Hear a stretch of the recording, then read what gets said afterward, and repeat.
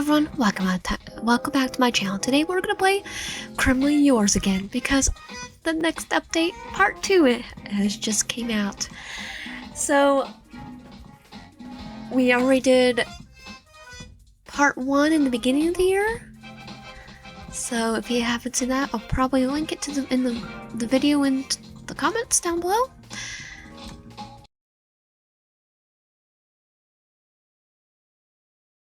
One cannot exist without the other. That's why I became Kronos.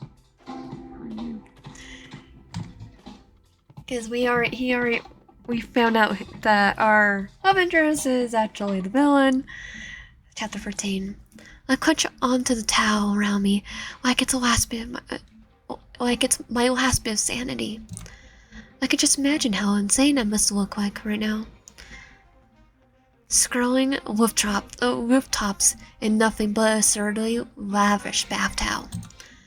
It's large and immediately soft a black one with an N embellished in gold thread. I annoyed that it reeks of him. I don't even want to think of his name. Gonna go, how could this happen to me? It's because of him that I'm in this horrific comical scenario, hopping, begging, praying to avoid being seen by anything sentient. How did I end up like this? Over one man? One man we had a crush on. Was this the plan all along, to get me at my most vulnerable? I don't think so. If so, he had won this round. But at what cost? My heart? I knew he was a villain, but I never thought he would go as far as play with my emotions. I forced all my attention on fleeing the scene, find some refuge in one of the many warehouses in the city. Take a moment to adjust my outfit, if you could even call it that. A single car passes by, the sounds vibrating in the space for a moment. I still stand still until it returns to its pin-drop silence once again. This place is abandoned, no doubt.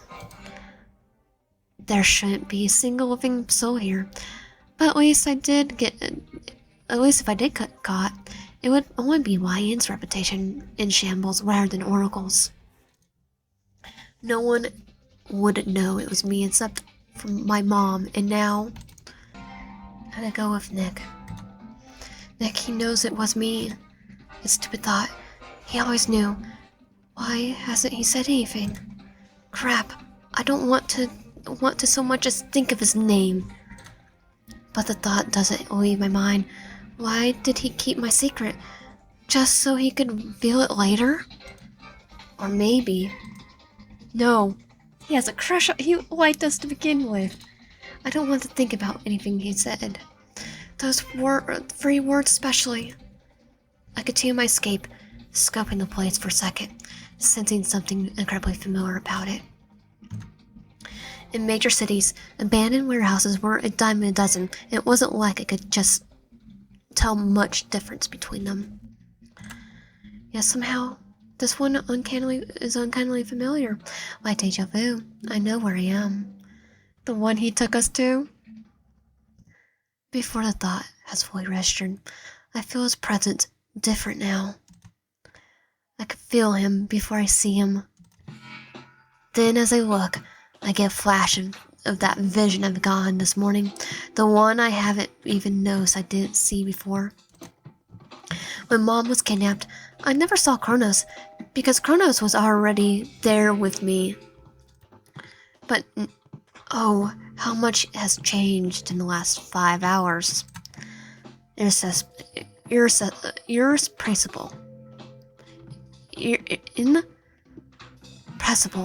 to adversaries.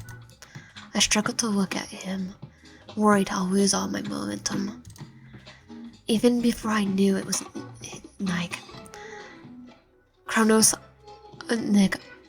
always had a way to disarm me.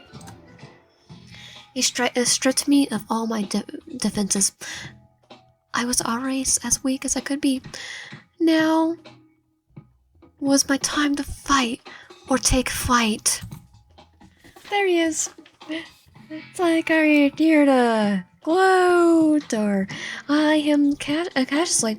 He seizes me up as well, moving little and staying carelessly quiet, uncomfortably so.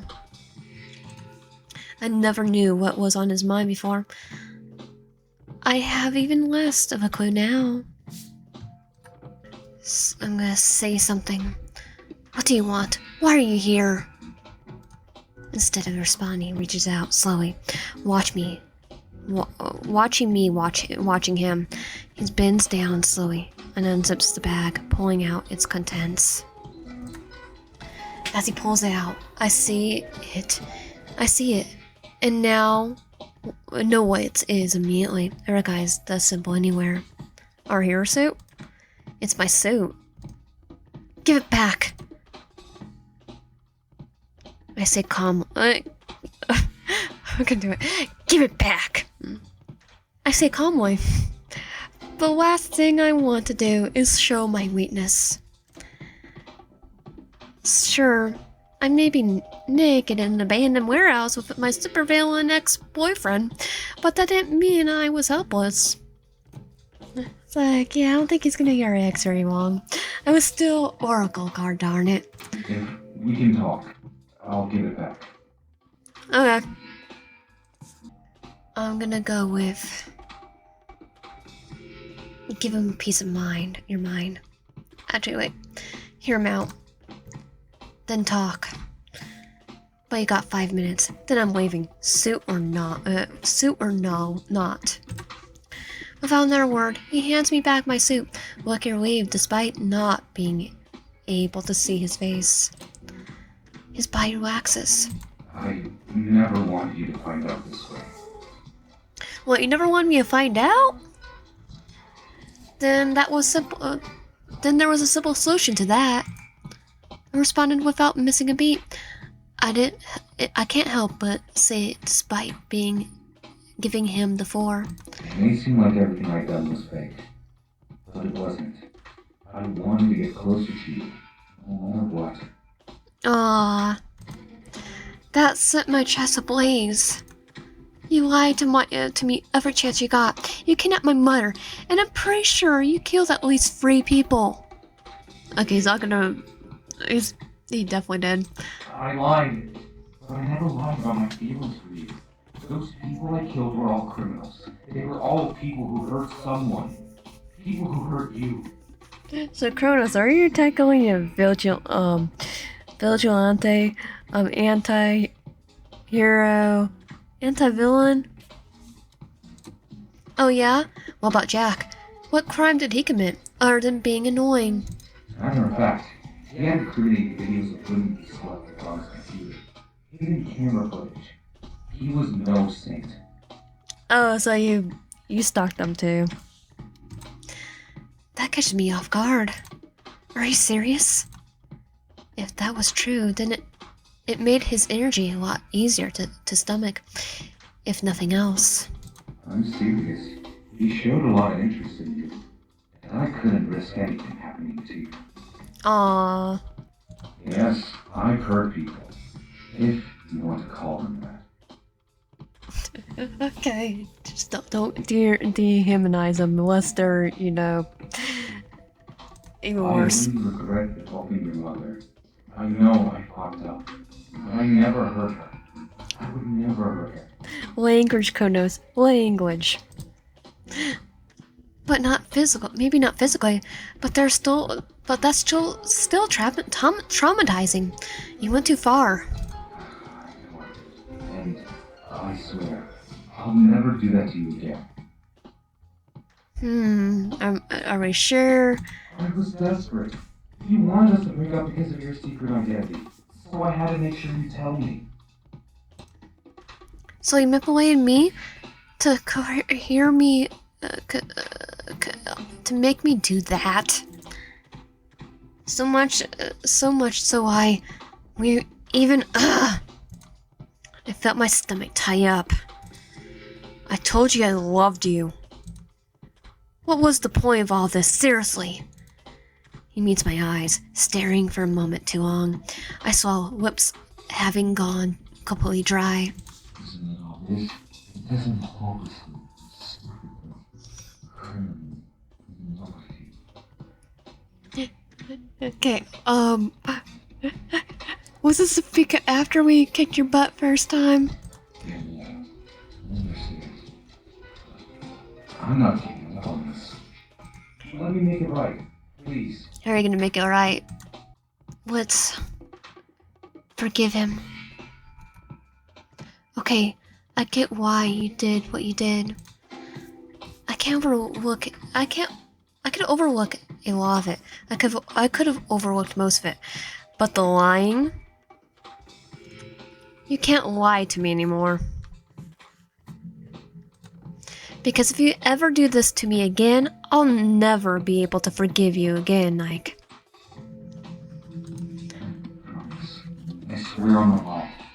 I'll never lie to you ever again. Good. Give me my suit. I need to get going. I need to get home. He looks down between it and me, eventually handing it over. I might forgive you. I might forgive you, but doesn't mean I might have forgiven you, but doesn't mean you're completely off the hook. I need a little space. I could feel his eyes glued on me. I guess I could have given him a little treat. What? Just dress right in front of him. I asked to loosen the grip of the towel fastening around me, recovering it just as quickly. Oops. Of course. I watch as his chest heaves. Heavy breaths can be heard as if I strain my ears hard enough. I'll call you soon. Just be a good boy and be patient, okay? Never has a man nod faster. My work here was done. Giving him a little taste. Chapter 14.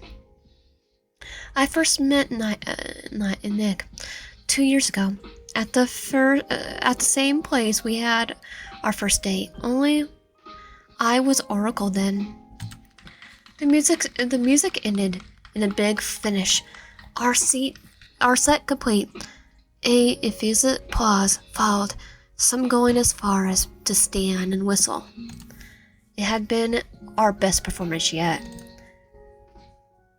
I belted the last note of the song, pausing a moment before speaking into it this time. Thank you. I began, my voice steady and sincere. Thank you all so much for being here tonight, for letting our music be part of your evening. It's not just about the notes we play, it's about the space between them, the shared expression, the shared experience, the unspoken understanding. Y'all made it this night unforgettable, and for that, we are so grateful. The crowd responded with another round of cheers and applause. Such a sweet sound. It was everything I wanted growing up. Recognition. I could have stood there a few more moments, taking it all in, but it was ripped apart in an instant. There was what was once claps turned into rushing footsteps. Shouts of encouragement became screams, and the warm atmosphere became a fluid cold. There's a villain. An unnatural gust of wind swept through the bar. The door slammed open with force that roused the windows, and a figure cloaked in swirling winds stepped into the room. Nobody move. The figure commanded, his voice a chilling mix of authority and malice. This is Tempest, and you're all caught in my storm now.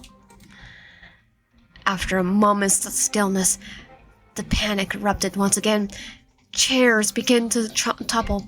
The glasses shattered to the floor. The air grew heavy. charged with electric tension. I moved towards the back, feeling the currents, my mind racing. My bandmates were already lost in the ferry. This isn't just a robbery, it was an attack, and I can't let it unfold. I slipped into the backstage area, my heart slamming in my chest. My suit, it's in my briefcase in my locker. Once I located it, it wasn't much longer before I was changed. Empowered, I felt my muscles swell. My energy increased, and my speed heightened.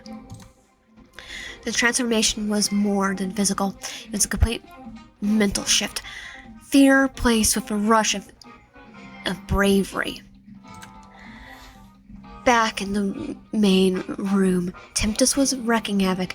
The air cracked with the power as he manipulated the wind, sending patrons flying and tearing the bar apart. I couldn't let it continue. Sir, just get Aura a drink. You're in a bar. Do it as a bank. I did what I could to assure as many civilians as possible could escape for this front entrance, so far as stepping outside for a moment to make sure passerbyers won't get curious. Just as I went to retrieve more people from inside the building to lead them out.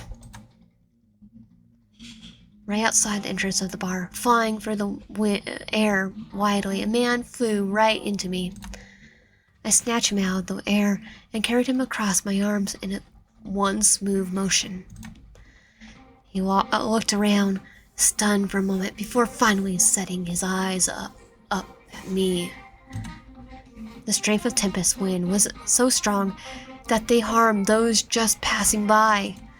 I was taken back by a pair of heterochromatic eyes, accompanied by a quite handsome face. Oracle? Yay! He is handsome both ways, both Kronos and Nicholas. I cleared my throat. I got you. He stared up at me, blinking for a moment. Should get out of here while you still can. He didn't seem to even have heard what I said. Sir, are you listening? I said, waving my hand in front of his face. He nodded, swallowing deeply. I thought he must have been scared. He looked dazed. Maybe he was electrocuted, or he was hit in the head, or he's blushing. Yeah, he's blushing. Are you okay? I am now. He said, practically battling his eyelashes. Look at me so deeply, it felt like I was not even wearing a mask. Okay, so he's fine. He just has no survival instinct whatsoever. That's because he's a villain himself. It was not the time to be flirting. Sir, you need to get to safely. I need to stop Tempest before anyone else can get hurt.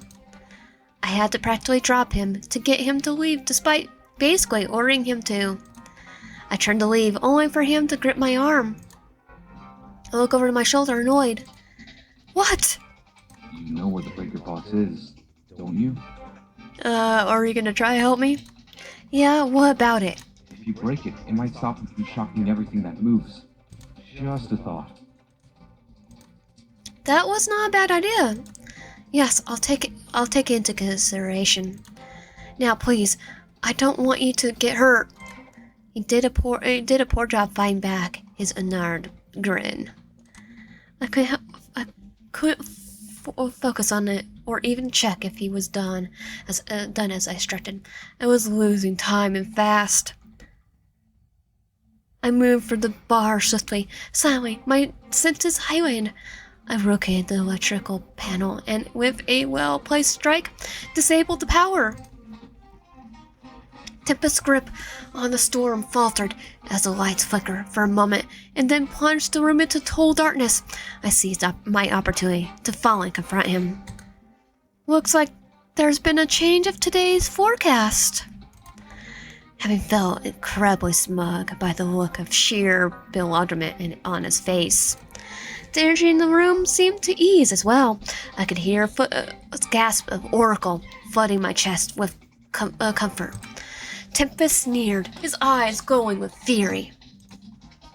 "Do you think you could stop me, Oracle?" I don't respond. Instead, I jump on him, disarming him in a rear chokehold, in an attempt to make him submit. An attempt that had gone far too well. It seemed all he had in his disposal was his power. He hadn't trained his body like I had, day in and day out. I mean, your mom basically did the training ritual for All Might did for Deku, and maybe Saitama's training. It was all bark and no bite. At some point, it felt as if I was fighting a child. It was horribly underprepared for a close encounters combat, having lost any electricity to paralyze me. He was a sitting duck. I hate to admit it, but that handsome civilian had saved me some trouble. The battle raged on for another minute, his hands clawing over my forearm. The wind subsided completely as he eventually lost consciousness. On my guard, my breath coming in heavy grasp, the patrons began to emerge from their hiding places, a mix of relief and awe. In the crowd, I spotted a blond man from before staring. No, not staring, underdressing me with his eyes. He didn't leave? He should have. I don't fall that easily. Buy me a dinner first, at least. Oh, you're gonna fall for him. Even if he is a Yandere supervillain. I thought as I tried not to falter under his quiet, tense gaze. I turned my attention to a little old man at my side instead. "Oracle, you saved us. Thank you." I nod, offering a reassuring smile beneath my mask. It's what I do. I felt compelled to check on the man once again. Except when I turned to look, he was gone. And a month later, I transferred from my previous job into something more steady. Okay, what was our previous job? Was it just a singer? In search of something with good benefits and a decent income, I found myself working at Corton Investments as a project manager. With my mom's medical bills stacking up, at least the insurance I gained from working there would be enough to avert those stresses. I knew it was a step in the right direction, even if it wasn't all glitz and glamour. It was yet another thing Oracle couldn't have that I couldn't. It was just another thing Oracle could have that I couldn't, and maybe it was for the best. Just lay low and play the role of the average civilian. After what was more civilian than becoming another suit for a multi-billion-dollar company, a clog in the capitalist machine. I was already one from my hero agency. I was already one from my hero agency. Olympus. What was one more? The first day at my job is some sort of humiliation ritual, like here's a new character on a long-running beloved television series. I felt like I stood out in the worst way possible, which was never ideal for someone who needed to keep their identity under wraps for seemingly forever. I could feel eyes on me all day, which was to be expected, despite my paranoia convincing me of the worst. Did I have something in my teeth? Did I look weird? Or, worst of all, did they know I was Oracle? Even 8 years into being a hero, I never managed to feel entirely comfortable. The only thing that helped me was the next new higher arrival. The only thing that helped me was when the next new hire arrived, which luckily for me came only a week after I started. I was an hour away from lunch as I sat transcribing my notes, trying to get lost in my work to pass time and take attention away from my grumbling stomach. For a while, all I could hear was keyboard typing, mouse clicking, and some murmurs, the usual. What wasn't usual, however, was a distant sound of humming. I remember thinking nothing of it until it had gone on longer than the average hum. They were going as far as to hum an entire song a couple of times in a row, leading me into my own game of guess the tune. My fingers paused over the keys as I strained my ears to listen. It wasn't something that they made up, nor a song they hear on the radio. I knew I had heard it somewhere. Then it clicked. It was from a musical, one I knew all too well. It was an ensemble number in the musical I performed in my youth. Back when I'll go with stagehand. I'll never forget it. I worked myself to the bone as a stagehand. Sure, perhaps not as flashy as being a performer on stage, but I had ignited my passion for performing arts.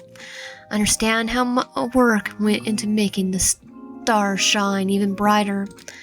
To this day, it proved I was capable of so much more than I gave myself credit for, and that hard work didn't go unseen.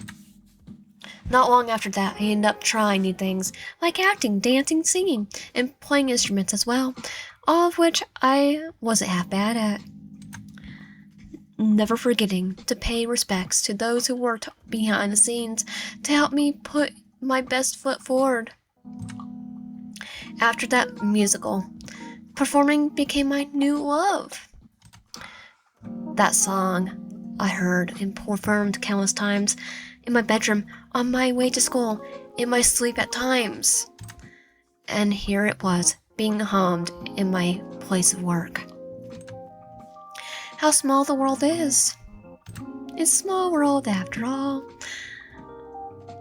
I smiled to myself listening to it as I tried to continue my work with not much success. His voice was so pleasant. It was deep, even and melodic. I wonder if he's been in a band, corps, or perhaps a musical as well. I'm gonna compliment him. Make him feel good. I pivot my chair in search of the owner of the voice. And in doing so, it nearly knocked the wind out of me. I sat mouth agape as I saw the pretty voice came with a pretty face I'd seen before. A pair of unmistakable, heterochromatic eyes. It was the guy from the bar, the guy I rescued, the one who fought with me, or rather Oracle. He caught my eye and smiled a little, once again almost making me lose my nerve. The words died on my tongue. I chuckled nervously, avoiding his eyes. He laughed quietly in return. Sorry, was I being too loud? No, I will listen to all day. I shook my head dumbly like a deer stuck in the headlights. No, I was actually going to say that you have a really nice voice. His eyes widened, his face flushed with quite a bit, and no doubt embarrassed. Thank you. I like your laugh. Now it was my turn to be surprised. Thank you. I'm sorry, I never got your name. He removed his hands from his lap. I noticed he's been clenching them before. He offered his hand out to shake, and I took it. I'm Nicholas, though everyone calls me Nick. Nicholas, huh? I never thought I'd ever seen him again. And he's such a handsome man. Even if he's a Yandere supervillain that's killed like 3 people and kidnapped their mom. New Lucidia. The city was no by was by no means small, and now all the jobs in the world, all the positions in the company, of all the floors in the company building, he somehow ended up here. Like he's stalking us. What's yours? I'm YN. Only YN, certainly not Oracle. Oh, I love it. It's nice to meet you. I look forward to working with you. Likewise. He seems friendly enough. Maybe I was right to feel paranoid, as he did know I was Oracle all along. Oh, he knows. Maybe I was right to feel paranoid, as he did know I was Oracle all along. Yeah, but... Chapter 15. I lie staring up at my ceiling in my room for far too long, replaying memories that feel so different now. My mind begins to spiral with every question I can think of. How can he be Kronos? Was he even in danger in the first place with Tempest? Oh no, they're best friends. Were they working together? Or he was trying to find him because he knew he was gonna go where we were? Did he only work at Corton Investments just to get close to me? Was that why he got the job so quickly after I started? Explains why a millionaire with a photogenic memory is working as a project manager of all things. But why do all of this just for me? How is that possible? What am I supposed to do with any of this? Maybe it wasn't for me. Maybe it wasn't for me. Maybe it was for Oracle. Somehow that thought bothered me the most. I sit up, finally starting my morning. The only thing I want to do is do anything. The last thing I want to do is do anything. But lying around in bed wallowing about my ex doesn't seem any better. I don't think he's our ex when we said we'd forgive him. He's gonna try and weasel himself back in. I hardly remember returning home or falling asleep last night. The wave of a more disastrous situation must have been enough to knock me out cold. I've been running on pure adrenaline, and now I'm come crashing down, left to pick up the pieces. Just need the energy drink or coffee. I guess first is to get ready for the day. As I go through my morning routine, I feel myself sobbing up. Each piece of information is funneling into my brain and drowning me in stress. I cannot and will not go to work today. Heck, probably for the next week at least. I come back to sit on my bed after a quick shower, reaching for my phone, locking my workplace app, and staring at the last 2 years worth of PTO I'd acquired for. I'm gonna say emergency? I prepare to use it in an event of emergency. Can never be too careful. Instead, I'll be using it to avoid my supervillain ex-boyfriend. I guess this counts. It's a romantic emergency, no doubt. I submit my request fully intending to take my time off, even if they decline it. I wasn't asking, I'm telling. I'm not coming in for at least 2 weeks. I collapse back on my bed, feeling some ounce of relief. This is immediately replaced with dread as I feel my vision coming on. I'll shut my eyes to avoid it if I could, but it takes over everything. Luckily, it wasn't not Nick or his stupid, handsome, evil self. Instead, it was my lawyer, Whitney. Okay, Whitney Fan. I don't often see her. Mostly, we communicate via email and phone. It seemed harmless, which is all I could ask for, honestly.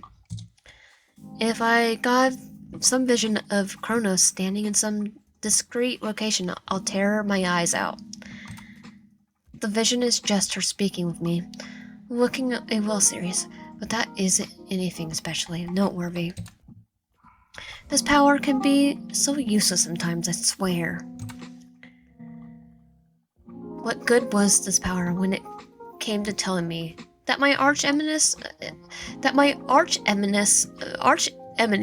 nemesis and my boyfriend were one and the same, huh?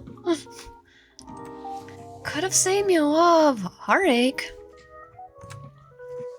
My eyes find the bouquet of flowers he'd given me as an apology. The purple orchids are practically taunting me. I'm gonna keep them. Despite everything, I can't bring myself to throw them away. So I just leave them be. Not Nick. I shake my head, of course. I won't be over it that quickly. I miss him, despite all. Despite the lying, the kidnapping, the killing. I miss him. I miss who I thought he was. I want to make him sweat. He'll always have me wrapped around his finger. But he doesn't need to know that. I want him to begging at my feet, groveling, kissing my toes. I like that idea, and that's a dangerous thought right now. Especially when I think of him in his chrono suit, especially without it. I had to deny how much I found Kronos attractive in the past. Because despite everything, he still was my enemy. He still did bad things, but he's still pretty and no matter what. No, don't give in just yet. He still needs to pay for what he did to me one way or another. Teasing him with no promise of giving in seemed like a fitting punishment. Chapter 16.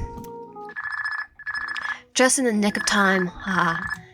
Before I could get lost in thoughts of him and all the good and bad that came with it. I checked to see who it is. Please say it's not... Oh, it's Whitney. I answer it. Hello? Oracle, this is some serious shit. What happened? I'm on my way to your place now. I can feel my heartbeat in my throat. Is everything okay? I'm almost too scared to ask. We will discuss it more when I get there. Is your mother there too? Yes? I can hear the chatter of dishes and news playing. Yeah, why? She'll want to hear this too. Something about that doubles my anxiety. I'll be there soon. I'll text you when I'm outside. I'll see you then, bye. We both hang up at the same time. What could that be about? Whatever it is, it's Oracle-related. I know that much. Whitney is a defense attorney for heroes and all the lawsuits that come with it. I don't think she'd ever been this serious about something before. At least not to the extent where she had to come to my house this early about it. So she's like She-Hulk.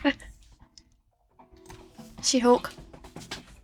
I can't help but think, like so many other things, it probably comes back to Kronos, Nick, whatever.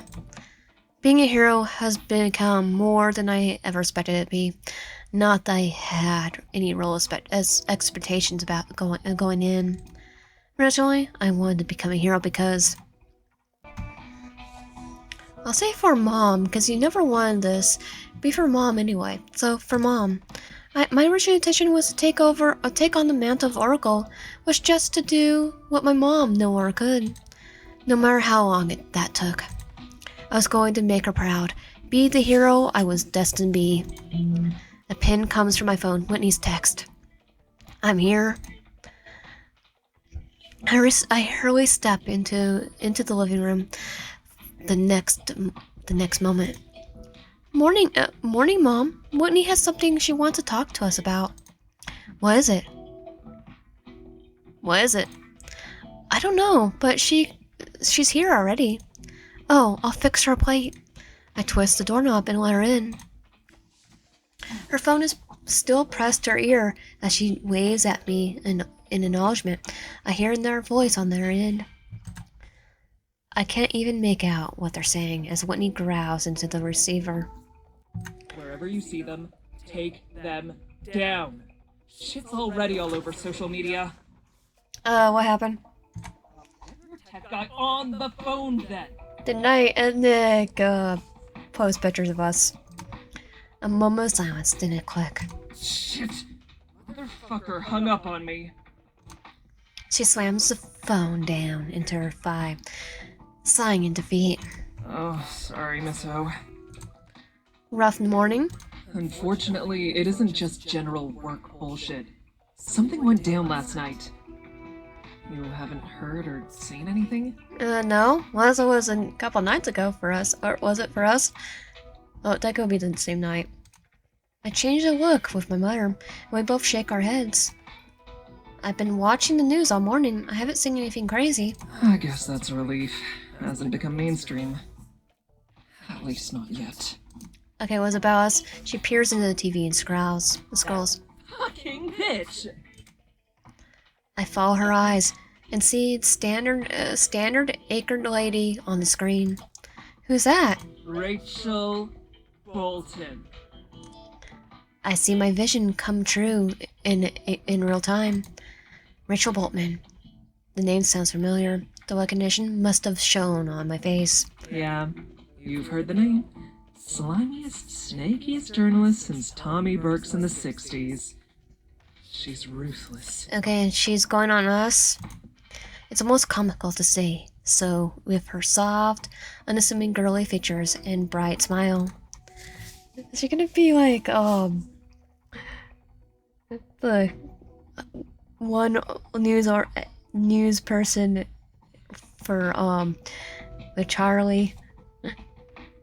Though if not, Nick had taught me anything, is that looks could be very deceiving. What's going on? She clicks her tongue, looking down at her heels. I don't even know where to begin. Let's discuss it over breakfast.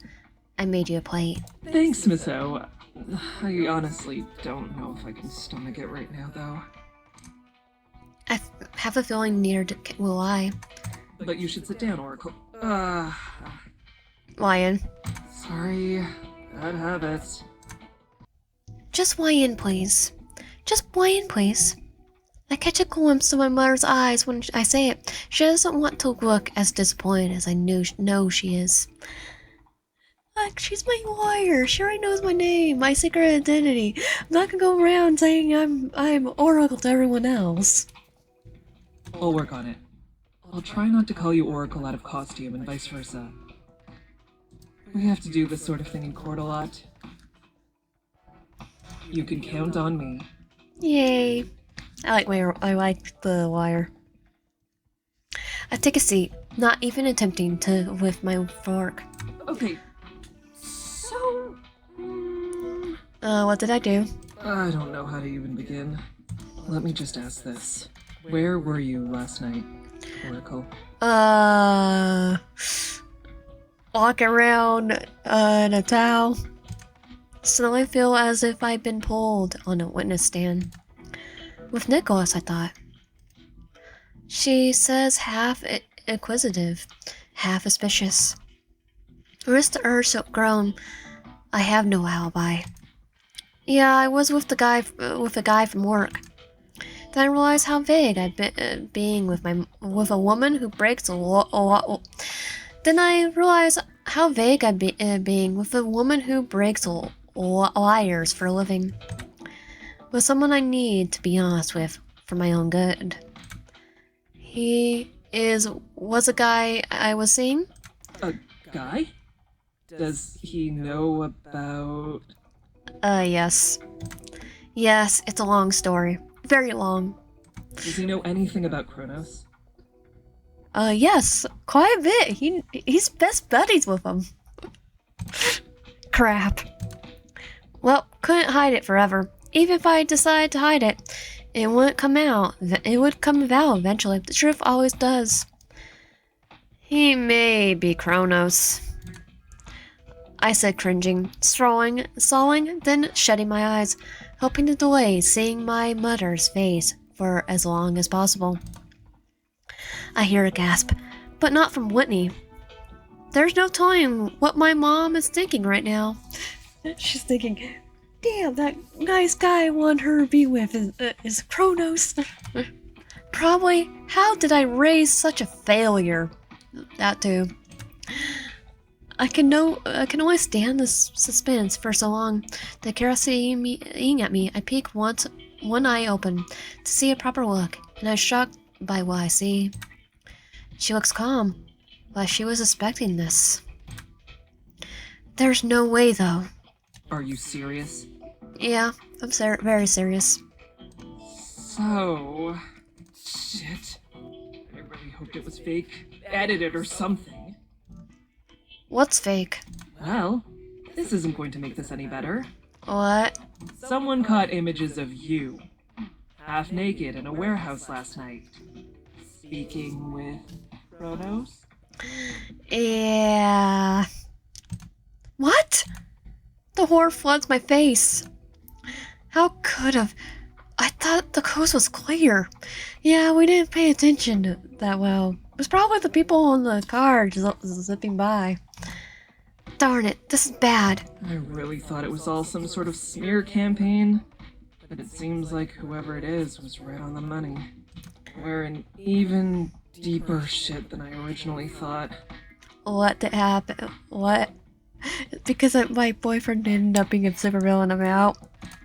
She groans, rubbing her temples in small, rapid circles. What happened last night?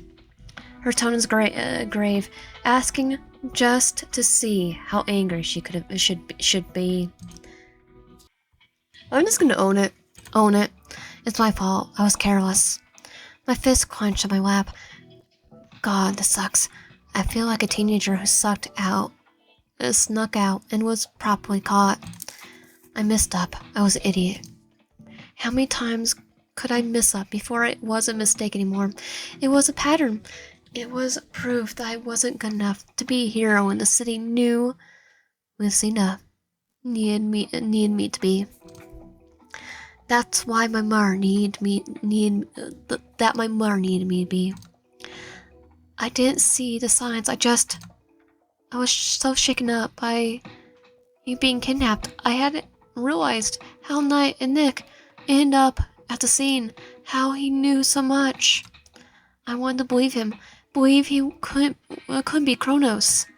He slipped up, revealing his identity, and as soon as I found out, I ran away. And that's how I end up. Well, you know the rest. The embarrassment makes its way into every nerve of my body. This is lower than low, and now it's not just between us, it's for all New Lucinda, and even the entire world to see. My mother's silence makes it worse. I don't know what she's thinking. Plot twist, our dad was a villain. That'll be a funny twist. If I were in her shoes, I wouldn't know what to think either.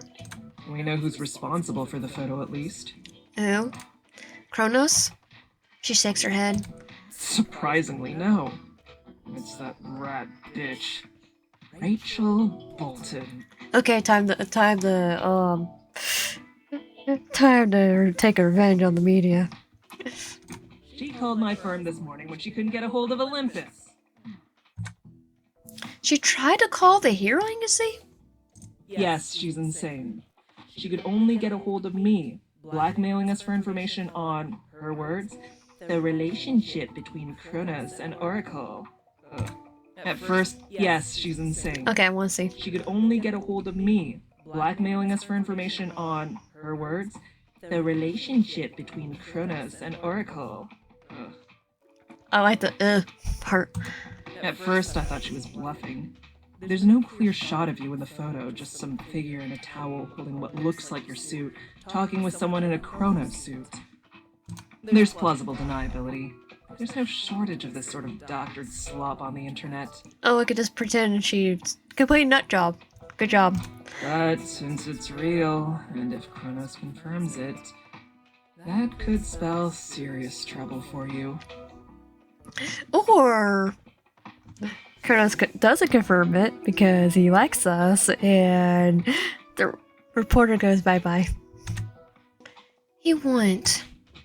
I didn't think he'll do that. You wouldn't? No. No, he knew my identity potentially the entire time I'd known him. If not longer, he could have exposed me any time. Besides, he has a history of dealing with people who hurt me. Or try to hurt me. Like the guy who tried to do that to you. He was killed the following day. Oh yeah, that was him. The first thing my mother has said so far. I was so stunned I only bring myself to a nod. I need to smoke.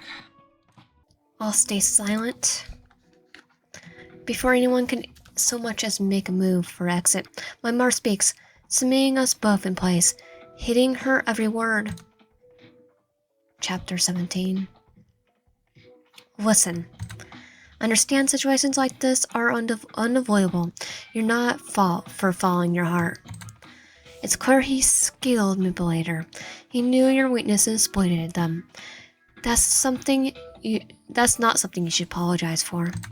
However, did you tell him about your power? Yes, I did. I see, not ideal. But what can be done now? Did you at least find out about his? No. I still think there's something you can do. Olympus believes that Kronos will require more than just Oracle to deal with him. Olympus? She's still in contact with them? Heck, I'm an active working hero and I hardly ever speak to them. They asked if I could serve on the board of directors. What?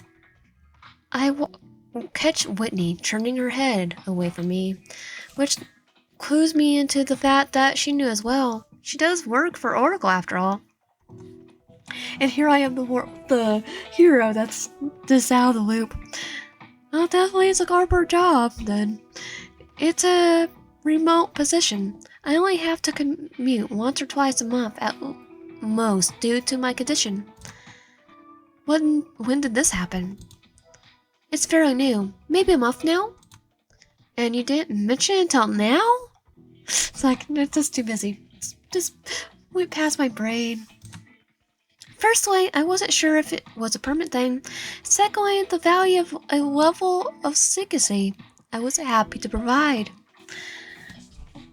Well, we live in the same building. I pay for your medical expenses. And I don't know. Do I pay for the apartment too? The house? Even from someone who's a hero? From your own child? The board of directors handle matters that working heroes don't. And yes, especially you. And I'm glad I did. So, had I said something before, there's a chance Kronos would have known too. Because you think we're a blabbermouth? Olympus does this for safety of all heroes. I understand. I understand your reasoning. Just try to clue me in when it's necessary. I am, right now, with how to deal with Kronos. I don't want to deal with him. I want to be with him. How do they and you suggest we do that? I'm all ears. Clearly, what I've been doing isn't working. First, our theories were confirmed. Kronos lives in the city, and he has a fascination with the current Oracle, not me. Yeah. Like a romantic kind. He's never hurt you. He didn't even hurt me. And if he wanted to kill you, he had plenty of chances to do so. She closed her eyes, figuring out the best way to word what she's going to say. It's clear to me now, Kronos, Nicholas, whoever he is, he has an fascination with you that goes beyond some crush. It's a full-on obsession. Cause he's a yandere. What do you expect? I already could tell you that. I can already tell you that, Mom. It's something I hadn't fully realized. What seems like love was probably something far more sinister, or at least more intense.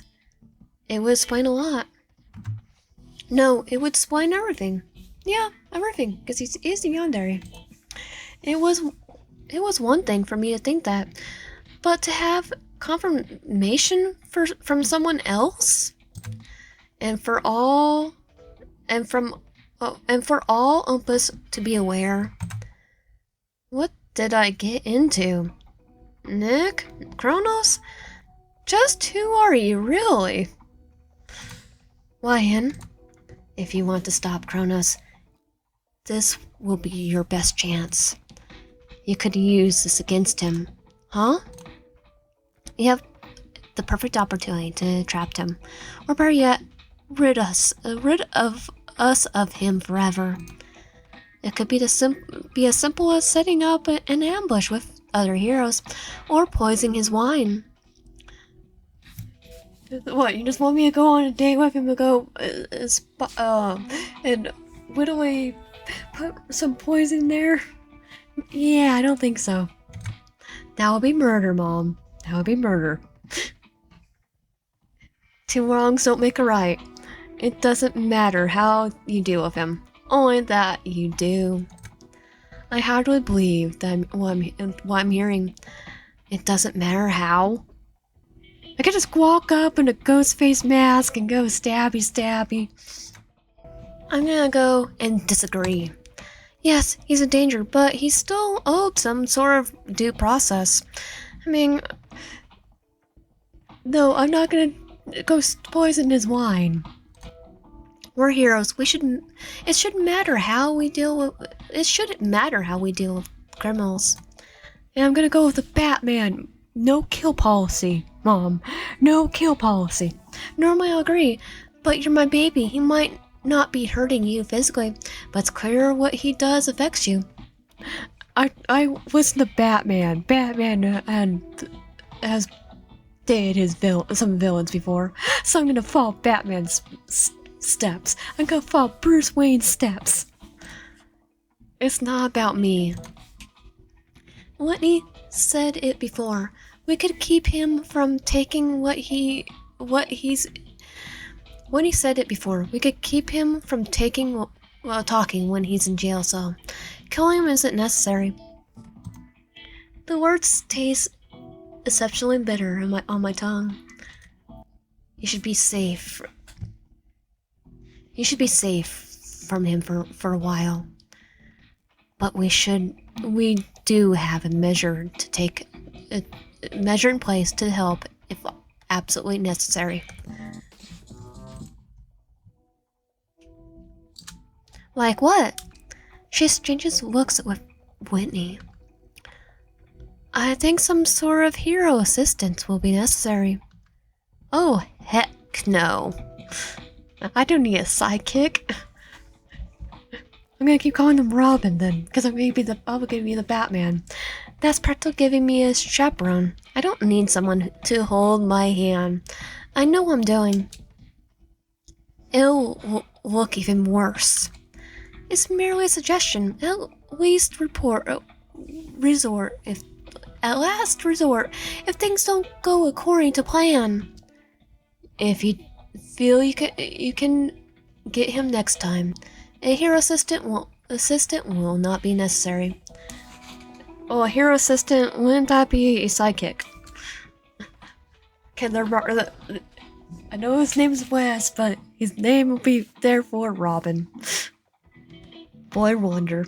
Though, if Kronos manages to walk free in their day, Olympus will take a measure, and I'll be helpless to stand against them. It won't be needed. I'll deal with him. He's my arch nemesis. Luckily, I sprayed any resort with our talk. Luckily, I'm spared any retort when our talk is interrupted by my phone buzzing and my heart drives into my stomach at the sound. Not now. Instead, it's a text from my landlord. First my lawyer, now my landlord. Who next? My accountant? Oh yeah, he must remind me I haven't paid rent yet. Can't everything just can't everything just settle down until I get this whole Chronos Nick business figured out? Okay, we should have gone to house instead. No, that's not how it works. Fantastic. I was feeling less super by the minute. Thanks so much, Ryan, for your advancement on the rent. Your next payment will be... My heart is all but stops this time. Next year? Oh, Kuros just paid for our... Nick just paid for our rent. Read it approximately 20 times before it settles in. That's what it says. Was it a typo? Attached to it is my receipt that I get for documentation. It must be a mistake. Look at the receipt, scanning its contents. What the F? $24,000? Okay, Kratos. Yes, I'm gonna keep him. He's a keeper. I didn't even have that kind of money anywhere on me. Where? Who? Well, I can think of one person. Mom, did you pay the rent up until next year? If working as a chairman for Olympus paid this well, maybe I could completely overlook her not telling me beforehand. She looks at me as if I sprouted in their head. No? Well, someone did. Or some mistake that's insane.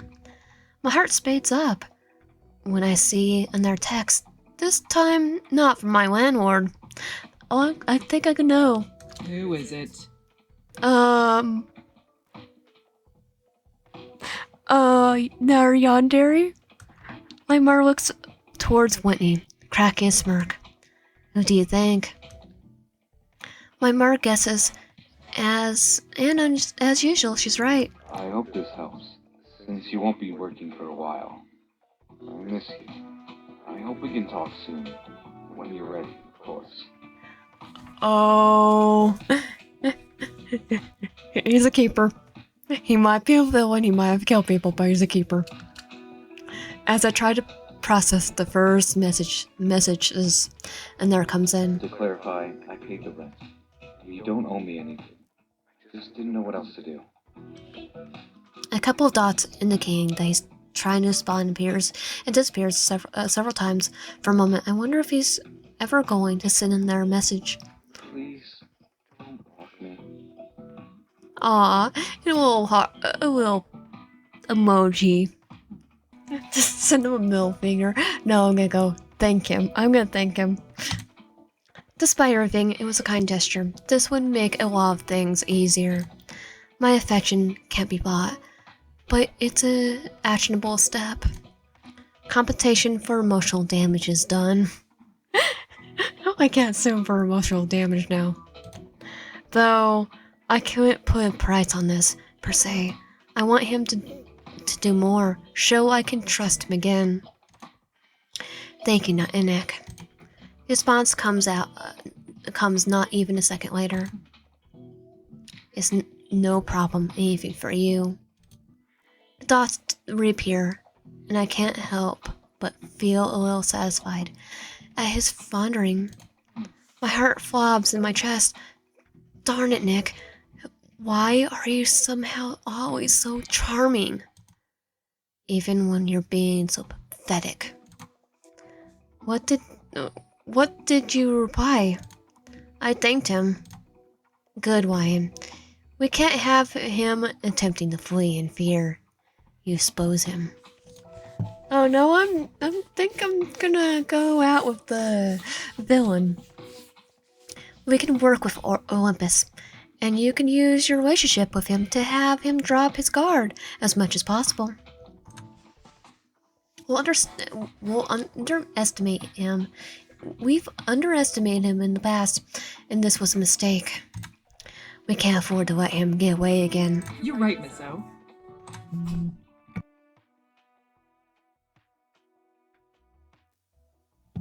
Good news. I got another surprise for you. Meet me at the warehouse from last night if you want to claim it. What? What is he planning? I wait a moment for a response, but nothing comes. I can't bring myself to ask what. I won't have to. Are you serious already? Despite how I feel, it doesn't change anything.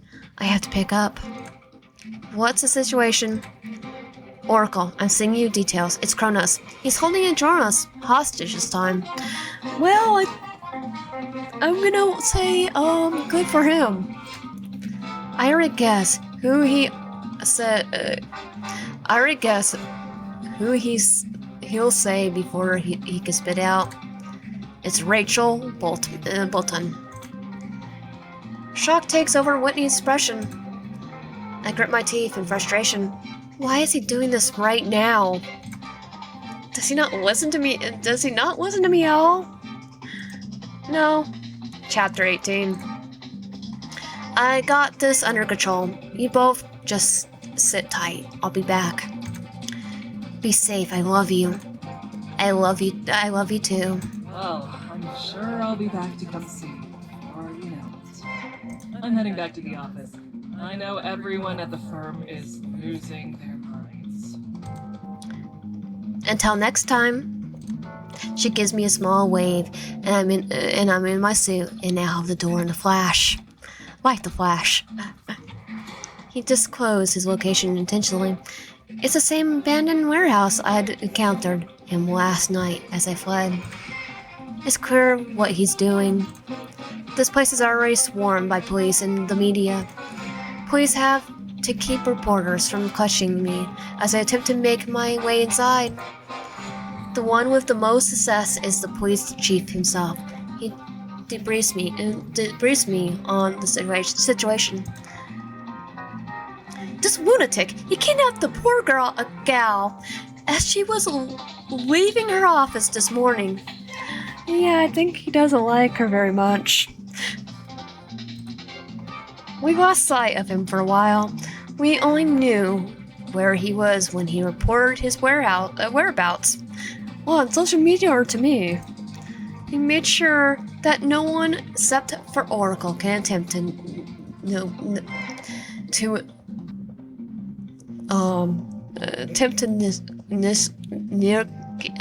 negotiate.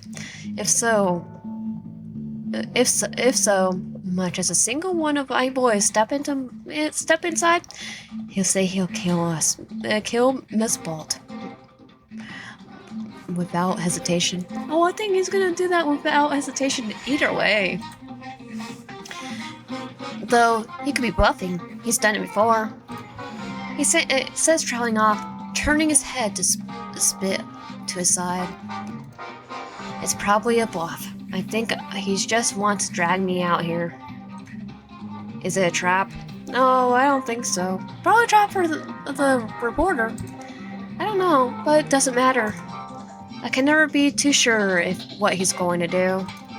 In any case, it's best not to take any unnecessary risk, though. He nods in either agreement or just to move the conversation along. We can't even have helicopters or cameras. Nothing. We're going to be sitting ducks, blind ones. I know it's frustrating. I'll be sure to update you as much as I can. My main priority is to get Miss Bolton out safely. I need to get going. I'm sure the longer we wait, the more impatient Kronos will become, and the more trouble she'll be in. Just hold tight. I'll be as quick as I can. Yes, Oracle. He says Burgoyne says, I can only imagine how useless they feel when I arrive. Ever since Kronos became my main annoyance, he made sure police are spectators to our encounters. I'm the only one who could or ever be allowed to stop him. Be careful what you wish for, Kronos. I dart up the stairs into the dust and mold-infested warehouse. It looks pretty different during the day, though no less dark. It looks a little more light because the light right here. Before I can so much as assess the situation, Kronos began to speak as if he felt my presence from the moment I arrived. Oh, I think he does. In a near identical spot to where he held my mudroom. Not even 24 hours before sits a petite woman tied to a chair, bound, blindfolded, gagged, and even with a set of headphones on her head. She can't even hear us. Good. Look what I got for you. Yeah, good. It's not Lois Lane though. If I see my court case going up, all I see is my court case going up in flames. It's like, sure, I wasn't fond of her antics. Sure, I wasn't fond of her tactics and her antics, but this is something a harassment case could solve. I don't need Kronos to be my dark knight in a bulletproof armor. That goes to Batman. Grimps, thinking of what would be the best course of action. As if I'm defusing a bomb or something. I didn't call you out here. I'm only making sure your identity remains a secret. Oh, what? Are you gonna, brainwash her? Make her forget? Don't want to see me. So, I thought you'd leave me to my own devices. And you're going to... I almost can't ask. Are you going to kill her? Best way to ensure she keeps her mouth shut, don't you think? Yeah, but you called me here to say you had to present. Then I get called to deal with you. You could have been quiet and gone stabby when she's at home. I shake my head. Although, if you are willing to talk about us, then I might consider letting you go. Okay.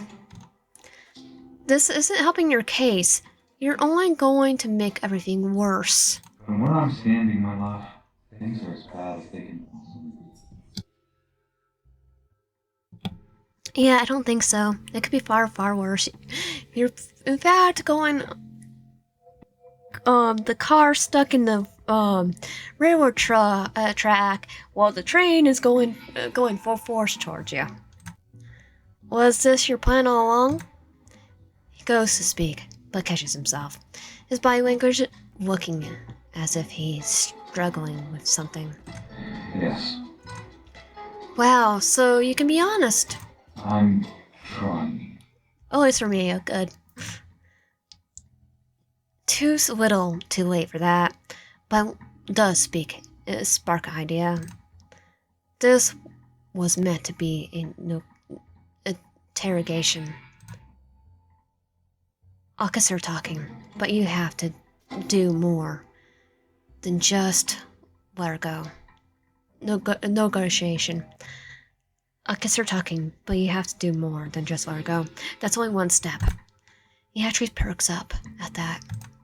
First, take off the mask. There's far less hesitation than I expected, as he places an open hand over the mask and pulls it off in one smooth motion, revealing Nick.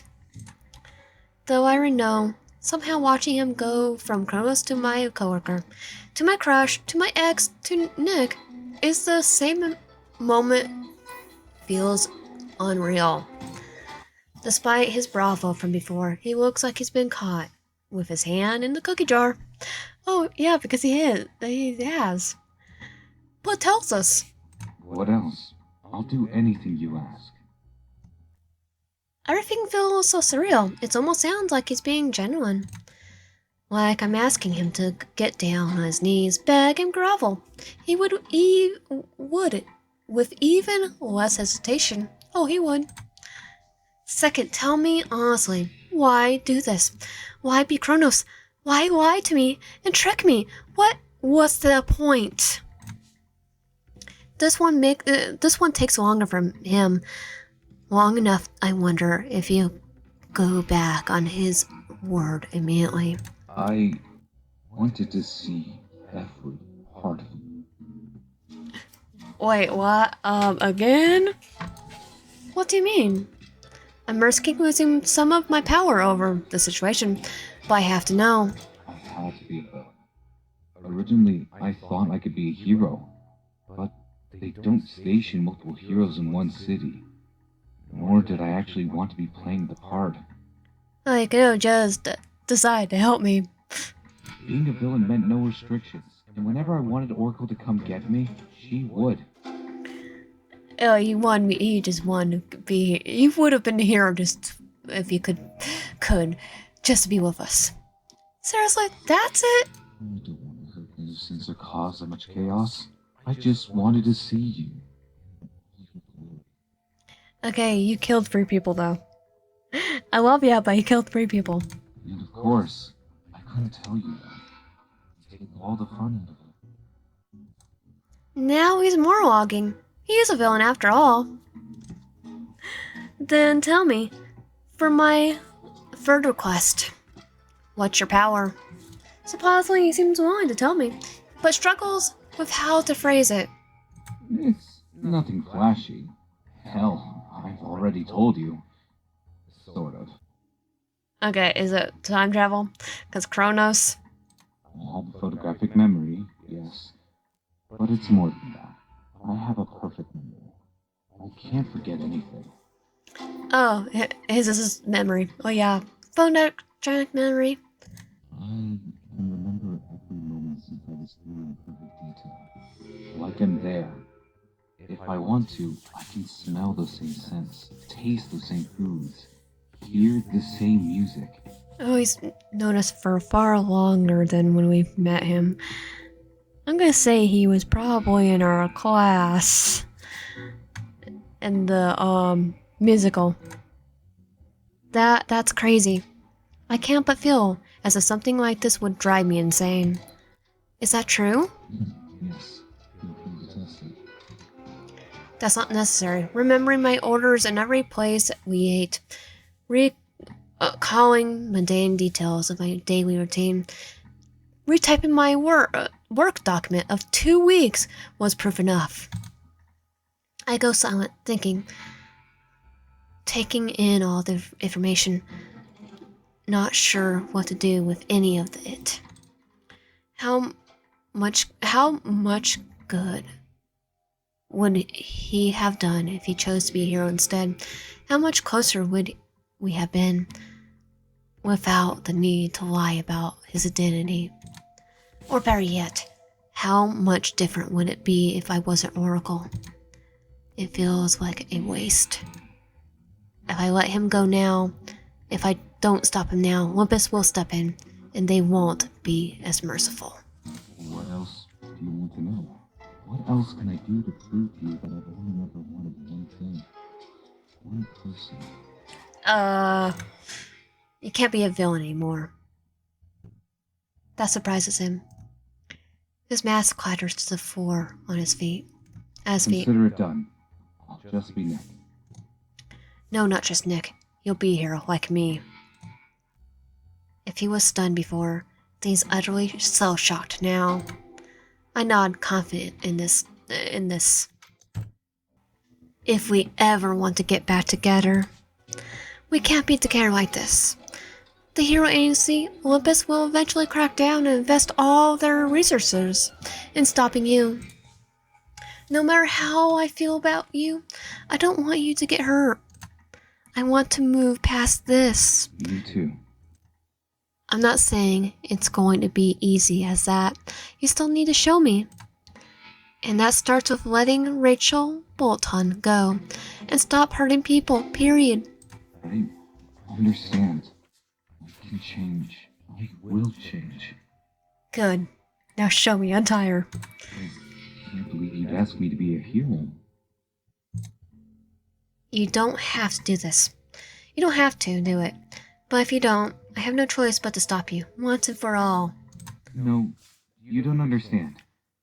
I was going to suggest the same thing. Tackling this probably wouldn't work because you've been, I don't know, killed 3 people. Terrorize the city. Yeah, you have a list. What? Chapter 18. 19. This is crazy. You're brilliant. We really thought the same thing.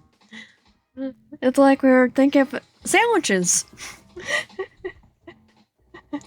Like the Frozen song. You did? I wanted to get you back.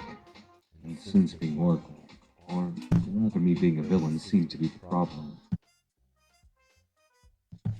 Yeah, that might be the problem, though. I would still like to go out with you if you were a villain. Hero it is. Just like that. Did he truly not care about it all? No. Being hero is not that simple. I have a feeling it'll go in my favor. I've got a plan. Different costume. He says cryptically and does nothing to replicate. Somehow I believe him. I'm just glad you're talking to me again. I missed hearing you, seeing you, feeling you. Yeah, I think that was applied. He reaches out for me. Well, I'm gonna go in for a kiss. I pucker my lips and he eagerly leans in, eyes closed. When he's within an inch of my face, I place my hand over his mouth. He muffles from beneath my hand. Be a good boy and be patient. Good things will come to those who wait, you know. I coo affectionately, disarming him. He couldn't do anything, but nodded from behind my hand. I admire his expression for a moment before pushing him lightly. We'll be seeing a live chair, assuming everything goes according to your plan. It will. It's like, we're gonna try to go for ending one first. I catch myself smiling and have to turn away from him. And giving him a proper show, I sway my hips as I slaughter away, making sure he's gets a good hard look at what he's missing out on. It's like, yeah, see my butt. I kneel to untie Rachel, removing her headphones and assuring her that Oracle is here to save the day. As I turn, Nick is gone. His mask is no longer on the floor of the warehouse. Everything goes on without a hitch, almost ending in a anticlimactic fashion. I don't think I'll have to worry about Rachel with those compromising photos. And my conversation with Nick, well, didn't go horribly. I never would have expected he volunteered to be a hero. Whatever he's planning, I'm curious to see how it'll play out. For better or for worse. It's like we're gonna get married right there. The rest of the day is spent debriefing with my mother on the couch, eating lunch, and actually enjoying some time off. It feels weird to not have something to do. Though I have a good feeling it won't last long, as my savior is so I savor it while it lasts. Soon dinner comes and we channel surf desperately, looking for something to hold our attention. I catch glimpse of a black and blue as I change channels. Oh, he's again.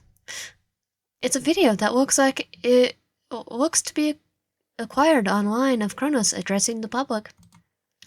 I adjust the volume on the screen, filled with him. His usual menacing demeanor absent. Instead, he wore a tailored black and blue suit, his hair neatly combed, yet still wearing his mask.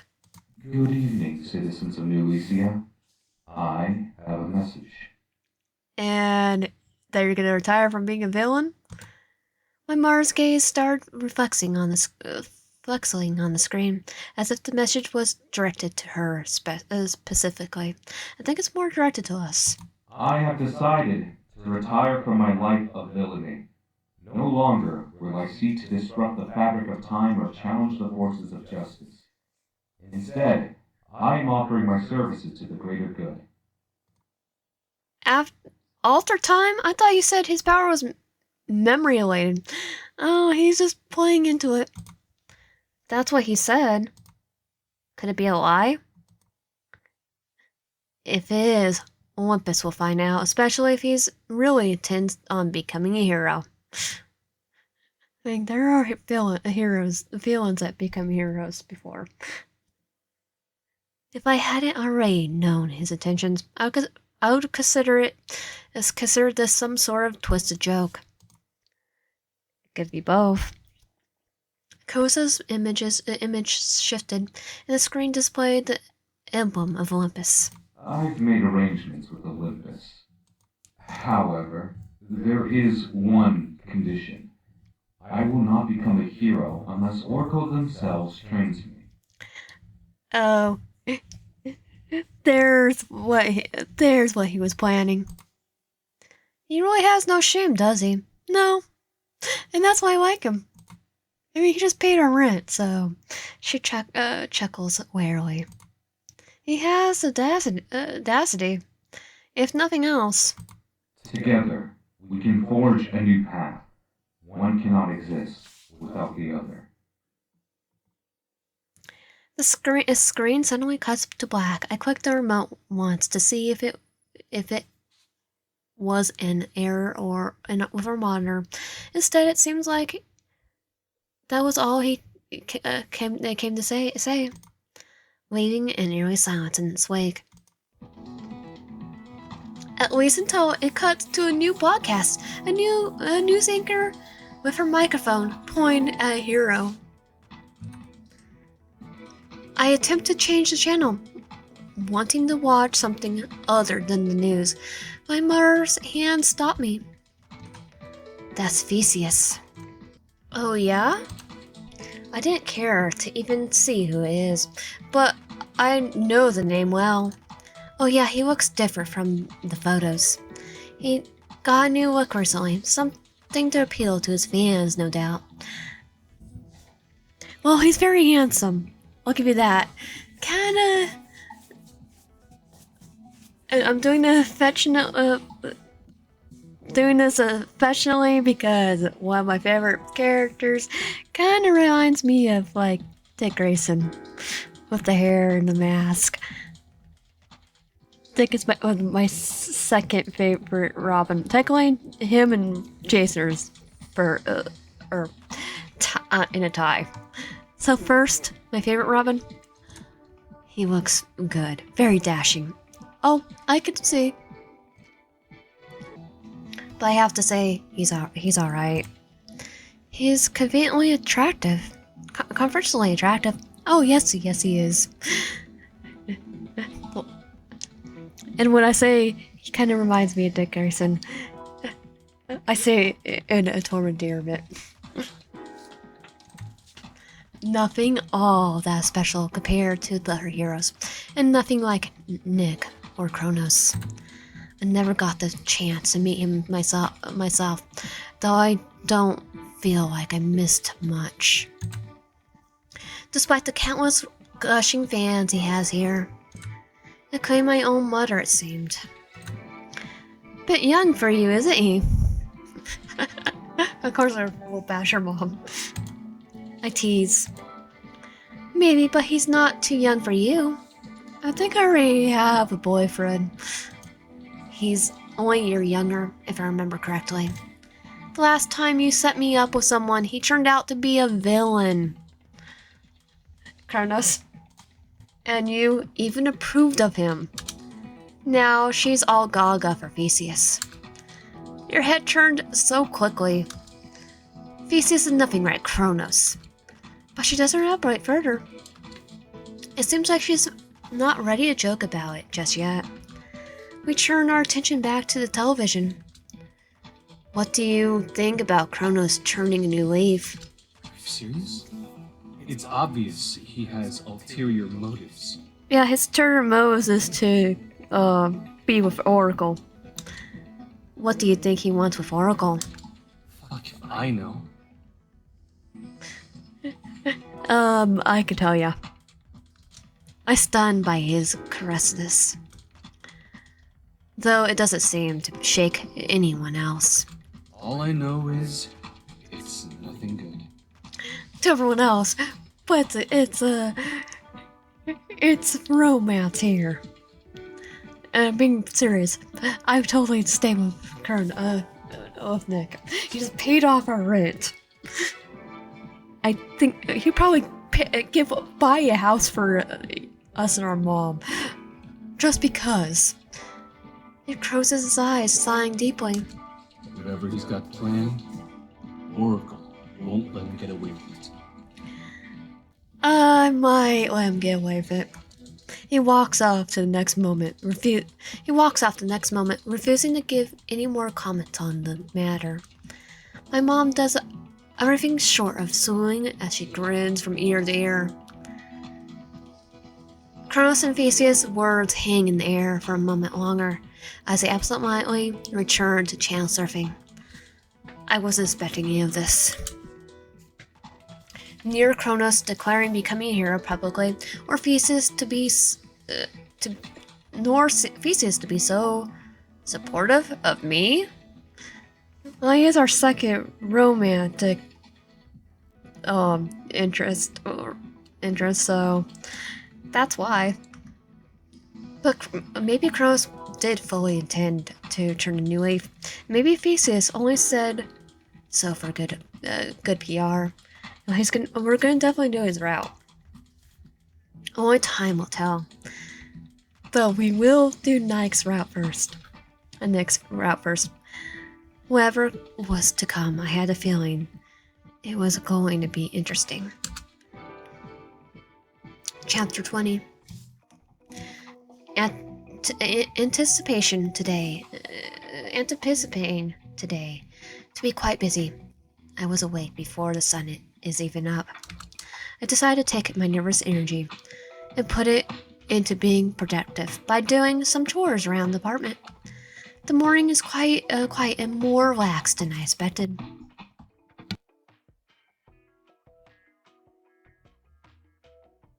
I'm in the middle of taking out my bedroom trash when I hit with a vision. Oh, this is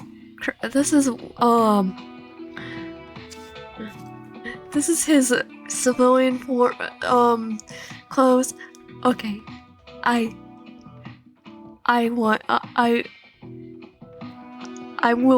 gonna be excited to do his route. He is very handsome. A man, one I've never seen before. Oh, we saw him yesterday on the news. He's got wavy hair, a green sweater, and large round glasses. Despite his unassuming appearance, he looks especially serious. Could he be a client for work? Maybe someone asking me for the time. There was no way to tell. Not having audio for my visions nearly rendered them useless in these situations. Though maybe I could try to read lips. I focus all my energy into that. Curiosity eating me alive. First word is I worked with. Focus on the last word. Maybe I could be imagining it, but it looked like a lot like Oracle. He worked with Oracle? Is he some sort of media representative? One of Whitney's paralegals? Or was he more a porn? Like a hero? He didn't look especially muscular or familiar. There was no real telling who he was, but I was looking forward to finding out. I could continue about my day, tackling the small pile of dishes from the night before. I place my headphones on and get to work. Just as I'm about to finish, a summons comes in the form of glowing glyph etched into the air over my kitchen sink. I could count the number of times I've been called to HQ on one hand.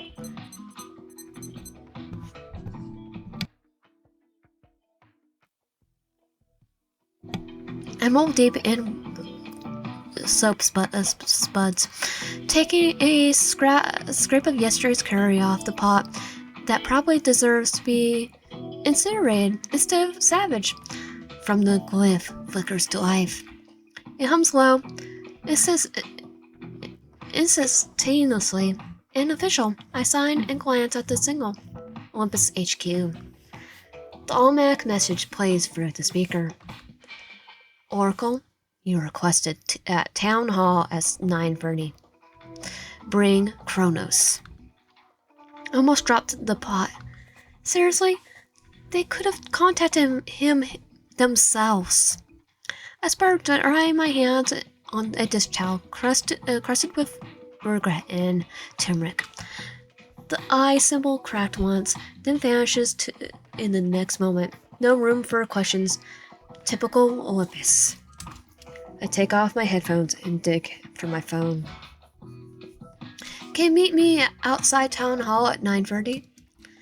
As I go to click my phone and tuck it away, another text comes in. Maybe we can go get some coffee on the way.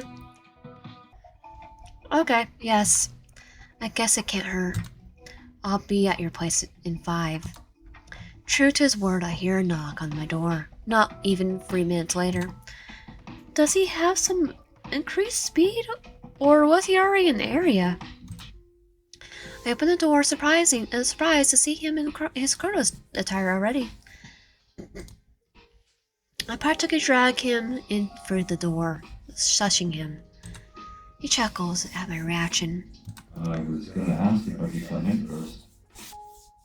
Yeah, but you're wittily showing people who I probably am. I wipe at my face in frustration. Why are you dressed like that? Anyone could see you. I highly doubt anyone's going to mess with me. If they see Kronos showing up at some random civilian's house, they'll probably put 2 and 2 together. How do they know it's not my apartment? Only you know it's not. It's still drawing unnecessary attention. At least use my bedroom window or something. He's like, wait, I can do that? Very romantic. Want me to throw rocks at it first? Yes, that'll be perfect. I shove his shoulder playfully. I like to keep my security deposit.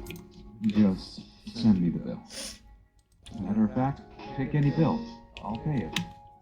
Okay, give me out. You pay a house. Get a house for us. You can always send me anything that gives you trouble. It doesn't seem we're just talking about money problems anymore. Oh no, he's doing a double meaning.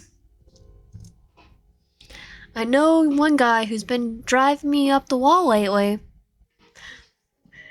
He's in the house. Stupidly, the image of being pressed against the wall occurs to me. I could tell he was thinking much the same. Instead of getting flustered, I continued to eye him, losing a battle to suppress my oncoming smile. I'm dealing with him too. Today's the start to a whole new Kronos. A whole new me. I know. You do? I nod. You don't seem so confident anymore. He gives me a look. Head tilting in contentation. It just feels good to hear you say so. So coffee, you said? And it should be here. Like magic, the doorbell rings. Not a second later, I shoot him a look. He shrugs, flying back a self-satisfied smirk. My iced coffee arrives, and as before, it's exactly how I liked it, almost tasting better than usual. We sit at the breakfast bar, slipping away. It's quite an odd air around us, so much left unsaid. But at the end of the day, I was still sitting with someone I knew well. I could almost imagine it was a regular weekday morning, sitting in our respective cubicles. I continue to slip away, and Nick finally breaks the silence. Are you going to wear your suit?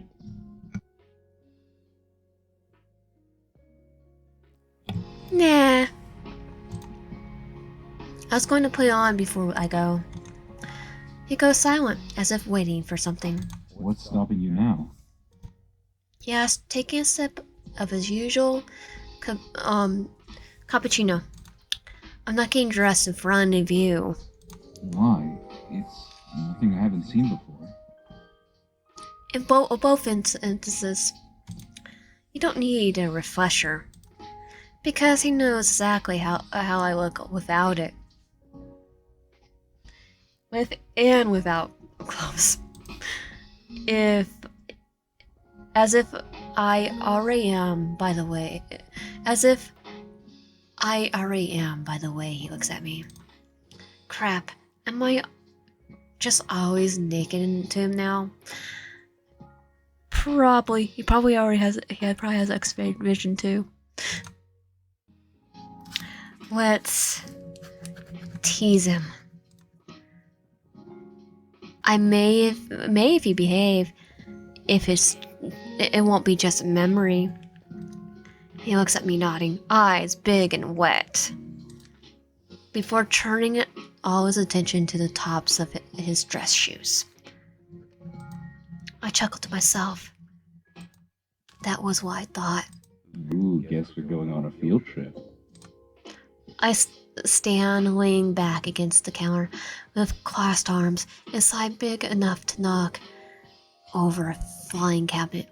He's sitting almost making himself at home. Well, I guess he did pay the rent. It's always his second home. A little juvenile, don't you think? Admittedly, getting dressed up in suits and fighting crime is too. Yeah, but you were fine. You were being the villain, so... Still fun, especially with you. Seems someone got his confidence back. We'll see how long that lasts, especially with my training. I'm gonna smash the training for Deku and Saitama's training, and then Goku's on top of that. I leave to put my suit on in the bathroom before meeting back with him at the doorway. You ready? He takes a moment to take me in before following closely behind.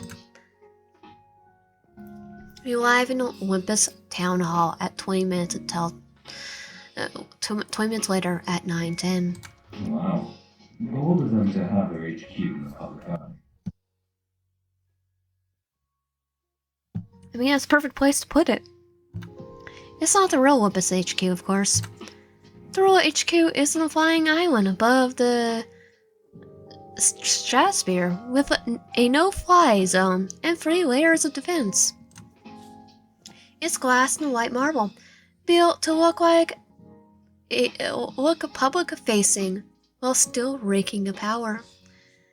I was gonna say it's probably built to make it look like the real Olympus, the Mount Olympus. This is just the location they claim is their HQ for plausible deniability in PR. He nods acknowledgement. Makes sense. I catch a glimpse of some hero statues, one of which being my own mother. As a child, I thought she dictated how the entire world worked. It reminds me. So you always knew my power before you even asked, didn't you? It catches my eye, unmistakably shame covering his body language. Yeah. Once I knew you Oracle, I started doing my research. It shouldn't state so much even in confidential records. That stuff can be easily accessed if you know what you're doing. Oh yeah, I kind of figured that. There is again, honestly, of course. It doesn't make up for everything, but it's a noble coming from him. You nervous? He shakes his head. You aren't you worried that they'll try to arrest you or... Oh no, I have you to protect me. I just sidestep and let them arrest him. He could just be saving face, joking about it is easier to ease his nerves. Besides, they seem quite excited to have me join their ranks. Is that right? He nods, but doesn't take the chance to elaborate. Doesn't really sound like them. Well, I also didn't think my mom would still be closely working with them. Well, there was only one sure way to know how it would go. I make my way towards the building, beckoning Nick to follow. He does obediently. I feel like I have my own guard dog or something. Kronos and I barely make it onto the front steps before the media finds us. Oracle, is it true that you've been harboring Kronos for 6 months? Who's telling you? Screw the force. Kronos, do you regret your attacks on Chromiolale system last year? And are you two dating? The last one hits the hardest. Heart spinning up, sensing that this little scandal of ours isn't going to be able to be brushed under the rug. I stop mid-step, blinking. The cameras flash one after another, like lightning in the storm. Kronos watches, his face scared, but his body continues. Leaned back in his stance, arms folded across his broad chest like the headlines already weighing itself. Fine. Kronos, behave! He purrs into the microphone. I shoot him a glare sharp enough to peel paint. No, not peel paint. Sharp enough to kill. We're not.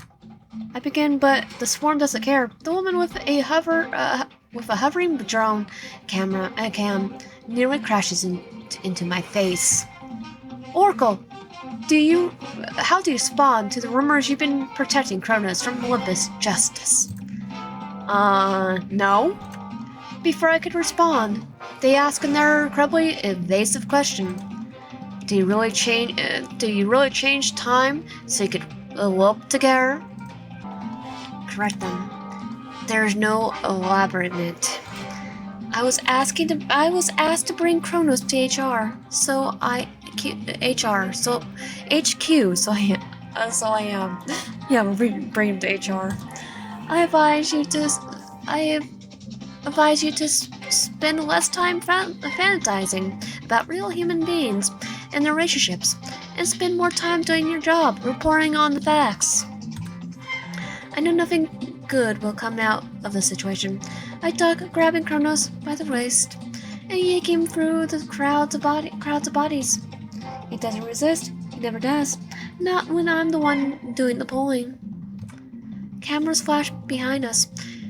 Someone yelling my name. Someone else shouts scandal. As I focus on escaping the herd, something nearly stops me in my tracks. Catching my eyes with a certain civilian, the one in my vision from this morning. He stands watching from the back of the crowd. His expression is unreadable, nor do I have enough time to study it. I turn my eyes away and clicking my pace, practically throwing myself through the front doors of the building.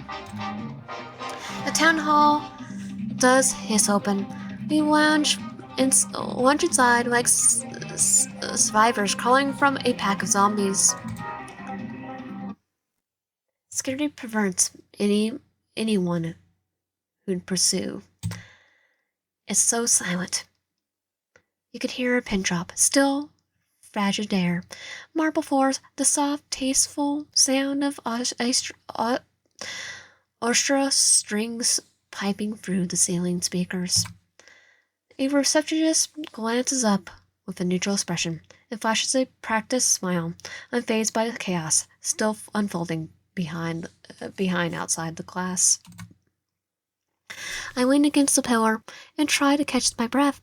Kronos smooths his sleeves. Well, He says, glancing at the doors. that was intimate. Yeah, don't push it. Don't push your luck. You cursed them. I'm not the one the public's obsessed with. Oracle, the untouchable. Oracle, the golden one. Must be so disappointed to find out I'm your plus one. Yeah. I don't think it's that. They just want scandal. They want to cancel someone. Okay, they just want scandal. That's the media for you. You're not. I start, then catch myself.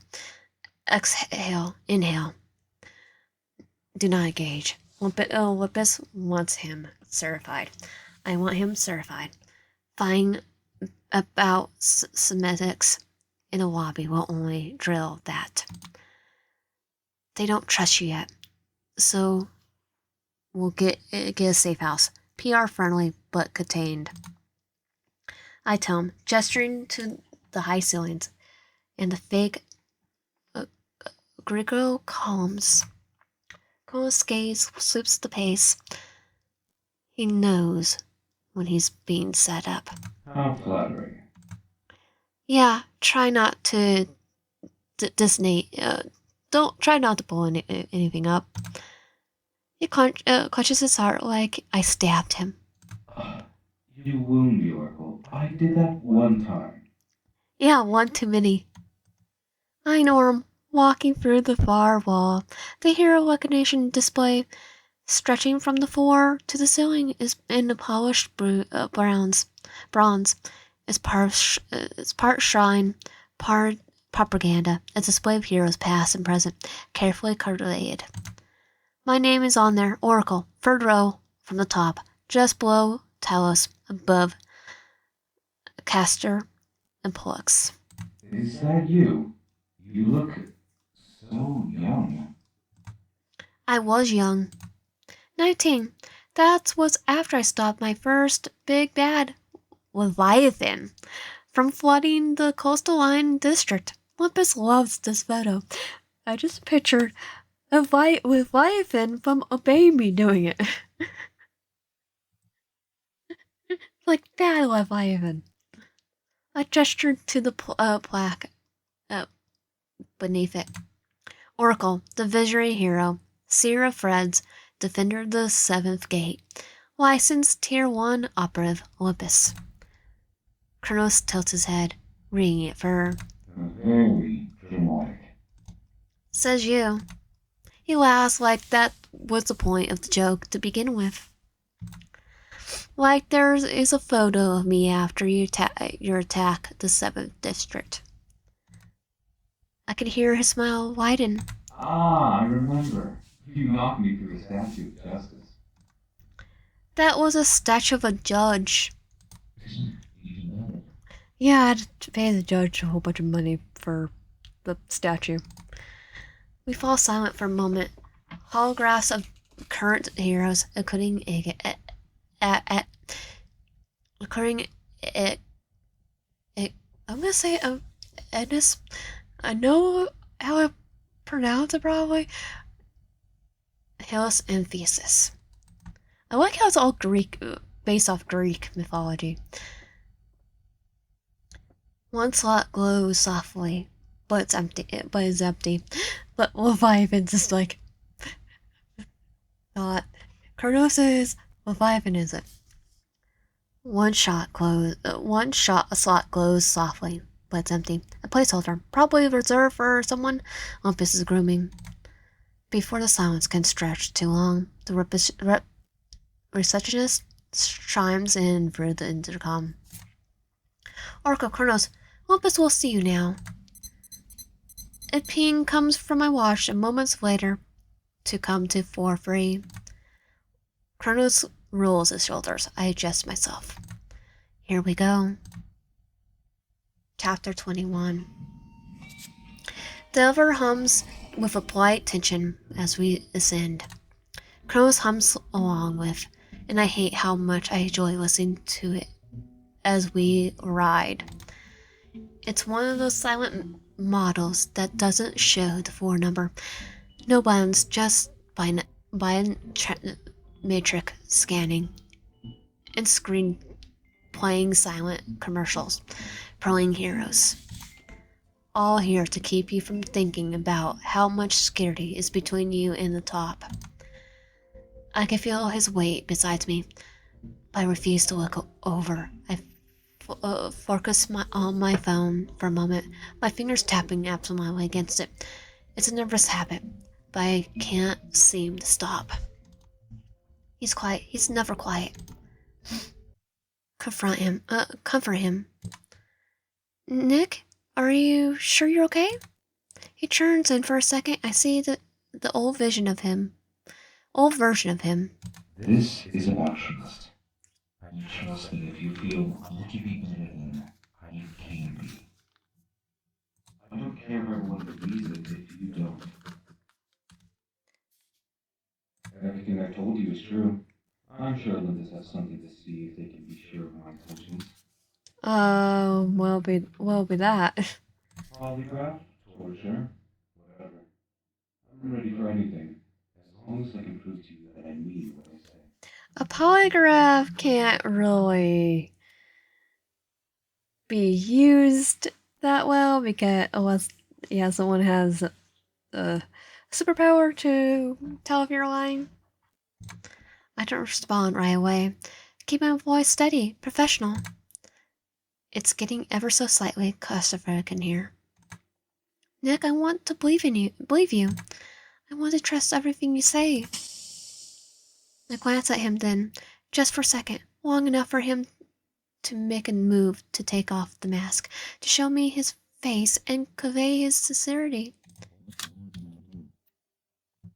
I swallow, forcing my heartbeat to slow. I don't want to feel anything right now. Nothing except the mission, the work, the objective. Yet his words pull me in, and I answer easily. You made me fall for you once, Nick. I'm sure you're capable of doing it again.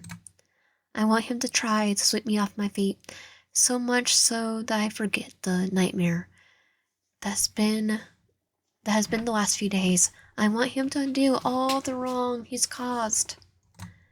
Make me forget about all. Ease it with your words. Drown it with your kiss. Heal it with your touch. There's a space where time bends a little between us.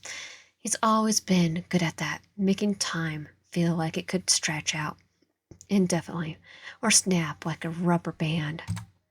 I know time bending couldn't be his power. If it was, there's no way he would let this reality exist. There's no way he would undo his stupid mistake. Then, how do you want me to show it? I'm gonna go with actions or time together. With time together. More time would help. He takes a hasty step, stopping just before me. Suddenly, unsure of what to do. I don't move, wanting to see what he'll do. Before too long, his gloved palm reaches for my hand, entwining his fingers with mine. That's what I want too. If it was up to me, I'd live in your skin. Uh, Back off on that. Uh, it's like, wait, back up. Well, I want us to go back to how we were, not on the, not on the fact that I now think you're gonna go stab me to sleep and try that. You made me look forward to going to the office every day. There's no reason I endured that horrible job for so long. Before he can handcuff himself to me, he's disrupted by the abrupt stop and stutter of the elevator. The doors open with the ding soon after. Before I know it, he got his mask back on, and we both step out into the hallway as if it never happened. At least it would feel that way. Had I not tied myself to him indefinitely, though there was a time where I won Nick by my side whenever I won, for as long as I won. What waits for us at the end of the hallway is much the same as the lobby. Only this time, my boss, or rather our boss from the office, is one degree S. Richard? He smiles. Lion, so much for that PTO, huh? He asks, speaking just too loudly. What the heck is going on here? What the heck is he doing here? And how does he know it's me? Our boss was part of Olympus the entire time. I thought your mother told you that Olympus finds employment for their heroes. I shake my head, feeling especially dizzy. I wonder how long it'll be until you knew. Never expected to meet you with Kronos, though. Hey, Dick. Now it's Richard's turn to look shell-shocked. Yeah, you might want to take off the mask. You had a villain working with you. Do you feel stupid too? Nick removes his mask, and we both watch as Richard's eyes glow 3 times their original size. Crap. Yeah, I think you need to do that a couple times. You take a step back. Are you serious? Yeah, very serious. So I'm not the only one that feels kind of stupid for that. No worries. One of the good guys now. Richard clears his throat, looking doubtful, and for a potential exit. I mean, you were working with him for how long, sir? I think you'll be fine. His eyes find mine. They wanted me to tell you, Oracle, to meet in the conference room. As for you, Kronos, they're bringing someone to retrieve you for your own paragraph.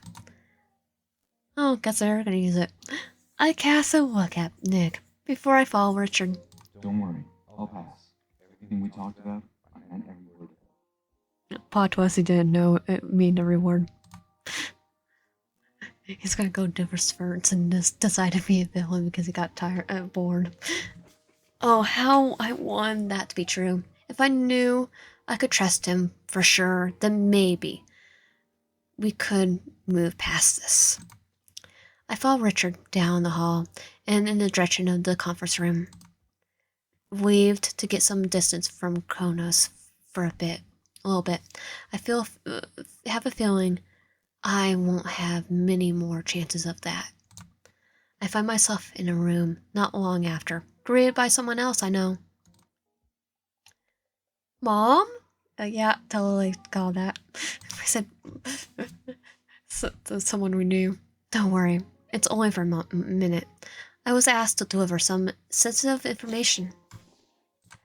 That doesn't make me feel any better. I mentioned it as an option before, but Olympus has insisted this is the best course of action.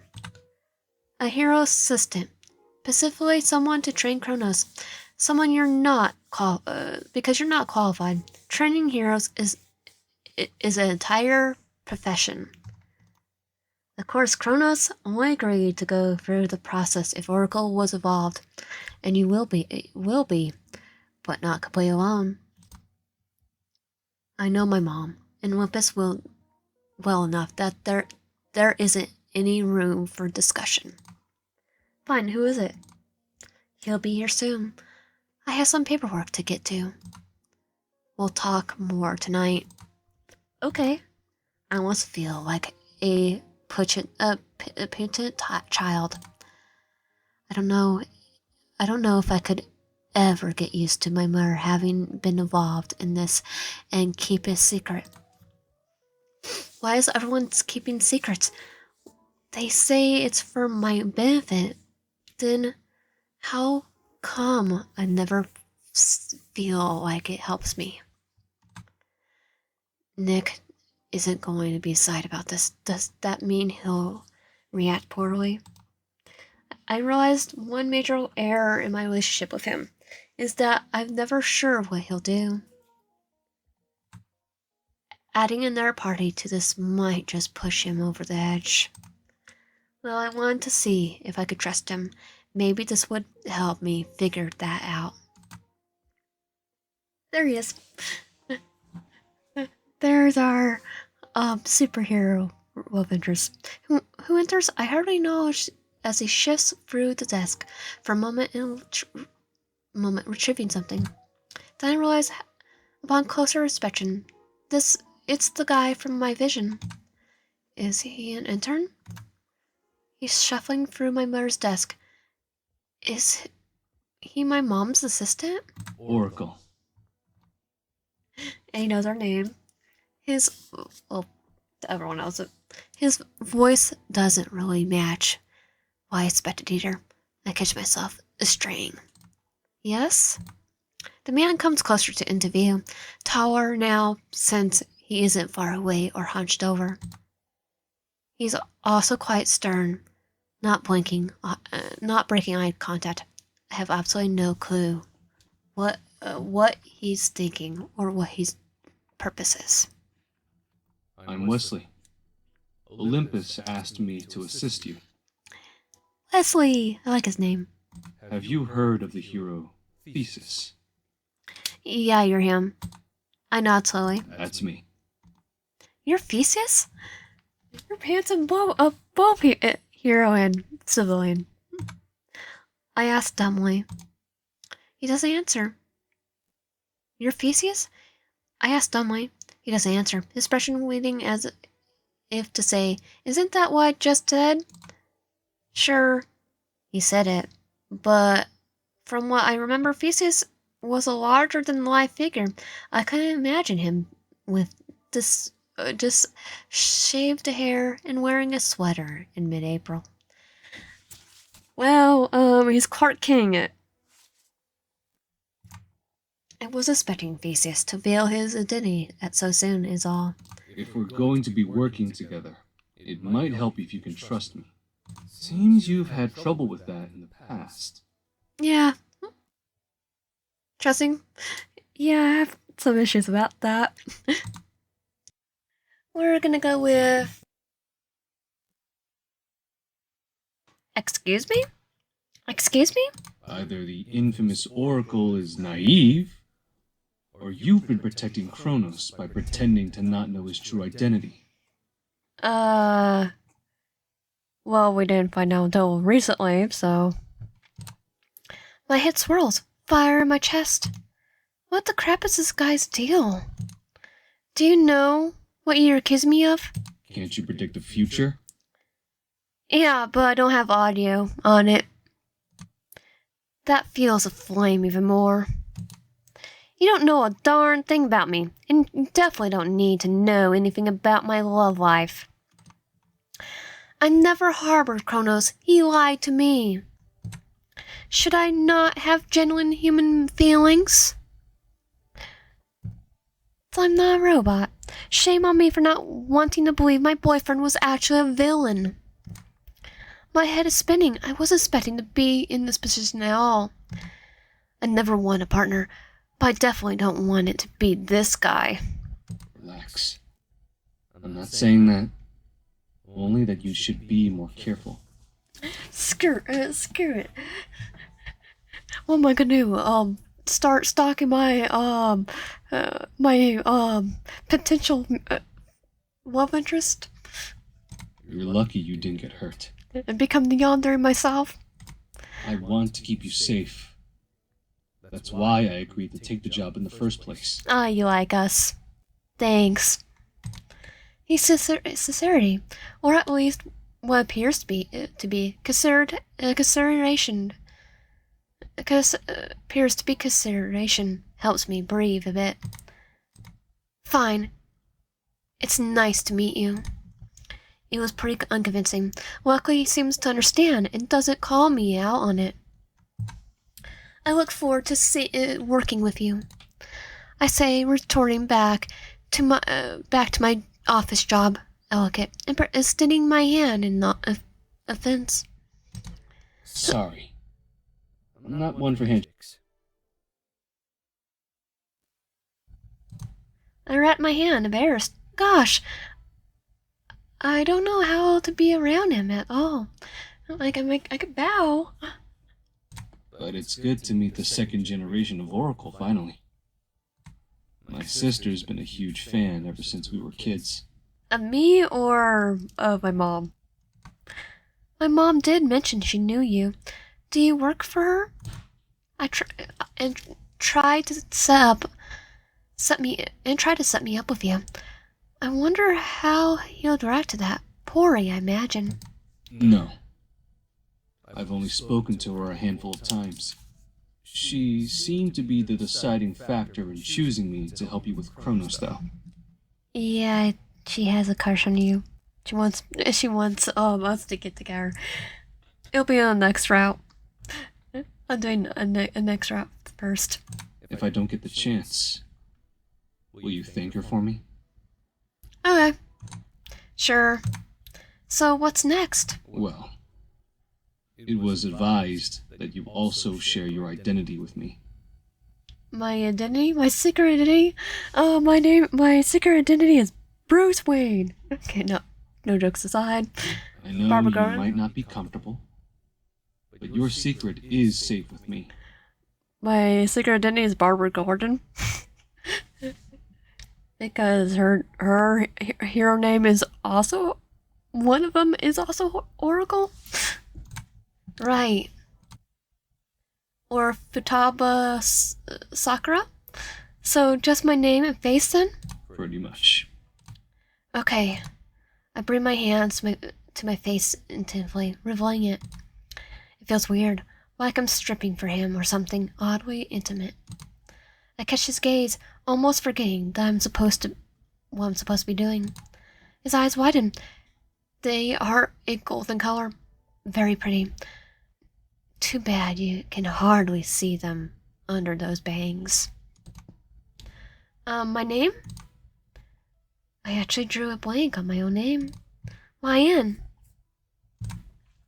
He nods his eyes, now doing everything but me mine, skillfully dodging them. Nice to meet you too. The room goes uncomfortably silent.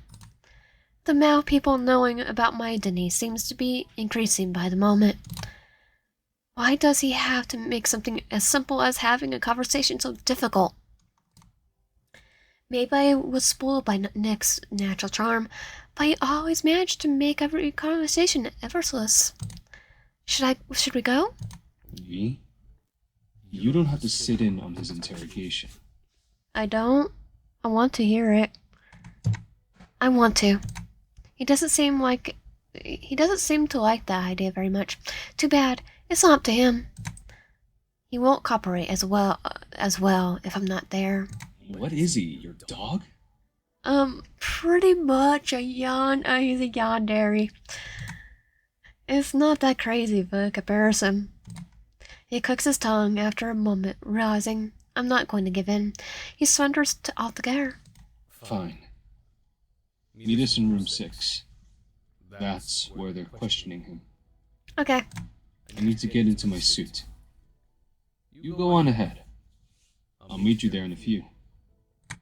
He turns away from me, stepping and looking over his shoulder. Also, it goes without saying, but I don't want Kronos knowing my identity.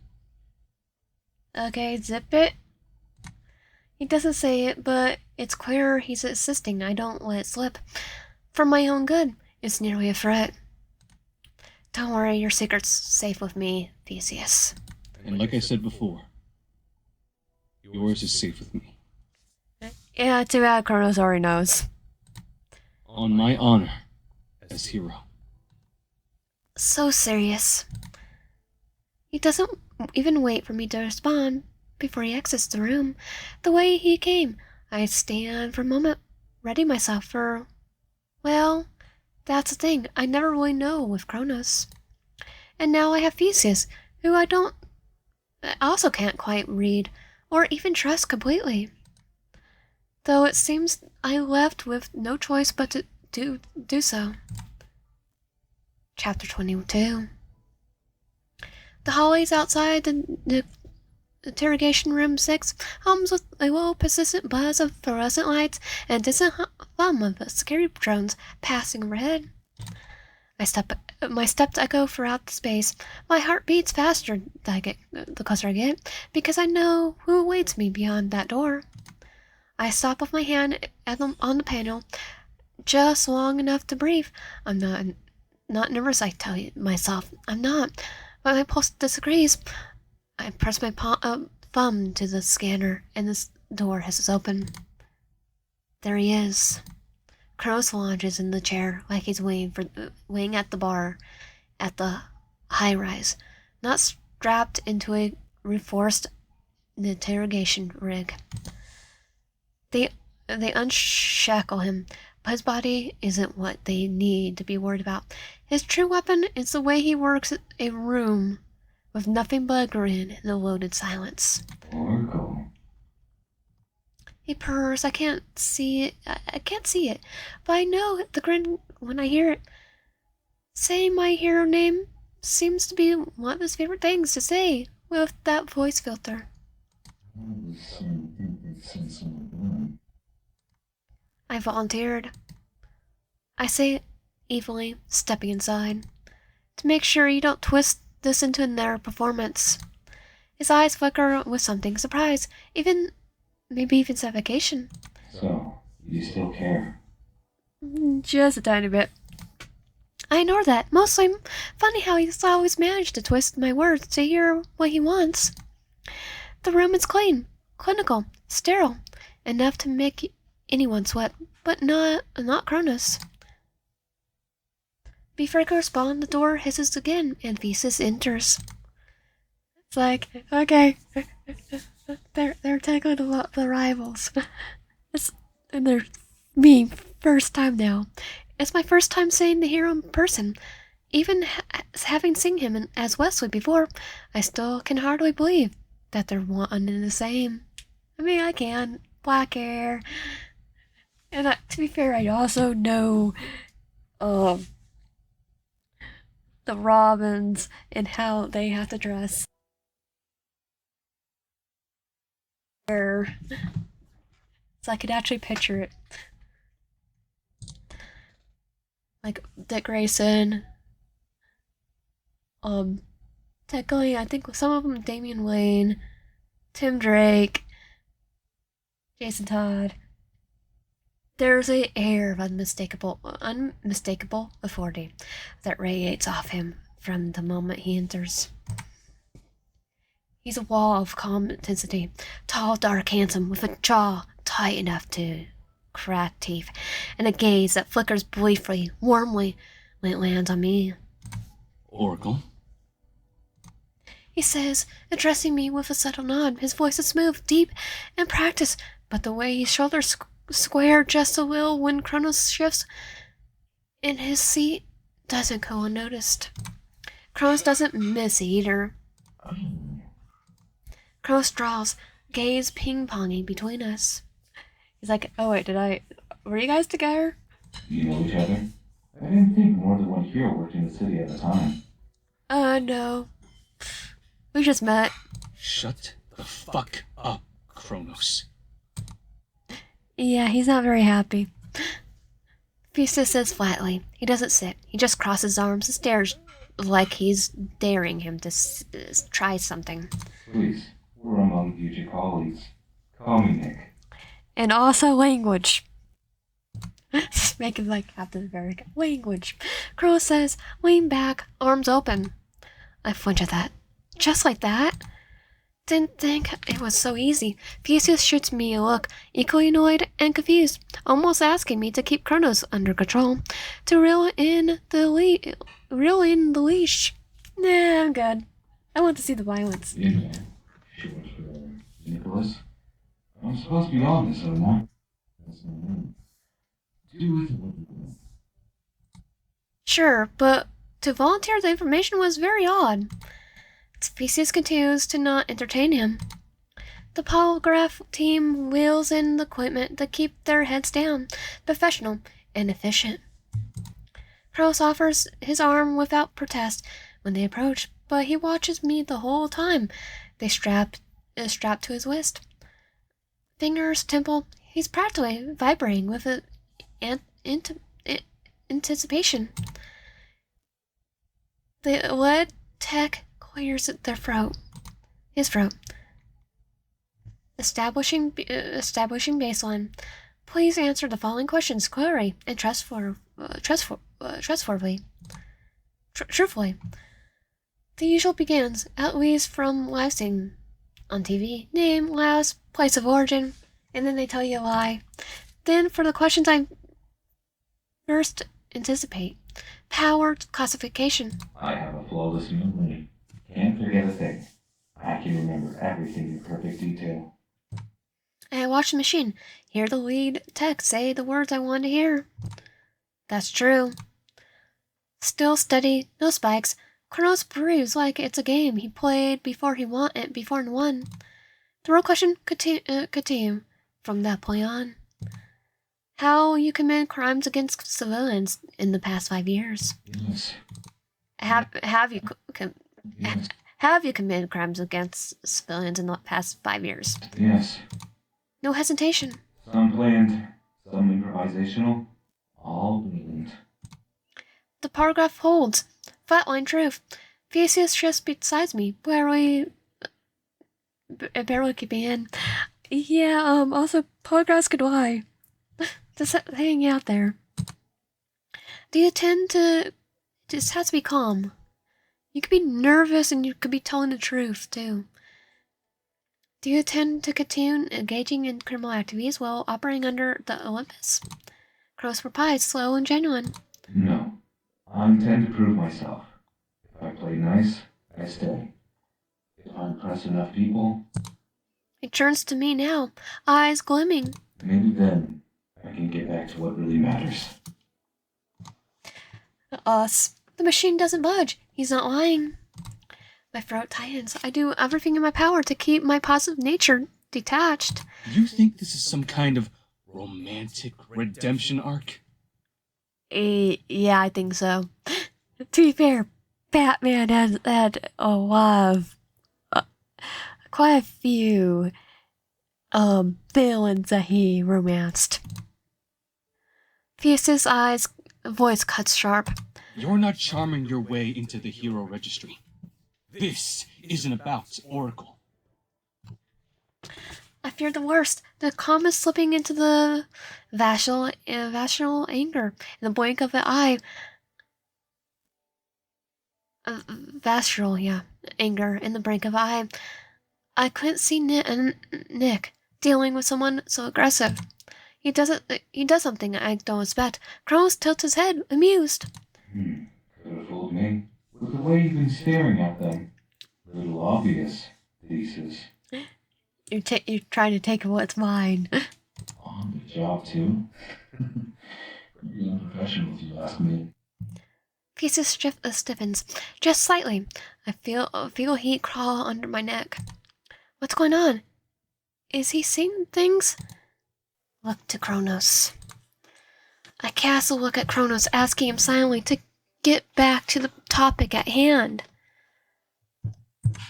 Kronos looks at me, and for a second, the bravo slips just enough for me to catch something. The longing, regret, obsession, yes, but something else too. It's written all over him. I'm taking this seriously. You know I'm not lying. His eyes he says softly now. The machine proves that. I didn't come here to burn it all down again. I came for a future. For you. Just for us. Theseus, shove it. The final questions are asked, each one more personal, more plain intent, and motivated, and loyalty. Motivation and loyalty. Kronos answers them all with the kind of honesty that almost disarming. The machine proves it's true every time. Theseus glares at the monitor like he wants to break it. I fear he will. The tech unclips the sensors. Polygraph's test complete. All responses verified to be truthful. Which means I'm in. Kronos says, rising to his feet like he's just been crowned. Probationary hero. Isn't that right, Oracle? I think you probably have some more tests to do. I nod once. Next step is field interrogation. Training. And you'll be training me? Yeah, it's him. Yes, hopefully. Hopeful. He's not going to like this. I'm not fond of crushing his spirit. I think of how best to break the news. I'm sorry, Nick. I'm not training you. I grab Theseus. He is. Crow's expression shatters for just a second. Oh, you've gotta be kidding me. Yeah, it's not my call. I will trade you. Kidding you? Someone's playing a prank on me. Really? It was my mom that played a prank on you? Motherfucker tried bombing a bridge like a week ago. Then killed a man in cold blood. Actually, that guy might have deserved it. Sure, let's go ahead and sign his ass up. Why not make him mayor while we're at it?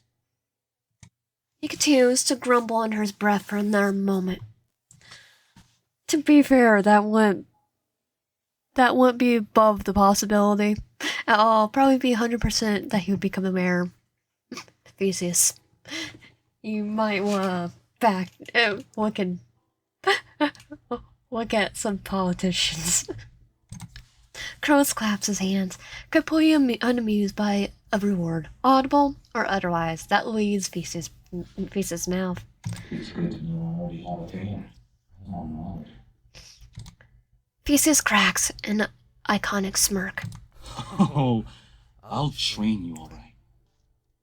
Good luck surviving it, though. Okay, his training is gonna be literally, like I was gonna say, the mashup between Goku's training, like every single training things that Goku does.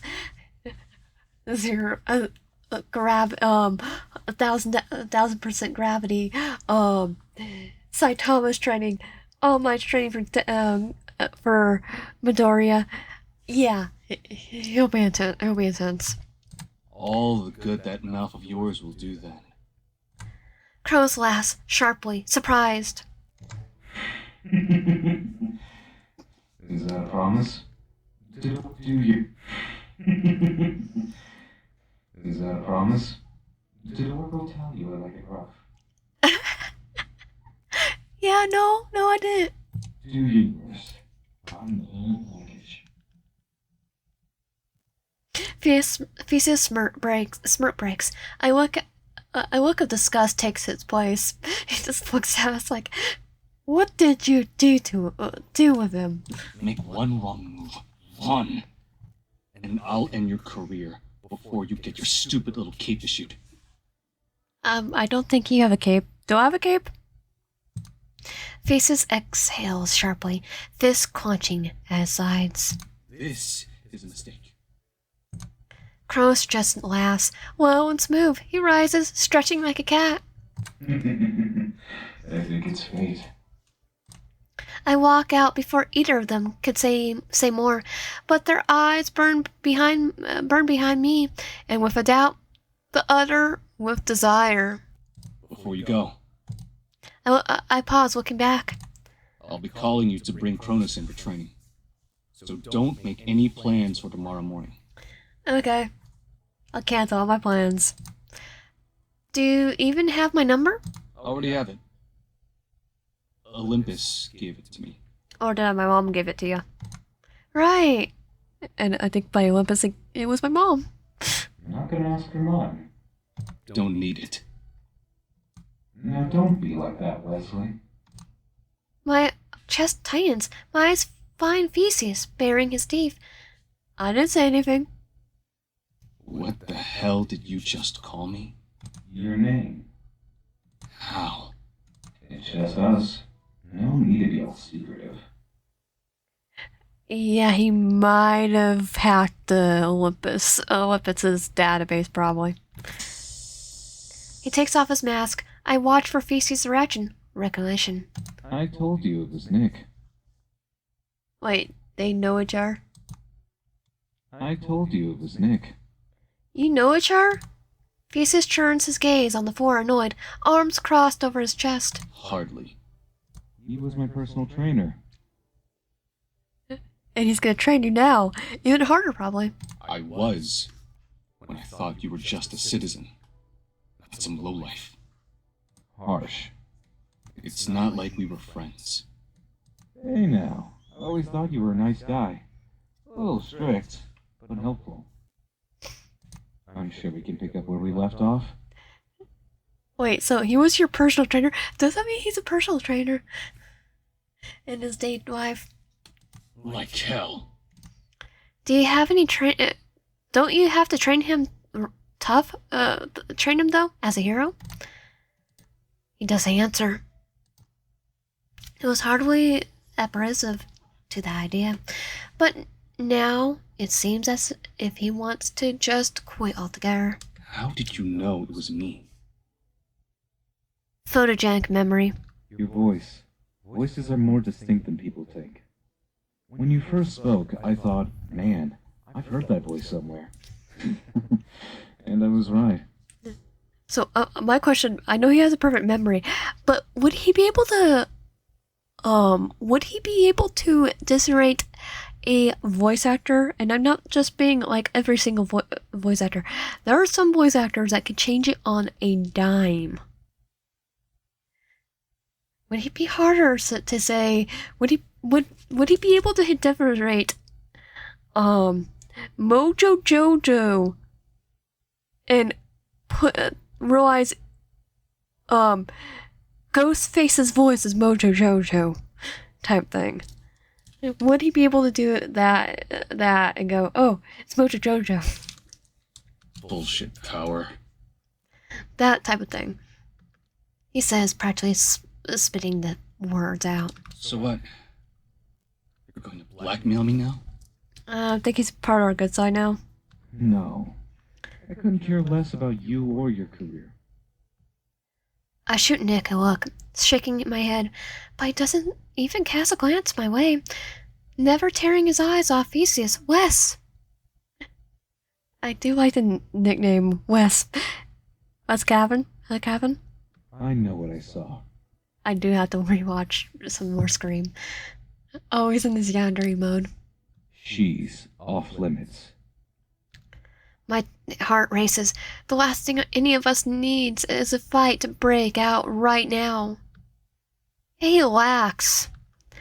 I say, punching Kronos back. Despite the fact he never moved, I step in between them in an attempt to de-escalate.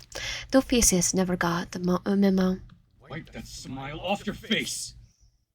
Threatening me with my identity? That's where you cross the line. Might need to get the memo. Theseus sneers, lashing out. Like I give a fuck about your relationship. A wide smile stretches across Nick's face. A smile that doesn't quite reach his eyes. Then we have no problems, do we? The hell we don't. Don't threaten me. I'm not scared of you. You can, come off as you're irritated that he knows you. Think you're hot shit? I promise you're not. Kronos doesn't respond, watching him, goaling him. Gonna hit me? Theseus stares down for another moment. It feels like like an eternity. It can go one of two ways. One that could end very poorly. It never comes to fruition. Thankfully, Wes seems to have a thought pattern of it. His posture strains, challenging. I'm the one thing standing between you and your hero certification. If you can beat me in a real fight, just fists, then I'll talk Olympus into letting just Oracle train you. Okay, let's see what happens. Can you do that? Crow's face lights up, considering that for a moment. Seems fair. So, all I have to do is beat you? Oh, photogenic memory. He probably already memorized his movements. Wes' eyes close and he chuckles. That's all. Better get some good rest then. You're going to need it. He oddly is confident. Too confident. Wes is still is as still as a statue. Even after being shaken with anger, it seems he was more frustrated from being a friend than anything. We don't even know what power he has. If I was Kronos, I wouldn't go into this fight so lightly, but there's not a hint of worry on his face. You better be more than just talk. That's the last thing he says before turning on his heel and leaving. All that's left is uncertainty. Okay, I'm gonna laugh. I cover my mouth laughing at the absurdity. Nike laughs too, but confusingly. What? You. You're crazy. Definitely crazy. You're Yandere, after all. Throwing someone that important over me? I've done crazier. I do crazier. Wait, are you talking about me? I can only look at him.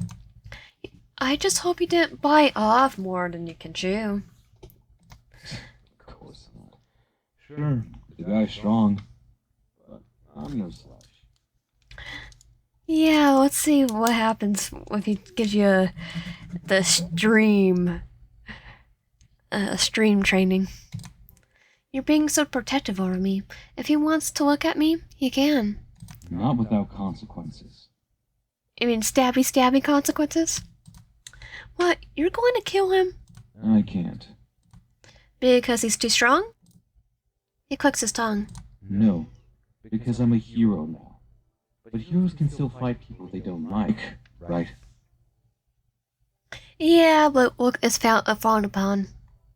Us as a villain. Then you can fight them. And beat the crap out of them.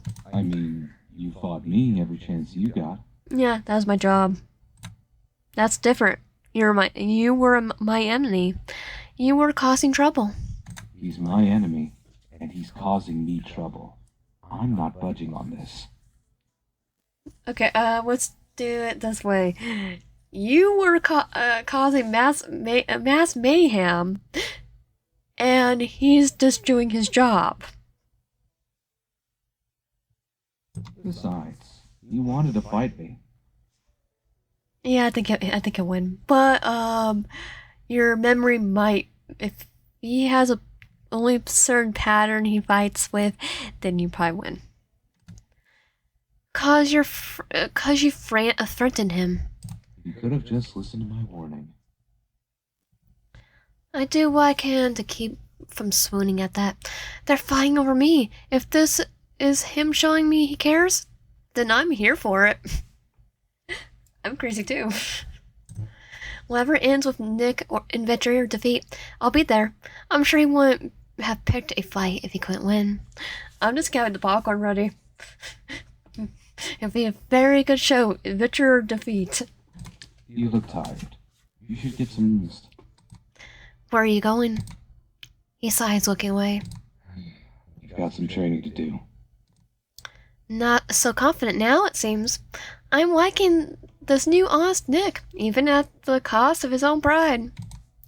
Well, don't let me keep you. If anyone can keep me, it's you. Yeah, I think we're talking about two different things. If you want to keep me, you have to go train. I shove him away lightly. You're too much. He gives me a soft smile, nearly melting me onto the concrete floor below. Nick.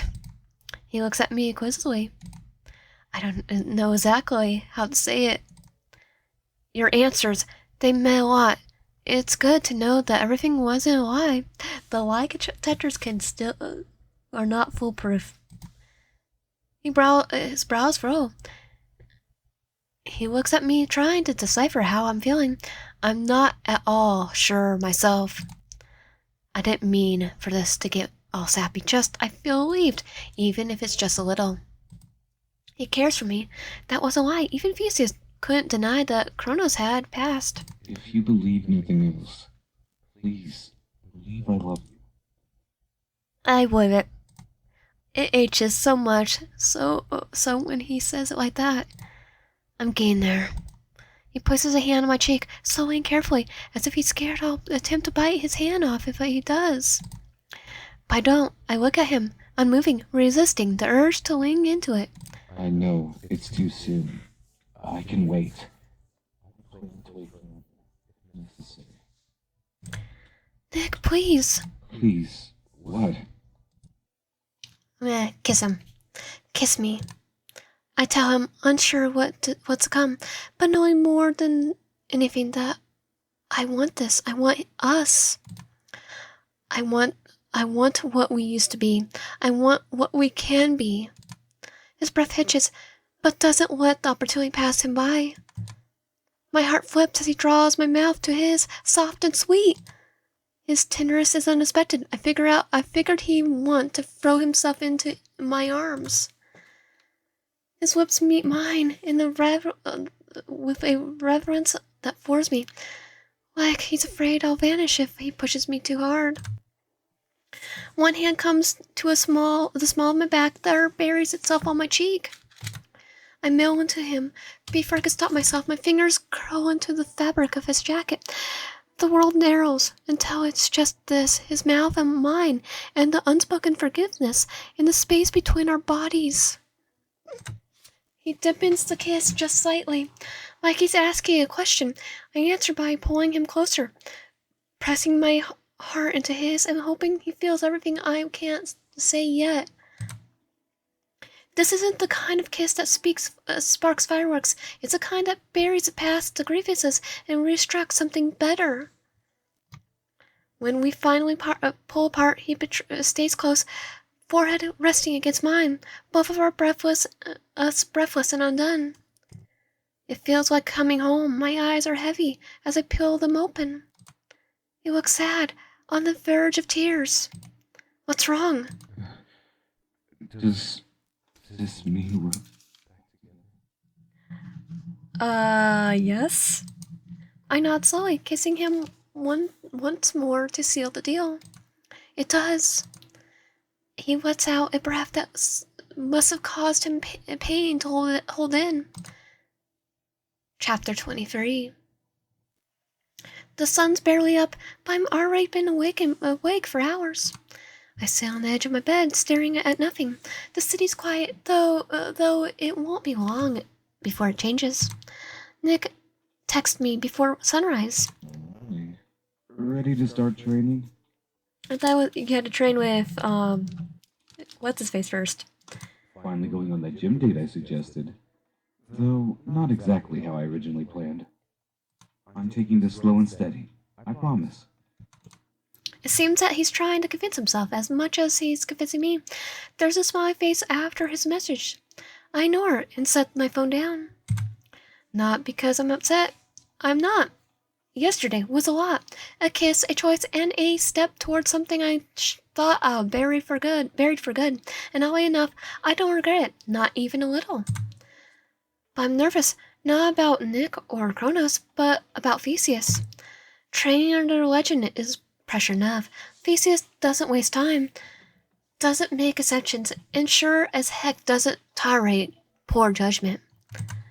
And me getting back together with a former supervillain who's been causing Olympus trouble for the last 2 years? Well, he's been causing us trouble, specifically. Yeah, it's going to go over great. Nick and Theseus already don't get along. Theseus calls him a reformed liability. Nick calls him a sacrilegious brick wall with no sense of humor. Either are wrong to think that. And now I'm walking into a shared training session with both of them, while hiding the fact that I kissed Nick the day before and told him we could try again. Okay, just train. Just focus. You don't owe anyone an expiration. Except I know Theseus. He knows things. Body language, eye contact, one glance at me, and Nick standing too close. And I'll be lucky if he doesn't brinch us both. My phone buzzes loud enough to startle me even though I'm wide awake. I blink, taking my phone off from the nightstand and squinting to read the time. 5:37 a.m. Unknown number. Normally I ignore it, but the area code is the same, so something tells me I should pick it up. I groan and swipe to answer. Yeah? My voice is rough, thick with sleep, or rather lack thereof. Did I wake you? Oh, you live in the same city? I suspected it's Theseus. I didn't expect him to call for another couple of hours at least. You didn't wake me. I've been up for a while. Can sleep? It could be my tired brain, but it almost sounds like he's concerned. It's nothing new, just been dealing with a lot. Well, I don't want to add to your plate, but I already told you I'd be training him today. Yeah, I figured. And I'm sure if you don't come, it's going to make everything worse. Yeah, that's the reason why I'm gonna come.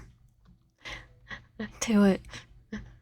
He's not wrong. Make sure he gets here on time. I'll deduct points for tardiness. I don't have time for this.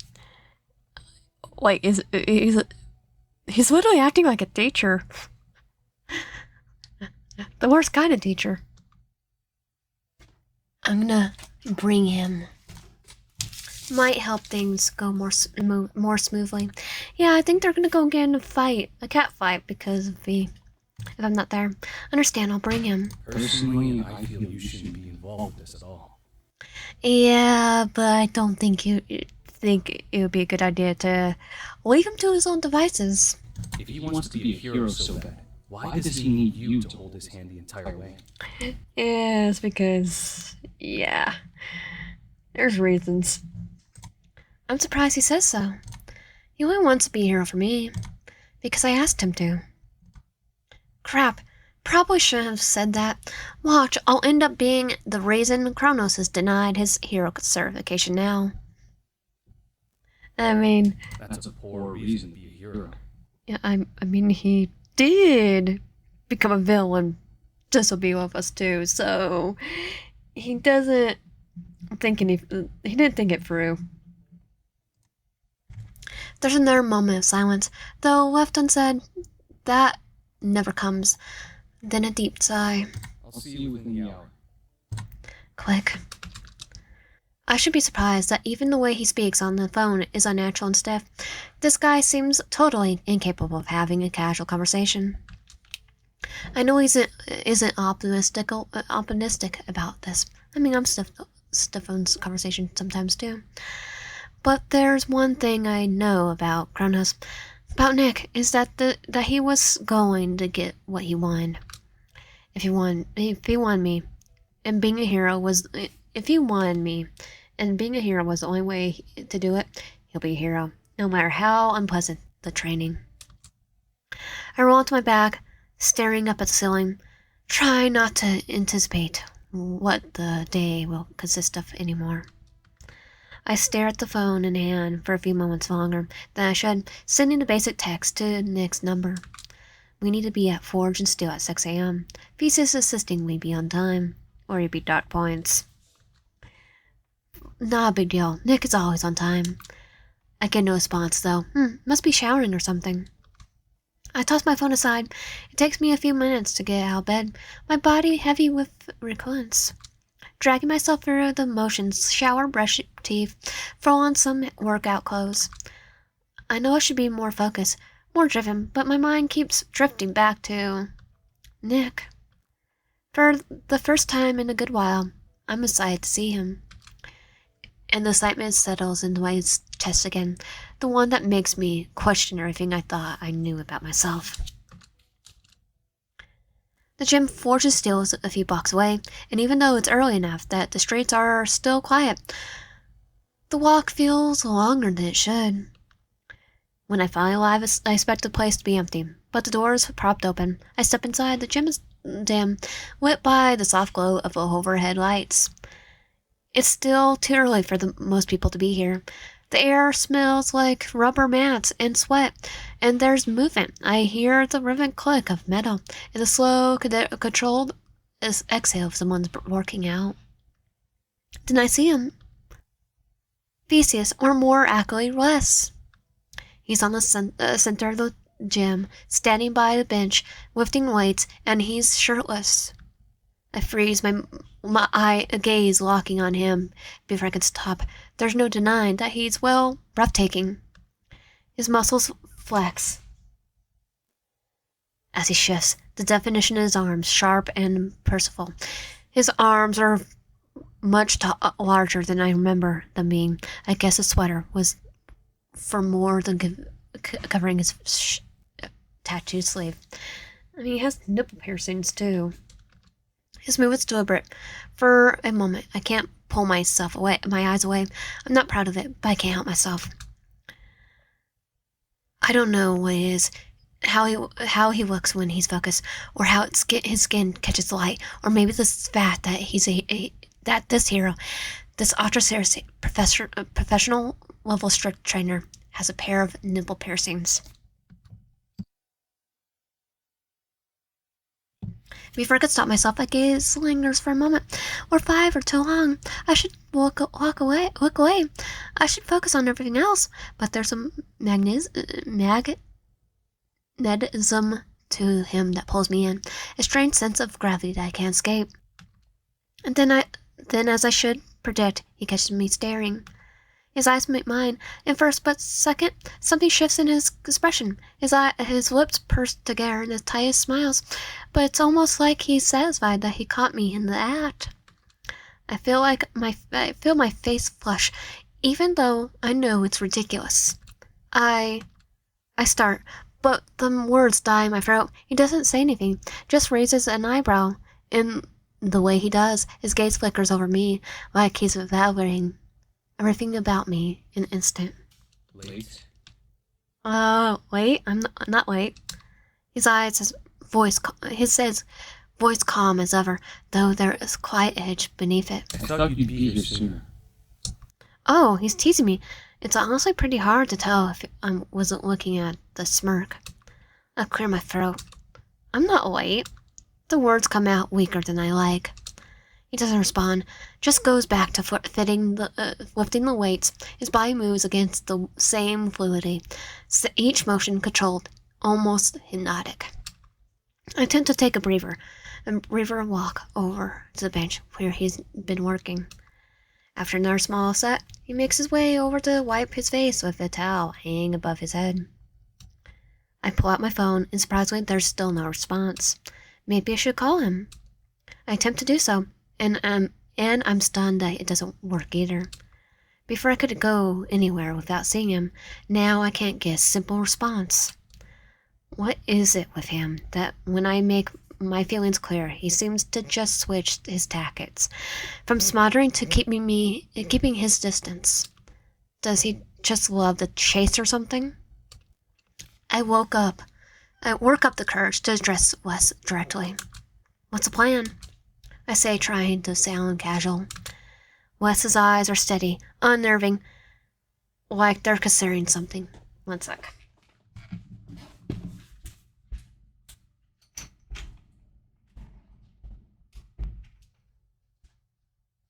Cat. Like, wants out now. There's a pause just long enough for me to wonder if he's going to answer as well. Then his lips twitch, ever so slightly. You'll see. He says, his voice lowering to a murmur.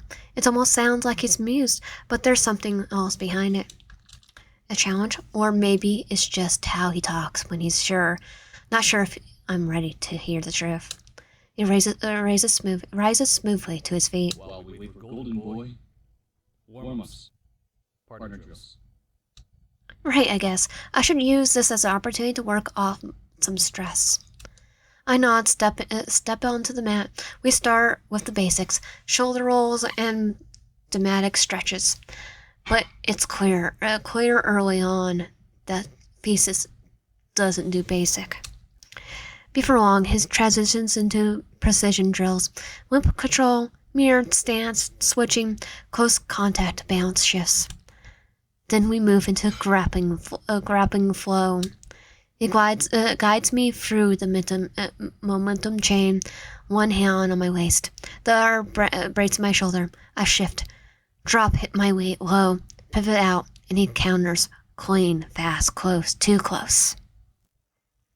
But Thesis pushes for the perfect form, for seamless execution, and that requires contact, chest to back, hand to thigh, fingers adjusting my elbow as I move through the motion again. You're stiff. Open your hips more. I can't bring myself to spawn with anything other than incoherent noises. He doesn't smile, but there's something dry in his tone. Combat doesn't happen at a distance. You should know that. Unless you have,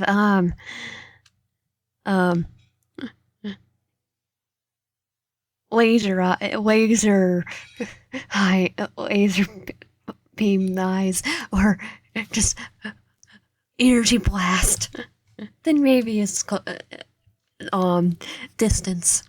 I've done it with Dragon Ball Z, where I just games, and I just literally flew all the way out and started throwing the blast. I reset.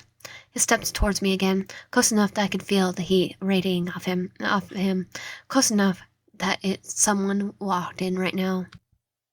The gym doors slide open with a hiss. Oh, guess who's here? What is this? Why didn't you answer the phone? Nick's voice calls across the room. I freeze mid-shift. Thesis steps back immediately, cold as ice. Kronos. Nick strides in, not smiling, not joking. His civilian gear bag hung over one shoulder, but his eyes are sharp, clouded. Easy, Nick. Easy, Nick. I'm not doing his route yet. I could feel the tension all throughout my body. We were warming up. I say too fast. Nick shifts a brow. Yeah. I saw. Looked real. Yeah, I don't think you're looking way into that. He says to me while eyeing down Thesis. Thesis walks to the side of the room and starts pulling up the sparring protocols like nothing happened. You're late.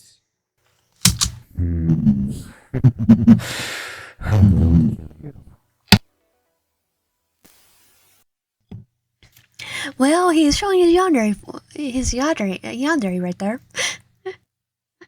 And I love it. He says, smiling wickedly, he looks like he's going to drink his blood after he does it. Like a vampire. Vampire villain. Supervillain. Yandere.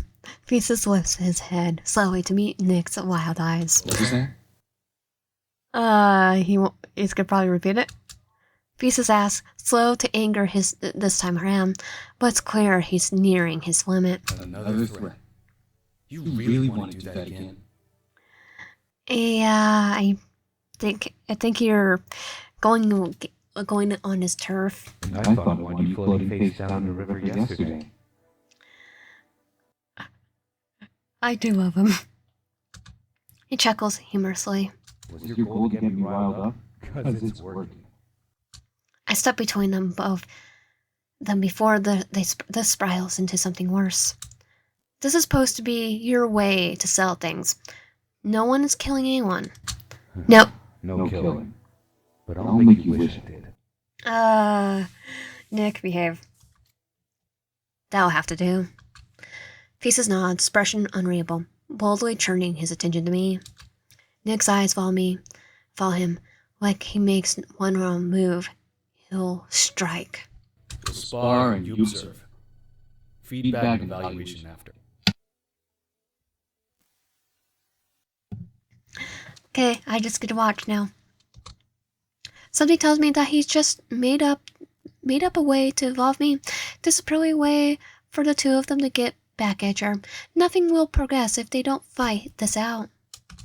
I nod in agreement. There's no avoiding it. Their minds were made up. Let's get this started. And just like that, the temperature drops. Across from me, Kronos and Thesis circle each other on the mat. No holograms, no simulations, just padded mats and gloves. Gloves I had to talk them into using in the first place. Nick's different, messier, sure, but there's a rhythm, improvisation, like he's rewinding the fight as it goes. He's not showboating, not smirking like he used to when someone underestimated him. He's focused. Faces, meanwhile, moves like a machine, efficient, brittle, no wasted energy, no force. He's taller, faster, and less inclined to hold back. The tension in his jaw says everything he hasn't said out loud. They're not just sparring, they're testing each other. Begin. Nick launches first, with a full momentum, fast, low, aimed with a sweep that would take most fighters down. Faces blocks, counters, and then the room erupts into motion. I watch every strike, every bounce, every moment. If a punch lingers just a bit too long, or a dodge turns into a near collision.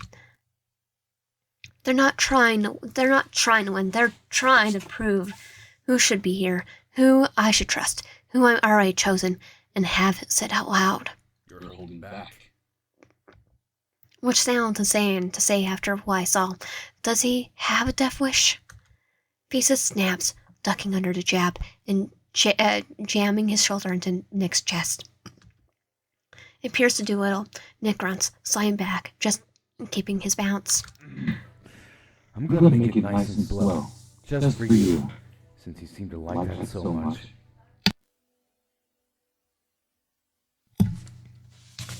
Really that insecure? He's a Yandere. Their fists collide midair. The sound vibrates and makes me jumpy in my seat. I shift my seat, trying to breathe evenly. I think Festus knows, or at least suspects that there's something between us. Because every time Nick looks my way for half a second too long, every time my gaze lingers, it sharpens Festus' movements, like he's daring me to admit. Nick flights fins left, rolling under a hook.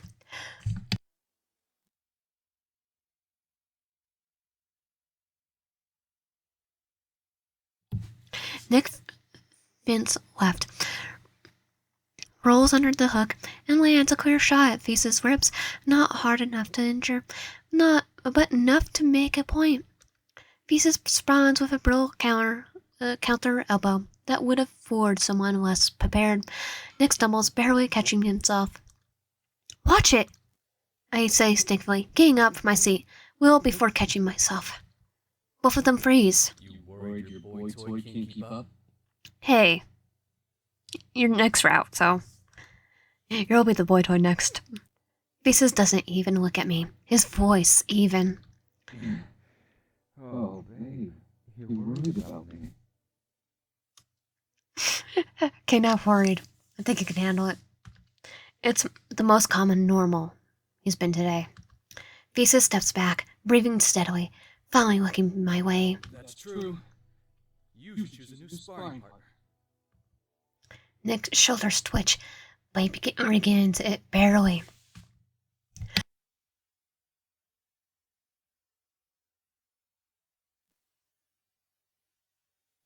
Nick manages to parry, but barely. Faces my fist gazes his cheek. He stumbles, then ducks under the sweeping kick that could have cracked a rib.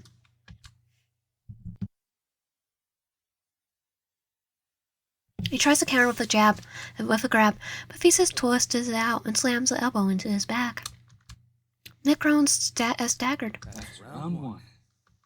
He's serious now. Nick shakes off his little loss, and his shocked quickly after. You're slow.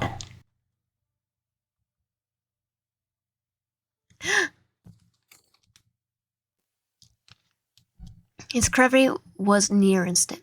Faces wasn't the type to make a small mistake more than once, it seemed. Watching him at work made me realize how I'm barely keeping up in terms of physicality. Unlike my encounters with Kronos recently, Feast is giving as much as he's taking. It was clear that if Kronos had ever taken our fight seriously, if he ever meant to hurt me, I never stood a chance. It's embarrassing. How can a self-made villain be a generational hero? How he weakened me that much over the last 2 years? Or did I not try hard enough? Was it Nick's fault or was it mine? Nick looks like he's hardly keeping up, unless he's holding back. He's draped in sweat. The weight behind his hits are no joke. Could be playing on a brave face, and Feast had him on his toes, or was he waiting for the right moment to end it? This time he moves first, quicker, cleaner. His hand lands a sharp jab on to Feast's side, and he grunts, then follows up with a knee to the thigh, forcing Feast off balance. A twist, and a throw later, Feast hits the mat hard. He hisses, driving a fist into the mat below, peeling himself off. Nick wipes out his mouth, chest heaving. You're too busy predicting what I'll do, instead of reacting in real time. And I think he knows that because he's trained with him before. Nick brings his hands to his hips. All the good those calculations will do when I break your nose. Feast grits his teeth, Corey not too pleased at being coached by his people. You're memorizing my movements. Nick shrugs. It's not cheating. I mean, you haven't Haven't shared your power with the class. I wonder how you'll manage to be this smart when I wire your jaw shut. Well, he's just gonna duct tape his mouth shut. Nick quirks a brow, almost amused. When it comes to being angry, you could very easily read Feast. He wasn't the least bit satisfied with his performance in the prior round. It would be funny if his powers, he just has no power. He's just got trained by someone. Nick stands at the sparring mat, jaw tight. He tugs at the neck, looking worn out but happy, like he's hit a personal record.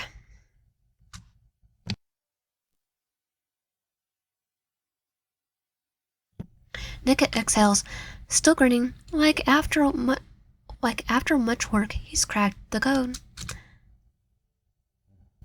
Alright. Again.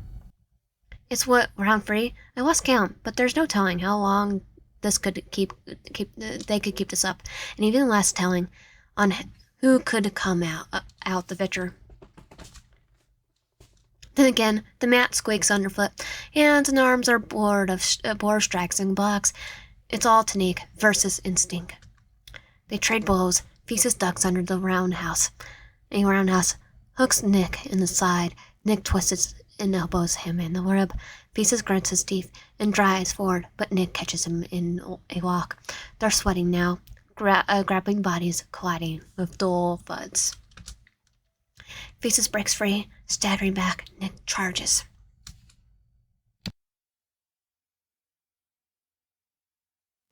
Too aggressive. Feast feints, ducks, and lands a sweep that whips Nick on his back. I cringed before I could stop myself. Nick doesn't stay down, however. He rolls, pops back, and glaring now. Round 3 to Feast. Your stance is trash. You fight like a street punk with a fancy watch.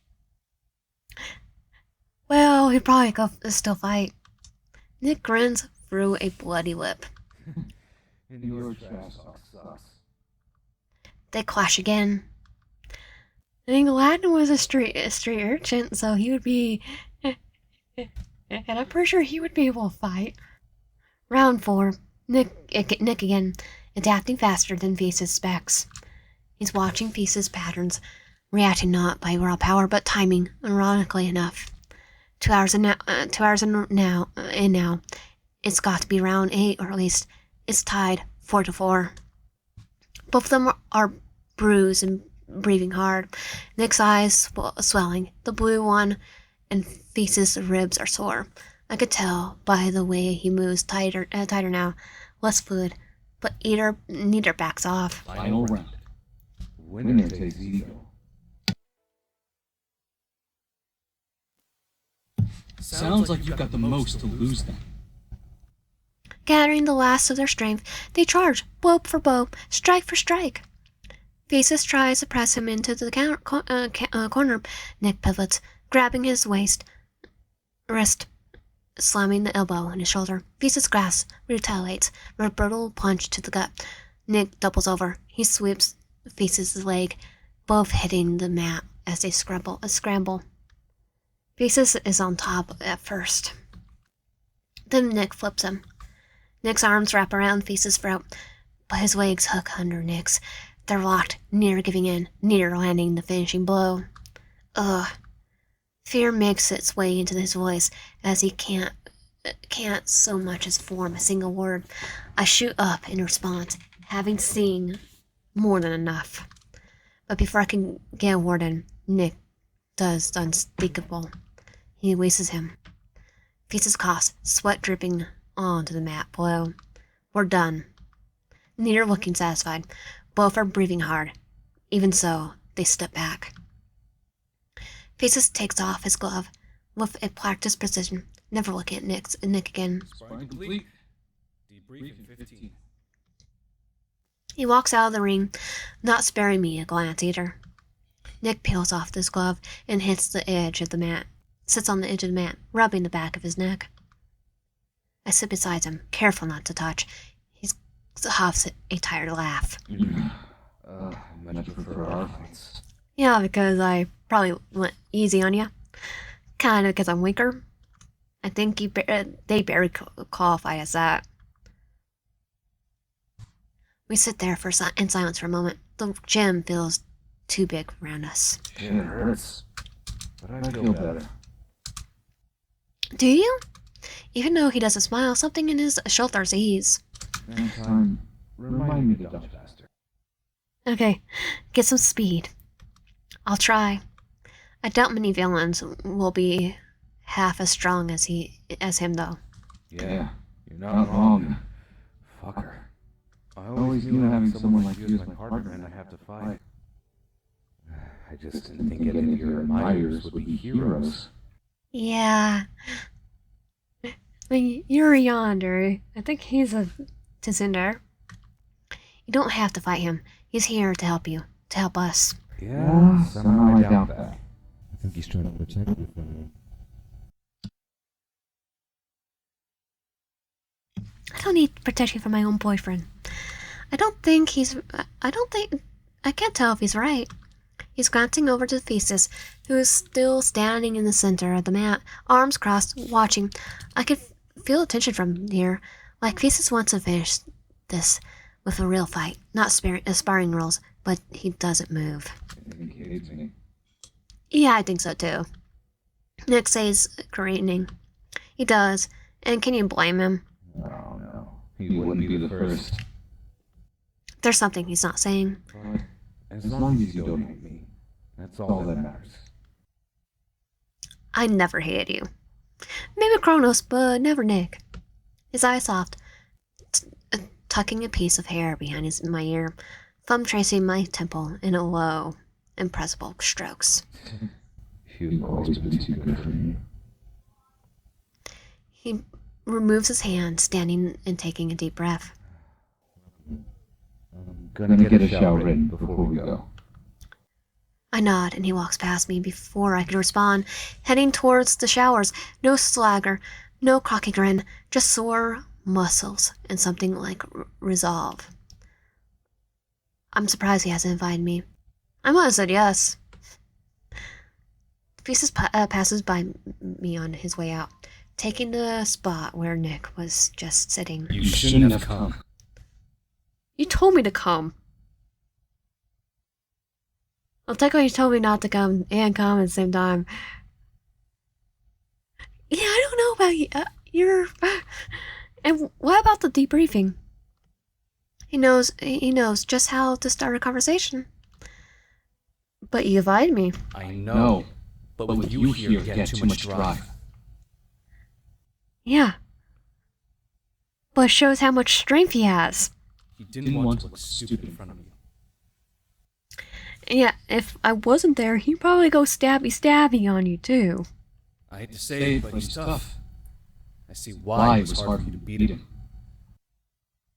Yeah, now imagine if he made you fall for him too. Guess it's a good thing he's on our side then. I say try to be optimistic. Yeah, I doubt that. This is worse than I thought. Well, he does have a Yandere detector. Why do you say that? He's never going to give you up. I'm surprised he hasn't put you in a cage yet. I wouldn't mind it. I wouldn't mind a cage. I wouldn't mind a cage. I have to trouble a little bit. He flinches at that, looking at me as if I just coughed up a hairball onto the floor. Like a cat. I'm joking. I wasn't joking. At all. I like my yonders. There's actually something really hot about that idea. Even hotter, putting him in a cage. Chapter 24. Our conversation stalls as at the pin of a text message coming through for S. It's my sister. She brought lunch. No, you shouldn't have. He turns and glares at Nick, his direction, now freshly showered. A woman steps through the door, a woman I know all too well. Whitney is his sister. Whitney? Hey! No one's here other than us. Perks of running your own gym, I guess. They're siblings. Whitney's your sister? Yeah? You didn't know? No. He asked as if I should have been obvious. He asked as it should have been obvious, or at least surprised Whitney hadn't told me. No, though looking at them now side by side, I know how I don't know how I managed to not notice it before. And well, it would explain why Whitney is also the only person other than our love interest that has a sprite. In all fairness, Thesis and Wes were very different people in my mind. Whitney being away to Wes made sense. To Thesis, though? Of course she doesn't know. I don't go around telling your identity, believe it or not. Yeah, she's a lawyer. Even if it is to the Oracle. He concedes nodding as she hands a slack of lunchbox containers to him. What's this? Your lunch. The one you asked me to bring you. I know that.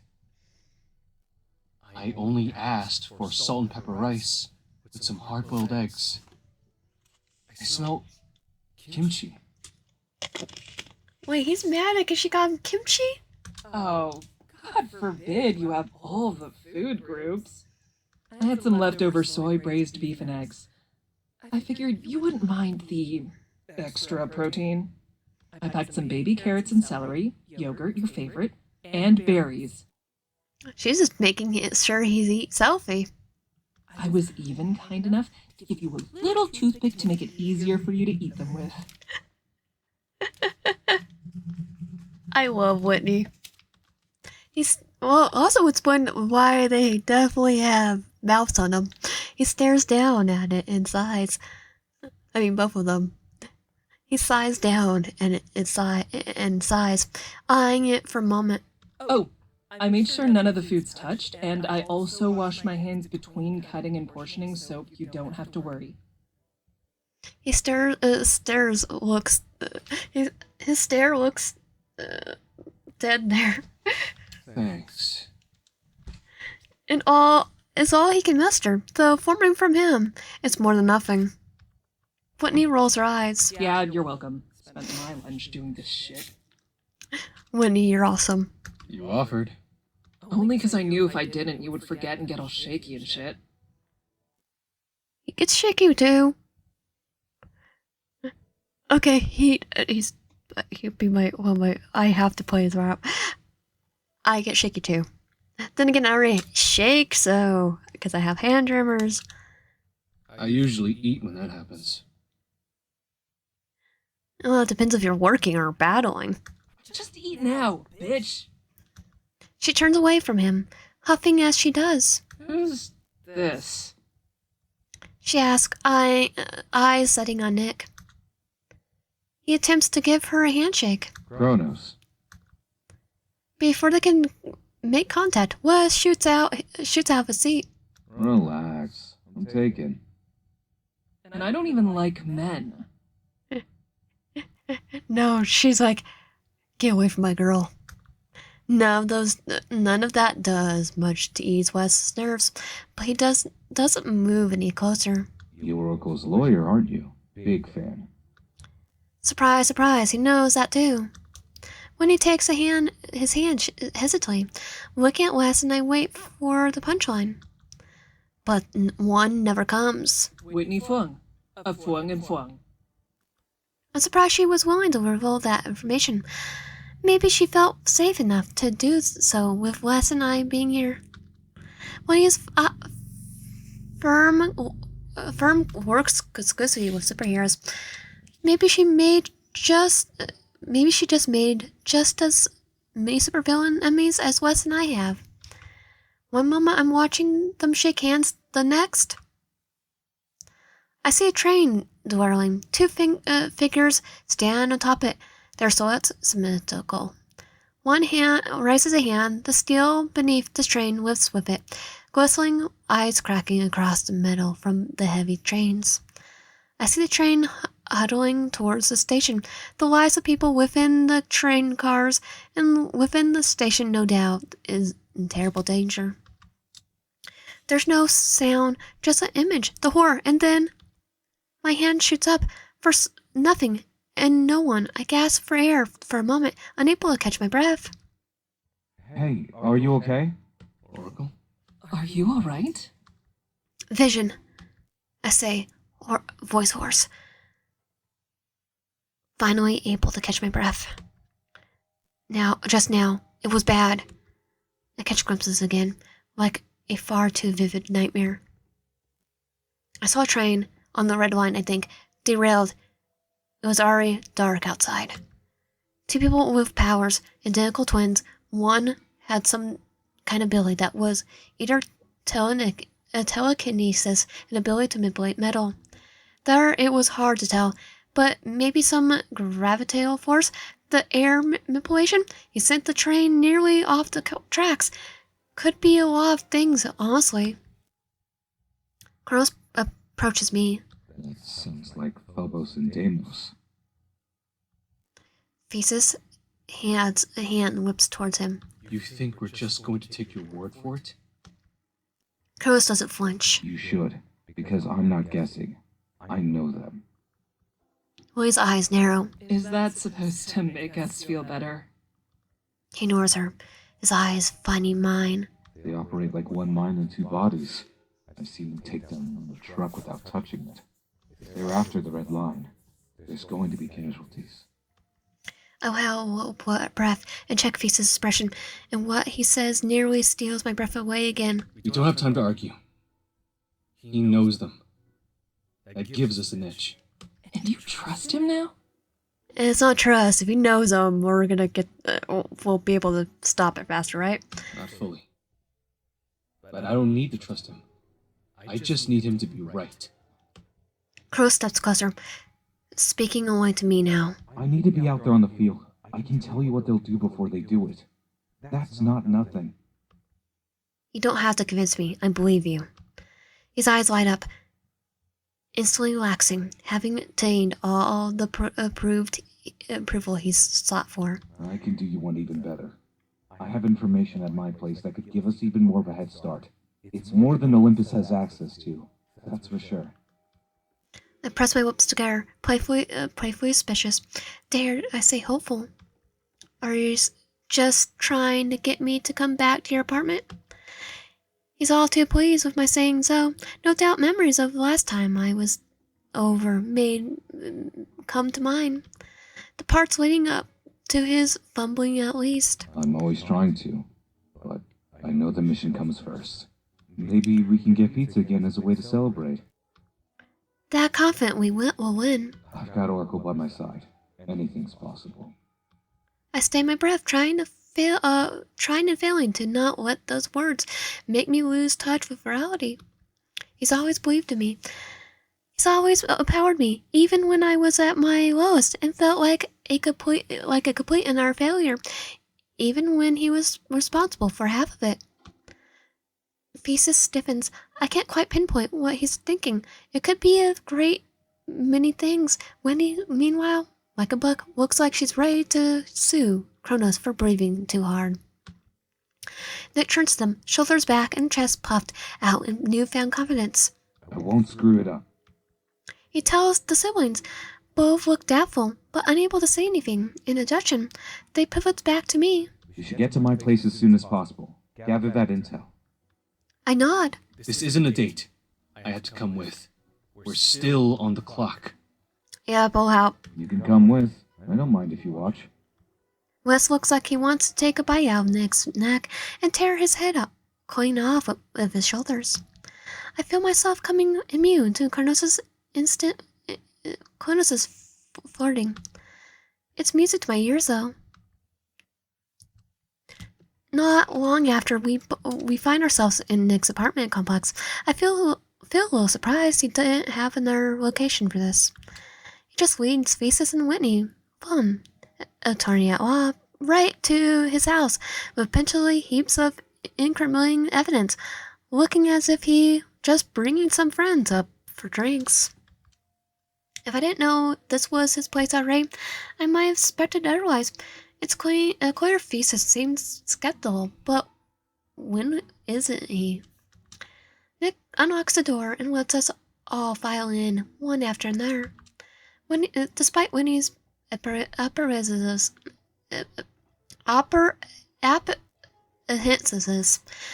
before, some part of her cannot suppress how impressed she is by the tier design. Wes, on their hand, looks worried that if he knocks over her face, he'll be millions of dollars in debt to Nick.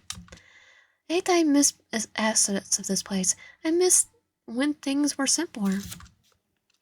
Nick makes his way over to his mini bookshelves. It's not quite a library, but it's clear he's well read, or at least appears to be. I watch as he pulls out one from the shelf, a thick one, and when I see it, I can't help but chuckle. Pluto. The book itself opens like a sliding door. Is that, Lair. It's a lair. It's gonna show us his evil lair. It's cachet.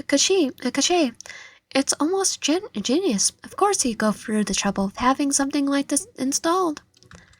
When he clutches her briefcase to her chest like a shield, Feast is not far behind her, looking as if he's on a hidden camera prank show.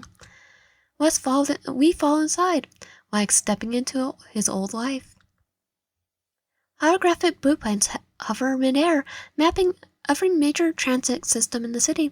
A weapon stack on the wall next to the shelf of preserved organs floating in some blue liquid.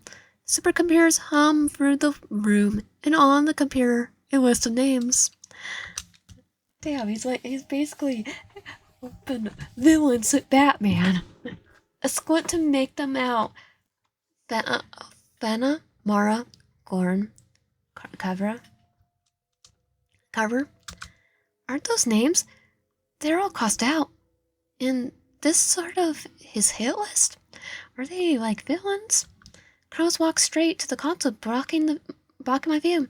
Taps a few keys, and up comes the security footage. Phronos and Demos. Pharbos and Demos. Which is fear and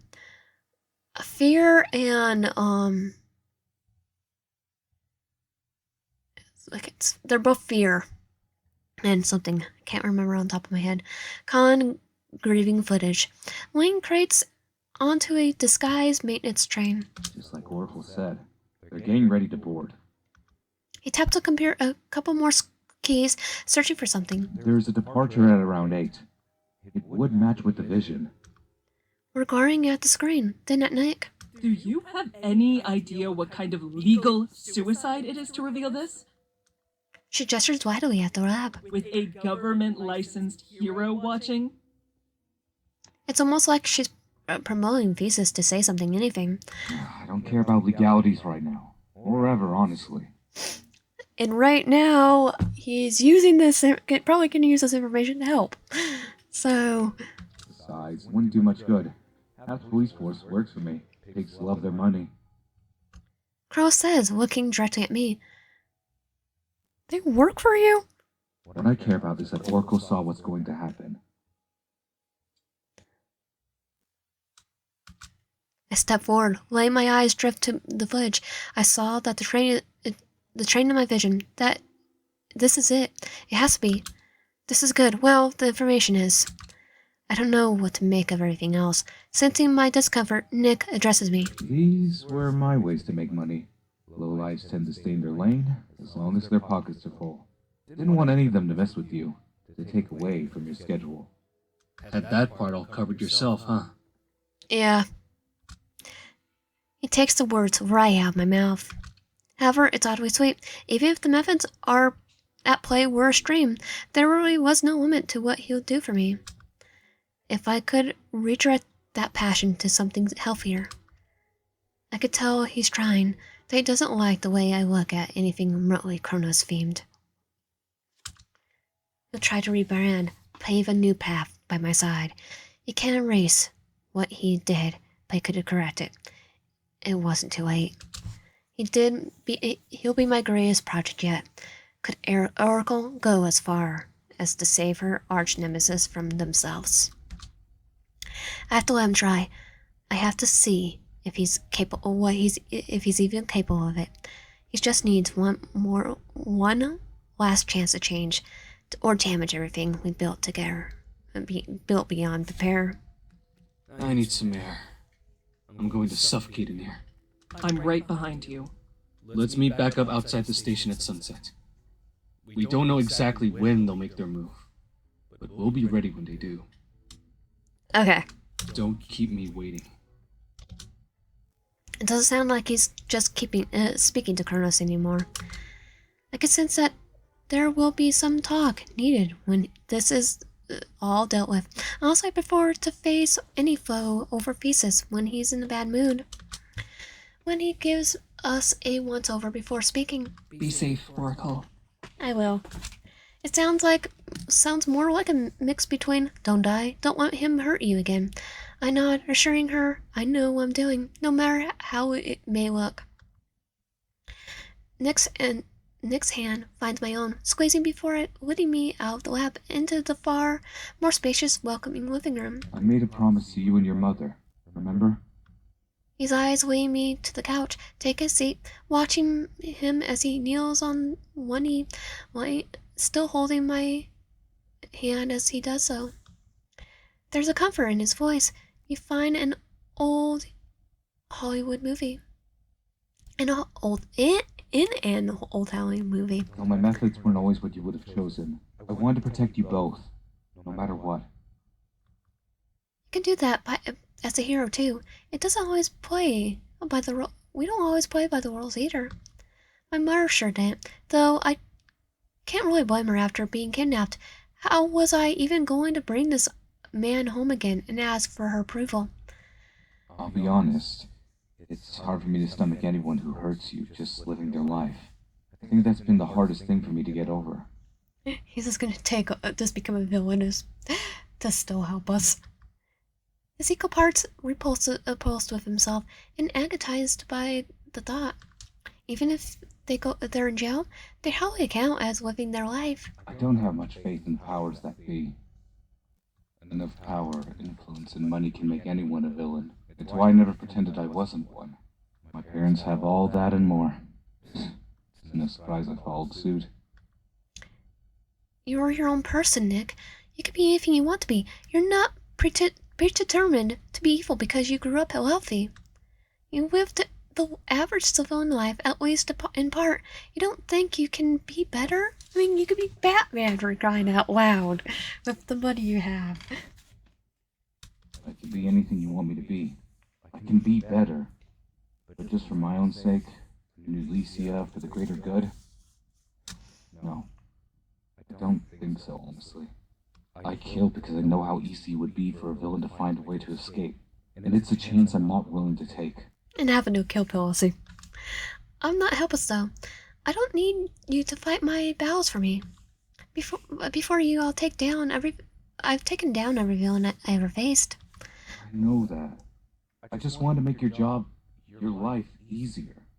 You've barely paid a livable wage. You work tirelessly. You have no room for much joy in your life at all. Aww. I have the power to make every problem in your life disappear.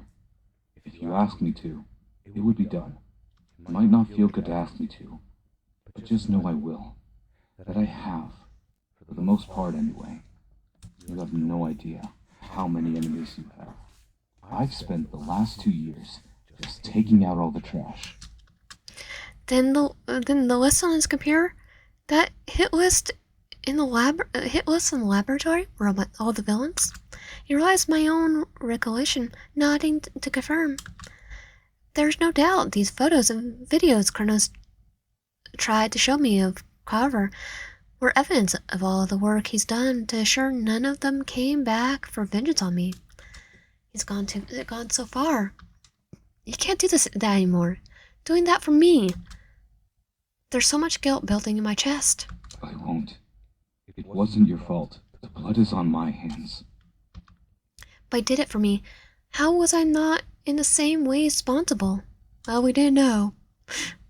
Play innocent. Have you ever considered not being a hero? Like retiring? Yes. Of course I have. It wasn't really my choice in the first place. I mean, sure, I could have said no, but how could I? After everything my mother did for New Celinda, for me, I felt like the world lost her too early, and I was in the right place to take her spot. If I didn't, I felt like I could have been a villain, or at least portraying evil in some way. Or we could have decided to be civilian. No. Living life for yourself isn't evil. And sacrificing your life for others isn't inherently good either. I support whatever it is you want, but if you don't want to be a hero, you shouldn't be. It's that simple. Do you love me because I'm Oracle? That seemed to be why most people did.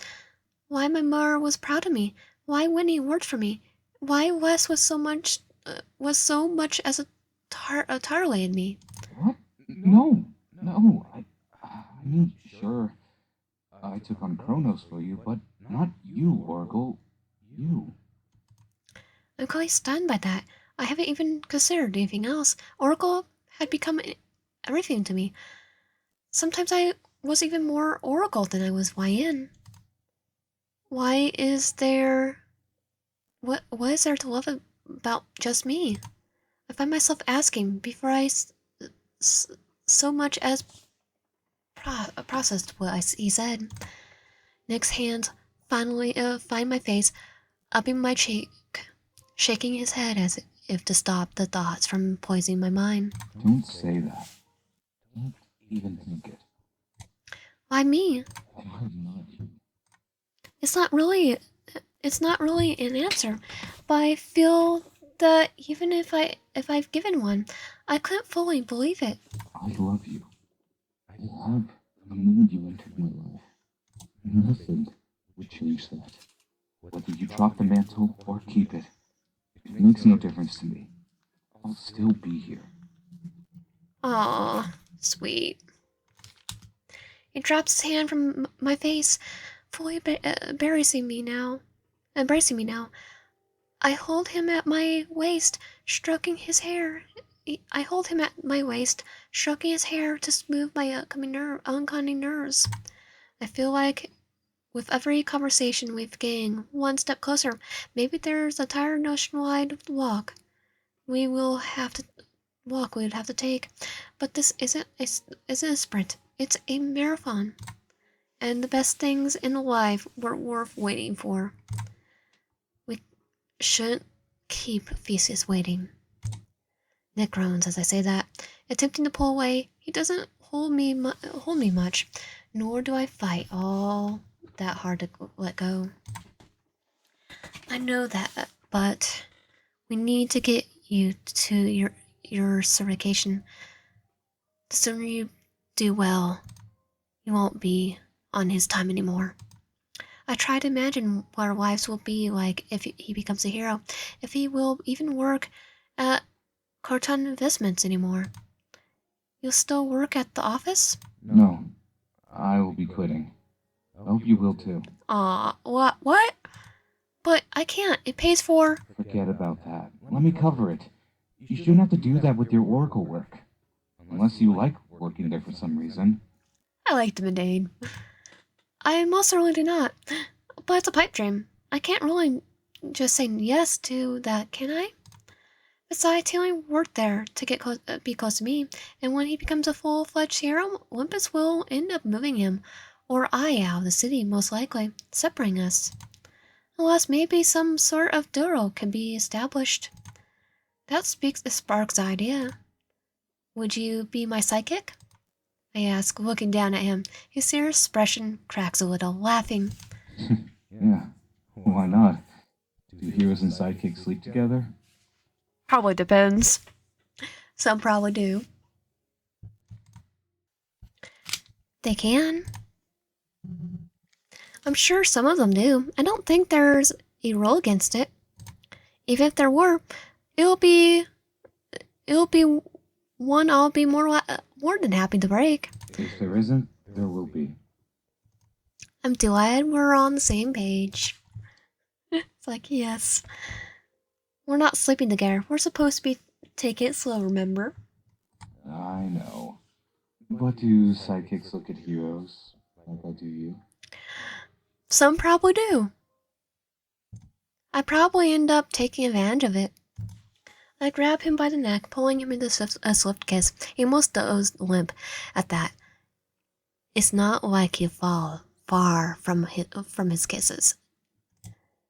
But he recovers quickly, returning with a vigor. It was only meant to be a taste, though, so I released him a moment later. He gives me a confused look, like I teased him. Well, I did tease him. I don't want Thesis complaining about us.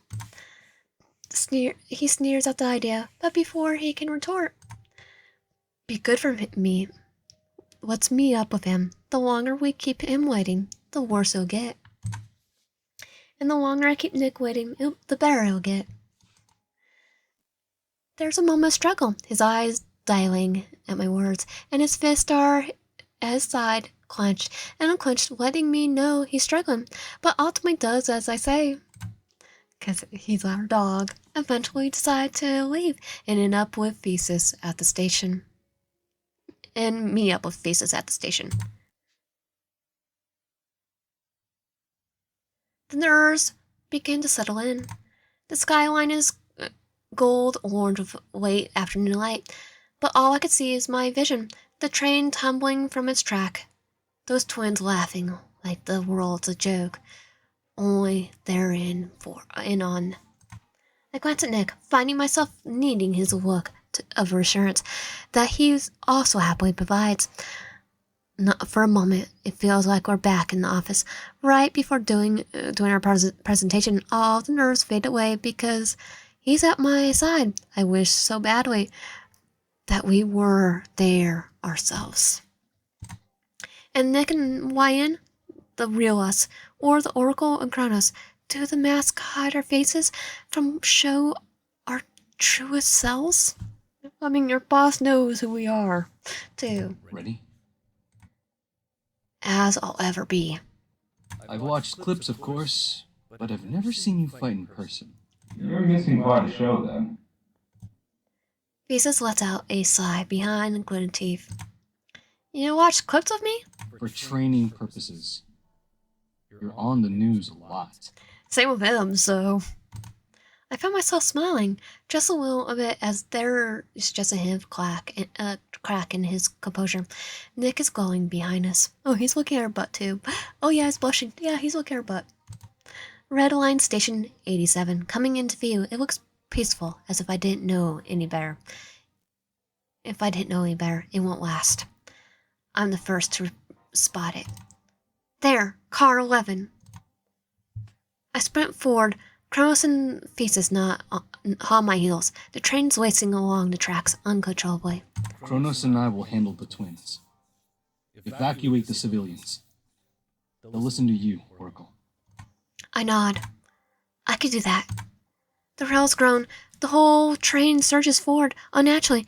Sparks shoot from under the track. In the blink of an eye, 2 muscular figures arise from the top of the train.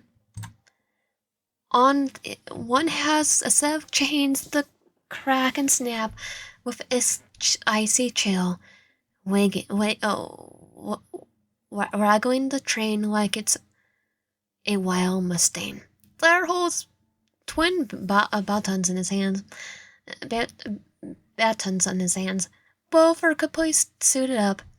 Their only visual marker, their flaming auburn hair. Kronos and Demos. It's the weapon. They take control, and we're only minutes away from Central Station. Then we have to cut their control. Thesis, I say, locking eyes with him. You take Demos, kill control of the train, and get rid of the chains. I'll deal with Phobos. What about me? Kronos asks, sounding offended. You keep watch from on both of them from the back. You can memorize their rhythm and help us break it. I can do more than that. You need to do what I tell you. I meet his eyes firm. This isn't about proving yourself. It's about saving lives. For a second, he wants to push back, but knows better. To though, and Smith's nodding. Copy that, Oracle. I take a heavy breath. The weight of the lives at stake sits heavily on my shoulders. Can I keep doing this forever? The type of danger? These sorts of missions? Kronos doesn't know what he's signing up for. He's never had to consider the lives of innocent people caught in the crossfire as a villain. He's never tasted the sting of failure. It's becoming too much. I don't want to do this forever. Maybe someone like Thesis could handle the constant pressure, but one day I'm going to snap, and I don't know if I can recover. There's a reason I took an office job. When the most dramatic thing is a work presentation and the highest stakes are the bad performance review. I know my mom wants me to carry on her legacy, but maybe she should have picked someone else. I eye up Thesis for a moment. He might not have my powers, but he could make a good darn protege. Really? I think he's already a hero. A protege would be a sidekick, which you want him to be. As he launches himself up onto the train, grabbing the side and hoisting himself up, I follow quickly after. In a fluid movement, Kronos heads to one of the side back cars to keep a view of the whole battlefield. Enough. This ends now. He surges forward as Demos strikes down. With a heavy chain, that Thesis dodges just in time. He jumps this way and that, quicker than a heavier brute, as if he can sense his time more before he makes it. I have to tear my eyes away from it to focus on Phobos. Instead, I run forward, the wind whipping across my cheeks as the train rattles beneath me. I can feel every bump on the track and every jolt to friends to send me carrying off the top of the train. But the pound of my feet keeps me steady. I grab his waist, twisting and turning to pin it behind him. He wrecks my side with a Belton, and I crumble in pain. I grab the second strike before it can come down on me and pull him down. Tunnel! His voice rings my ears, and I glance up, seeing the tunnel rapidly approaching. Thesis! He looks just in time, ducking down, almost taking advantage of the stretching, and kicks him down. He nearly falls off the edge in the car, grabbing the side. Just in time, I duck down, pressing my whole weight on Phibos as he reaches for my neck. I have to grasp at his hands as he cuts my air supply. The tunnel whips around us, and he forces my head upwards. I can feel the whisk of it above me as I roll over, carrying him with me. I dangle off the edge of the train, the graffiti lining tunnel walls whip by me, upside down. I feel Phonos trying to loosen my grip as I watch a hard kick in his face, which buys me some time. From my vantage point, I could see right into the train window. There's nobody in the carriage. I'm sure they evacuated as soon as they saw trouble, but I never heard the screams of panic and terror that accompanied every attack by the twin. I've never heard the screams of panic and terror that accompanied every attack by the twins. The roar of the train is loud, but something twisted in my gut. There's no coffee cups or newspapers left behind that I could expect with the packed pant leaving. It's empty. I don't have time to dwell on the thought as they thrust back into the harsh sunlight. My eyes take the moment to adjust just in time to see Thomas watch himself at me, Balton quacking. An inch away from my head, I pull myself up. He's weak on his left side. He never defends it. His brother usually does it for him. I could hear him through the earpiece and take his voice, striking just hard, just like I practiced in all my martial arts classes. Post crumbles over. So I think he set this all up. Defend your ear. I whipped my hand up just in time to block the punch. You always forget that move. He's right. I remember distinctly having lost hearing for a day or two after fighting our villain last year. I grab his waist and kneeing him between the legs, but he must be wearing good planting there, as it has no effect. I dodge just in time as he takes advantage of me losing my breath when there's a flurry of movement behind him. Miss me? Kronos snarls and pushes him back. Kronos spins with him, landing on his feet as graceful as a cat. He pops up behind him, ducking their baton, retaliating with a firm kick to the back of Kronos' leg. Show off. Demas surges forward, but Thesis intercepts him with a roundhouse kick that slams his own leg into the solid metal. He doesn't so much as flinch. The armor must be reinforced with mesh material. I lean forward slightly, watching, admiring. They're both infuriatingly good. Thesis fights like a tactician, efficient, deliberate, powerful, every move calculated, every strike purposeful. Kronos fights like a storm, unpredictable, improvised,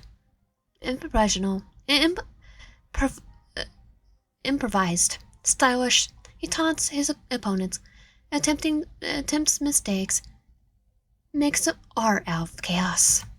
And I know they're both showing off. Dare I say, for me? Something's wrong. Thesis is too preoccupied with his fight, but Kronos grabs Phaeus' neck with one hand, holding him at arm's length. What do you mean? Something's off. I don't know what. It feels like a trap. I sock Kronos in the face as Kronos holds him out for me. For a moment we fight side by side, in perfect rhythm. He knows all my strengths and weaknesses, and while he always been my enigma, I fought him enough to know some of his tricks.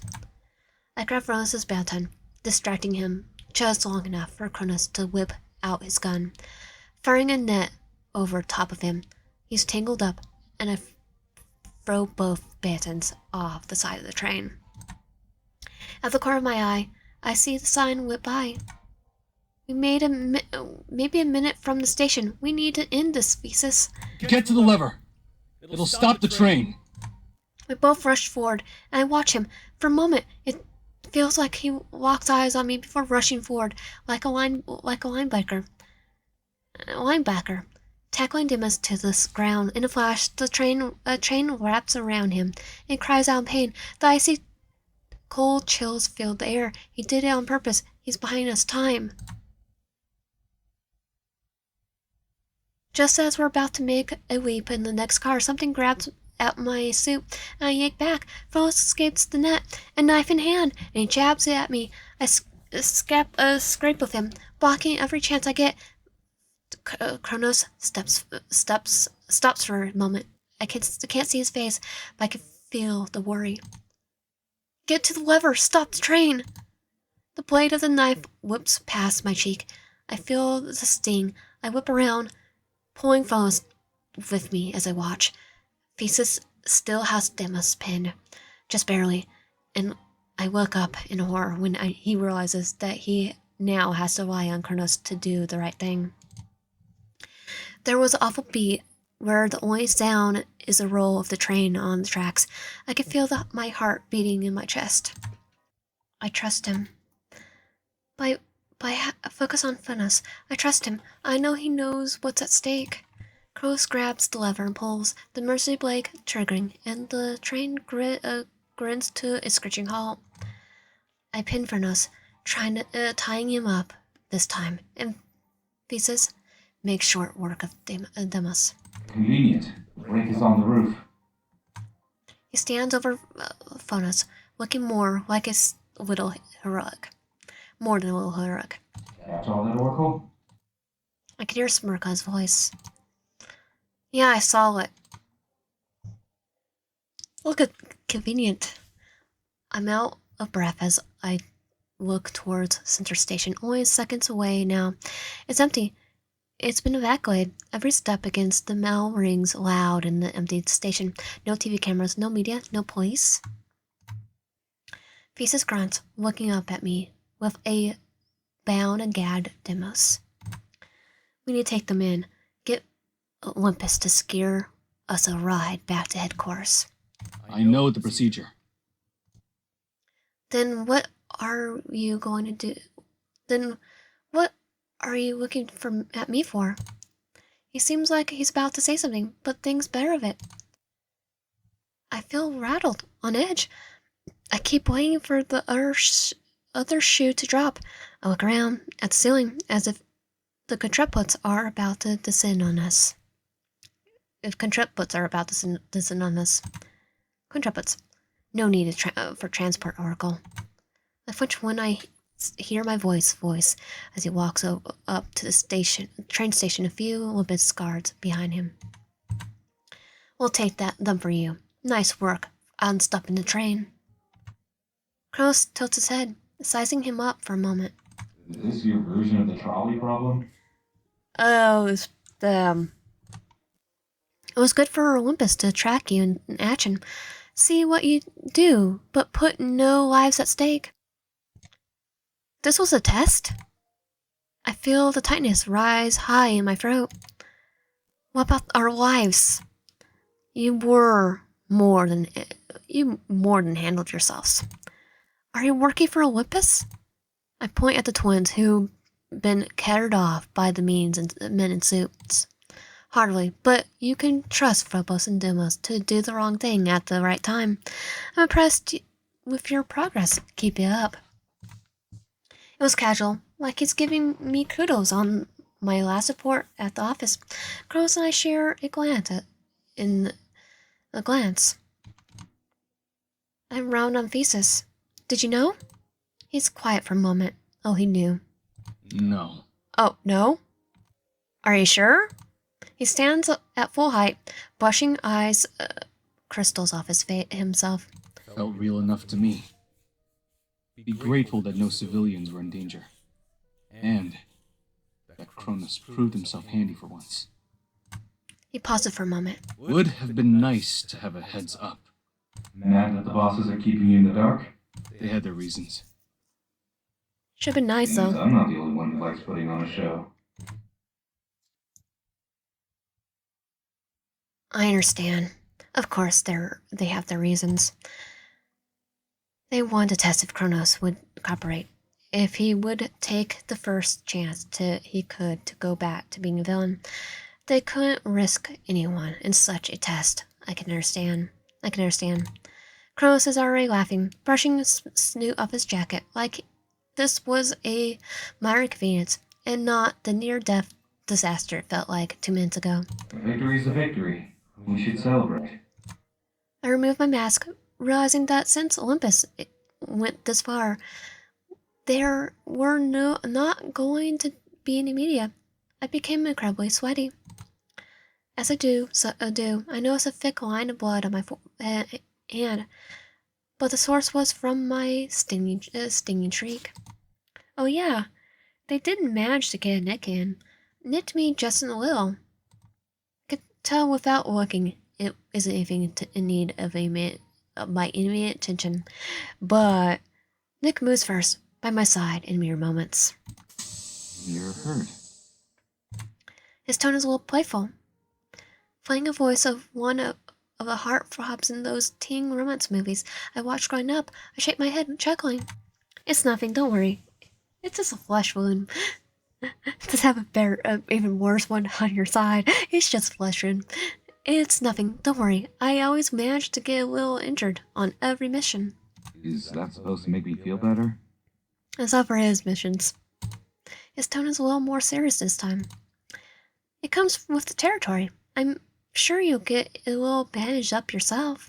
I was hoping you'd patch me up later, actually. What's the damage? I ask, entertaining him, knowing full well it's nothing more than some bruises. Wouldn't it be more fun to find out firsthand? Yeah, in his apartment, yeah. He brings a hand to my face, very inspecting my cheek, careful not to trace his thumb directly over it. It doesn't look too bad. It's a little sexy. Of course, you'll just find anything on us sexy. I have an irrational, or maybe perfectly rational fear that I'll lick it or something. Oh, you would. I doubt it's Scar. I got plenty of those as is. Now it looks as if he'd like a first-hand inspection too. Remember the first time we met? He asked, his voice low, amused. I look at him sideways. The first time I met Kronos, I'd think I'd rather not. Or you mean, you, as yourself. He chuckles, seeming to remember it fondly, despite the fact that he staged practically one of the worst, dangerous missions of my career. Luckily, it was just the bomb threat, just like the bomb threat, a ruse. Did she really do all that just for me? Bridge bombing, kidnapping, hospital burning. The hospital burning. Okay, you get the squirt bottle. You get a hose. The list went on. I knew the answer without asking, but I felt like I needed to hear it straight from the source. Of course. I mean, it's not like I hurt anyone. Physically, at least. Except for the people that tried to wrong us. Like villains and a very, a bad man. I said it before. I always had a reason. Maybe not a good one in your book, but a reason. There's a hint of shame. More so from me calling him out on it than him feeling bad for the people he no doubt traumatized. I can't help but laugh. Help the laugh that slips out. It catches him off guard. I'm content leaving this behind us, knowing that the overall damage was small. He's done a decent amount for Oracle as a character, at least. Simultaneously, he induced fear with also straying people's faith in Oracle. I wonder if that was all part of his plan too. He gives me a small smile. I place a finger on the crevice of his nipple, the right one, just below his brown eye. He could be so cute sometimes for a complete and utter maniac. Total maniac. One moment we're smiling, I forget where I am and how I got here. Next, our little bubble we made for ourselves begins to pop. Kronos' posture stiffens, his smile fading as he turns to face him. It's like flipping a switch, the warmth draining out of him, replaced by something darker, colder, more familiar. What's the problem now? Thesis doesn't flinch, his gaze cackling, unbothered. She's not your toy, you know. His voice flat, like an undeniable coldness to it too. Kronos' eyes narrow, his eyes forward. He steps forward, but it's controlled, dangerous in the way he doesn't need to raise his voice to make his point. The tension thickens, his jaw tightens, his gaze sharpens into something more predatory. You're playing with fire. But Thesis just crosses his arms unbothered. There's a moment's silence, the kind that fills up the space between them, heavy and charged. It's clear by the way Thesis glaring at me that he thinks less of me right now, judging me completely. I reached out to Kronos, putting a hand on his arm to ground him. Then Thesis addresses me, and the tension snaps. Oracle, don't be stupid. Don't fall for it again. My heart falls to my stomach. Oh, I want to keep my Yandere. You've got a lot of nerve. You know that? You can stand there and think whatever you want of me, but don't try to talk down to her. Shut Theseus up. Why the heck what are you trying to do? Shut up. Why are you provoking him? It's just the truth. I know he's not good with that, but still. Come on, and be always a bit more politer. He could go stabby on you. My stomach swirls with heat. His condescending smirk and tone make it burn even hotter. Screw off. You don't know a darn thing about us. I pull Nick to me, pulling with my own strength, knowing that killing him now would do more harm than good. Nick, let's go, okay? I know him. You're better than him.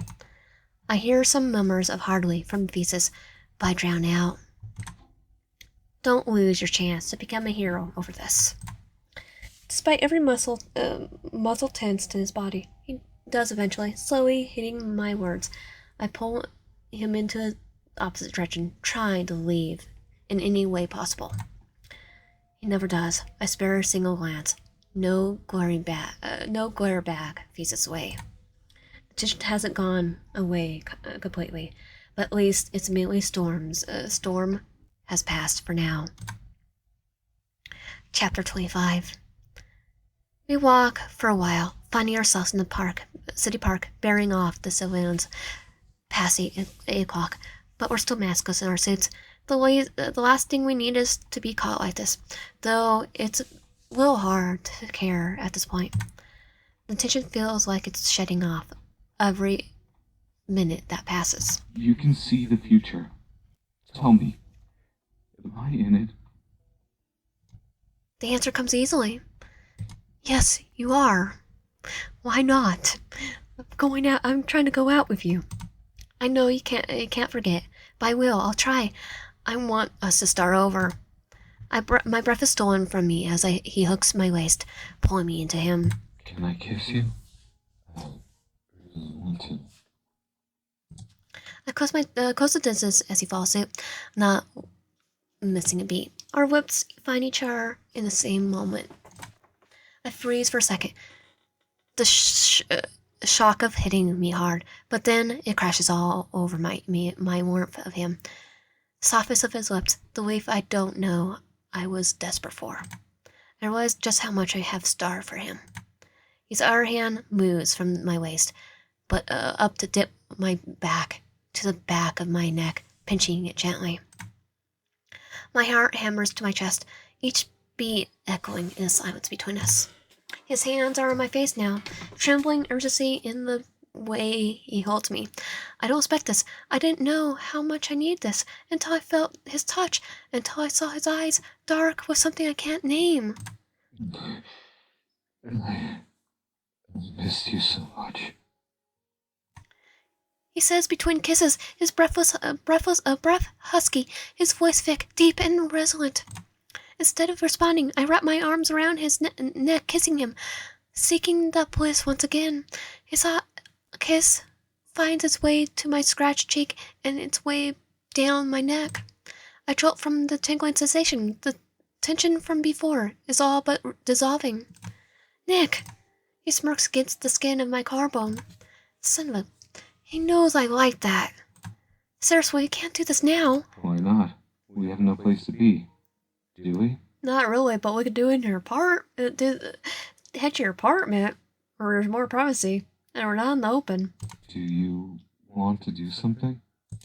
Depends on what that something is. I was thinking karaoke, Wait, really? if you want. I'd like to go by myself a lot. Do you like karaoke? I dreamed of taking you on this kind of date eventually. I know you've got a set of pipes on you. You're used to singing for crowds. Oh yeah, I'm the singer. Okay, might as well say yes. Yes, I like karaoke. It'll be fun. Go get out of these clothes first, though. I can meet you out. Got to get out of these clothes, though, first, though. I can meet you outside your place in an hour. Sounds good. We part ways. Good for me. It's late enough that Mom's probably already in her room. I don't want to go so far as to sneak out, but if I can't, I can if necessary. When I'm alive, as I thought, she's asleep. The sound of the true crime documentary is playing in the screen. It wasn't just another 30 minutes that I had a much needed shower and start shifting through my clothes. It's a date. Should I get a little dressed up? Eventually find something that isn't too fancy, but nicer than my office attire and more comfortable than my Oracle get-up. Managed to make it out of the house and in front of the building without any hang-up. I stand a little awkwardly, waiting for him. Before too long, I see him dressed up in the nines, waving me down. I squint to see what he's holding. He gets one look at me and whistles loudly.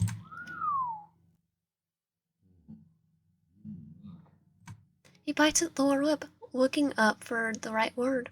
Just wow.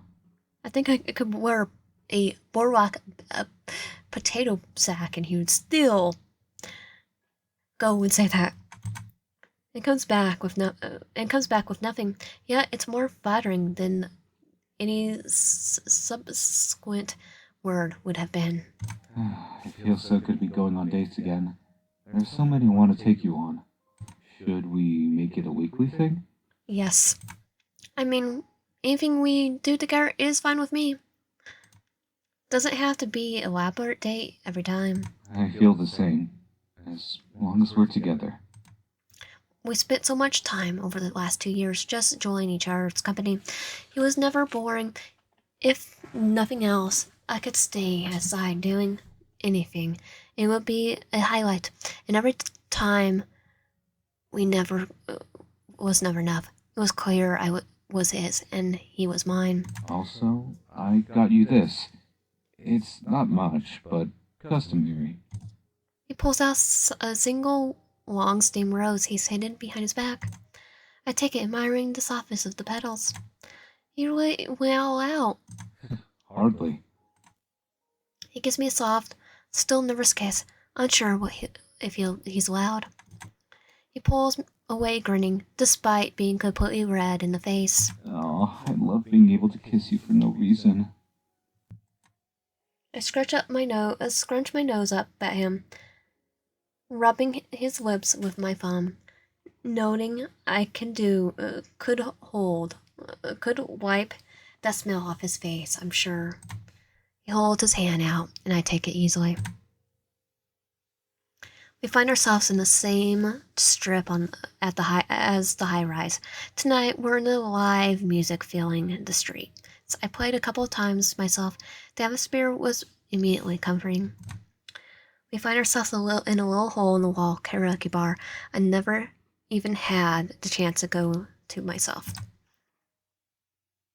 I glance at Nick as we slip into our cozy booth in a dimly lit karaoke bar. It was one of those places where the neon lights buzz and the scent of cheap beer is everywhere. The crowd is mixed of bold and shy souls. Every single in a stadium, others clenching their drinks like lifelines, just here for the atmosphere. I'm here for the former. It'll be nice to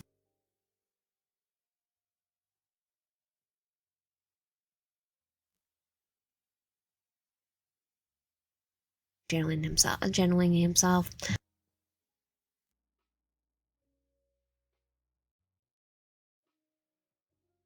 You want me to get you a drink? Maybe what I got you last time?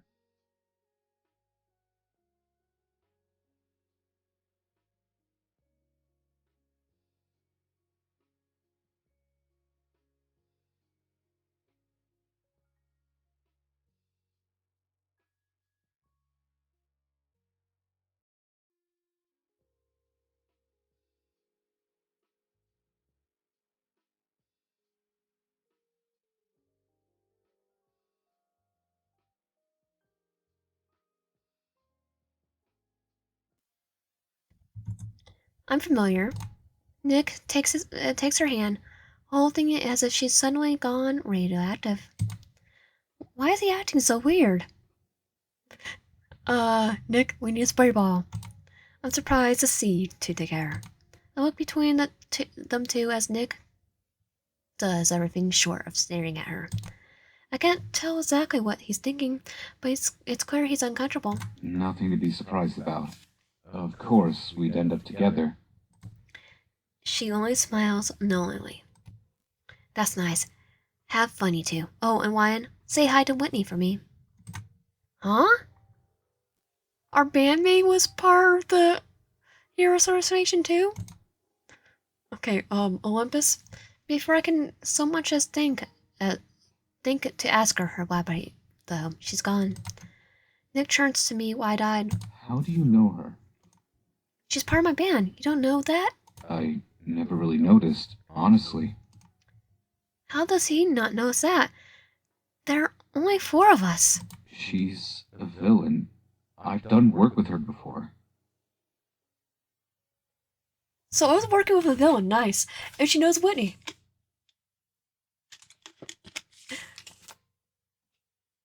Is she dating Whitney? I start to look around, not sure how to process that. She's never done anything to you, has she? No, she probably knows she'd probably be our friend. Too. I shake my head. No, she's been really nice to me. She's the one that told me you've been to the high rise to watch me perform. He clicks his tongue as if something else had been revealed. How could I never saw you before? How could I never saw you before that night? I was. Wasn't really there, but I watched. Yeah, I have cameras. Look, I'll remove them. It was nothing weird, just Want to watch you without showing up at the bar and risk you finding out. It seems like he's playing so he realized how strange it is. He realizes he's just being a creep. I'll remove them. He repeats, I chuckle despite everything. Please do. Just come and watch me normally. He nods shamefully. I could tell he's silently cursing her. Say hi to Whitney? Do they know each other too? No, Wyan, don't worry about it. You're supposed to be relaxing right Want to sing with me?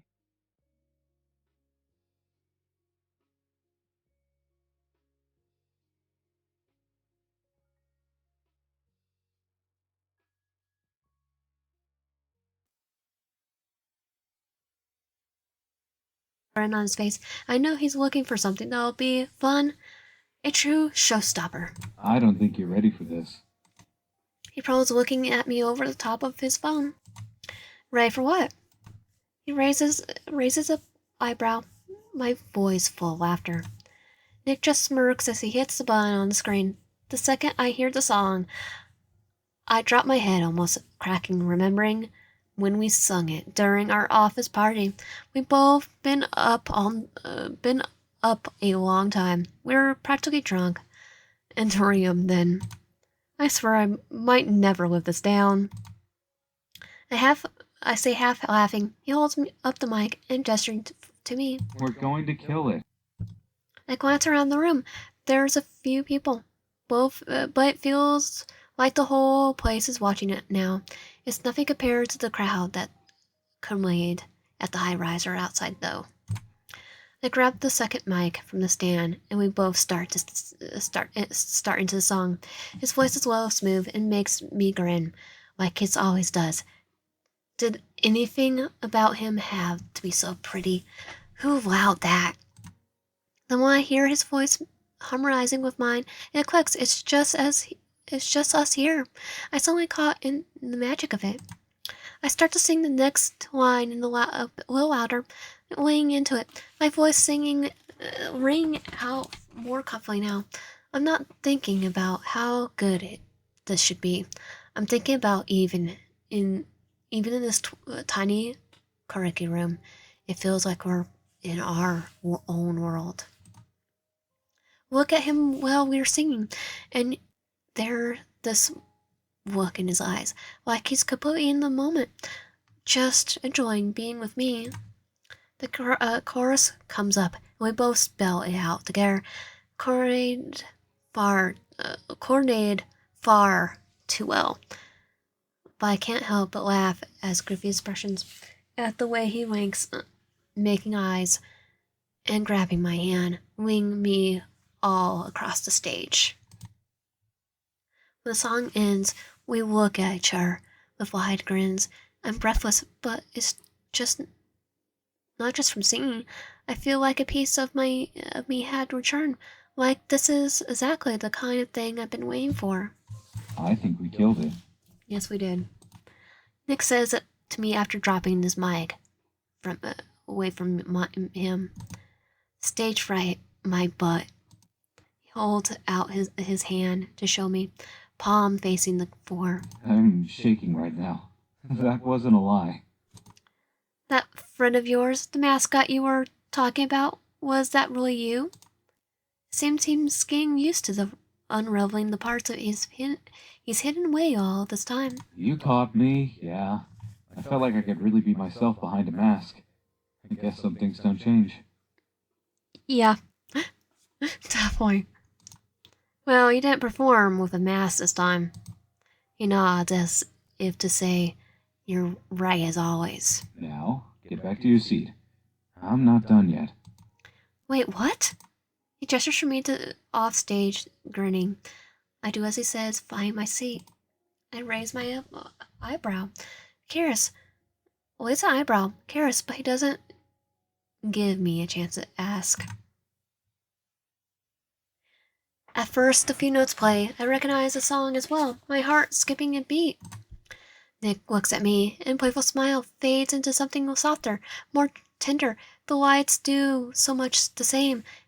Had he planned this? When? It's probably not to be answered anytime soon. The spotlight shifts around him, and for a moment it feels like we're the only two in the room. His voice takes on a new warmth, rawness I heard only a few times before. He sings with such depth, his eyes locking on mine, every word meant just for me. He sings, his voice trembling slightly, on high notes, and I could feel the weight of his words. A lump forms on my throat. I blink quickly, trying to keep the tears at bay. This moment feels surreal, like some sort of dream. Nick's voice waves through the room. The playful, confident guy on stage just a moment ago has transformed into someone I can't quite put into words. I don't know when I started smiling, but I know it hasn't left my face since he started. When the song ends, I'm breathless, my chest full. The room fills with applause again, but it's quieter now, as if everyone can sense the this intimacy between us.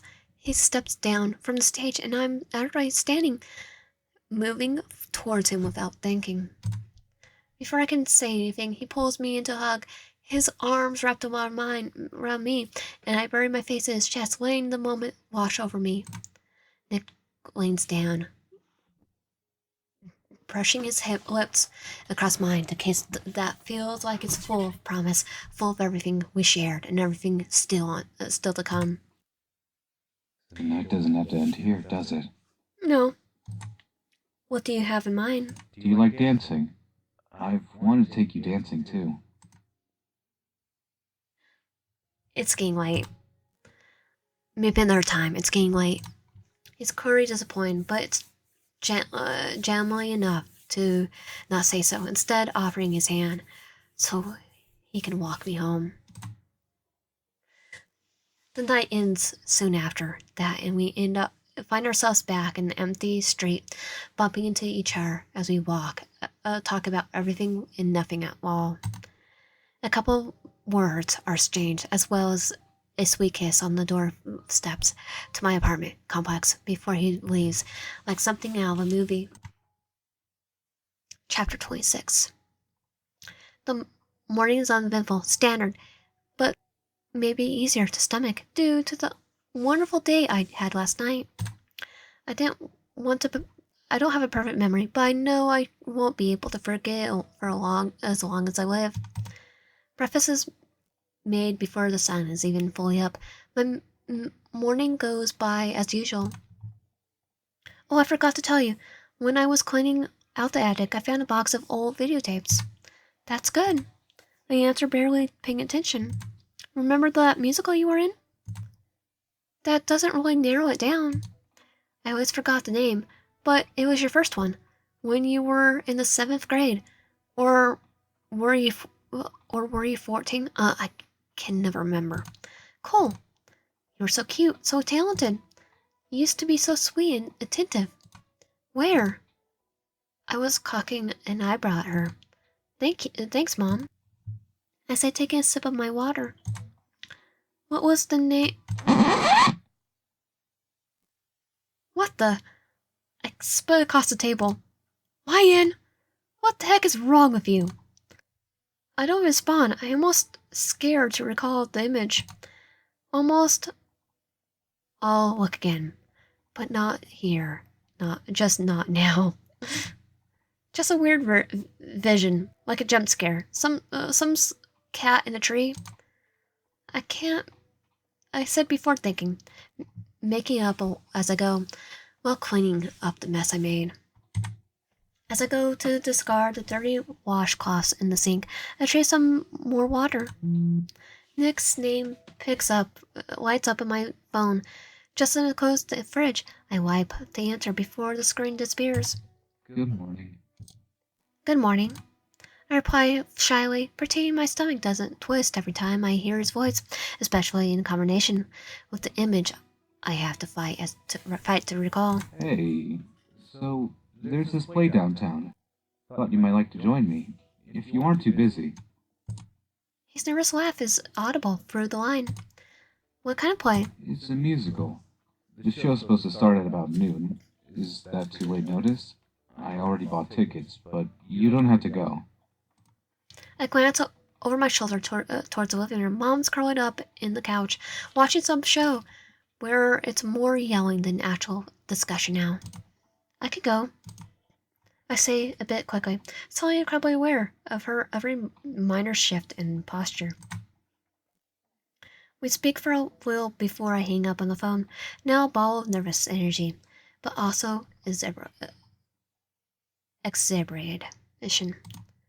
Before too long, I'm in my room, resisting every urge in my body to see that vision, especially now.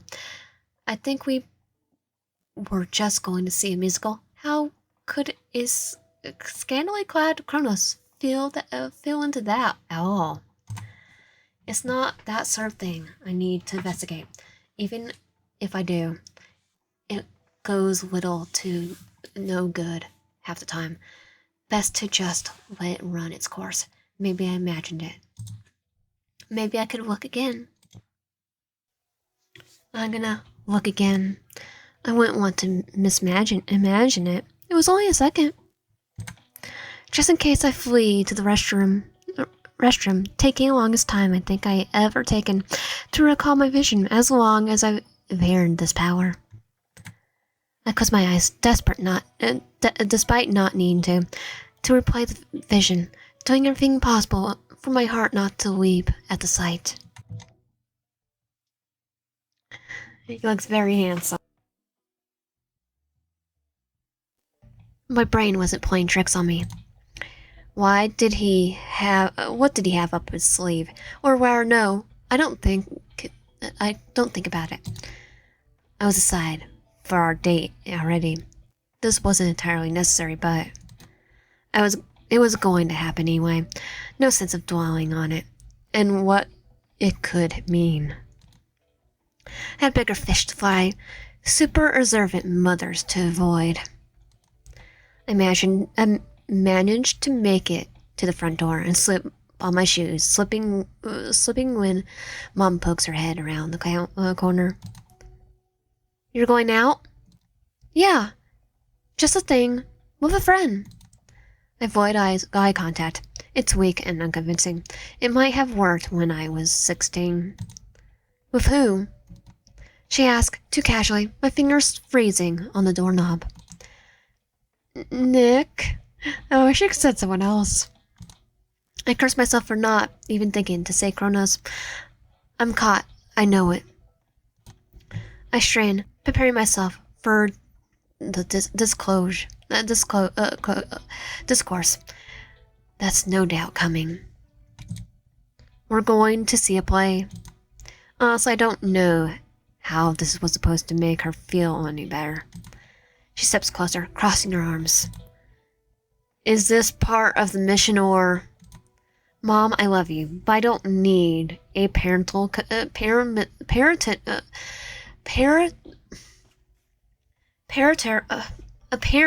committee for every decision I make. You can trust me. I find myself... I find enough bravery in myself to meet her eyes. She whispers, she softens, but there's still the line of worry between her brows. I trust you. It's him I'm not sure about. He's different, I say, and maybe it's not what she wants to hear. Not a lot to inspire confidence, but it's true. It's nothing else, if nothing else. Her lips pressed together. She nods, not convinced, but letting it go. Maybe bring him to dinner one night.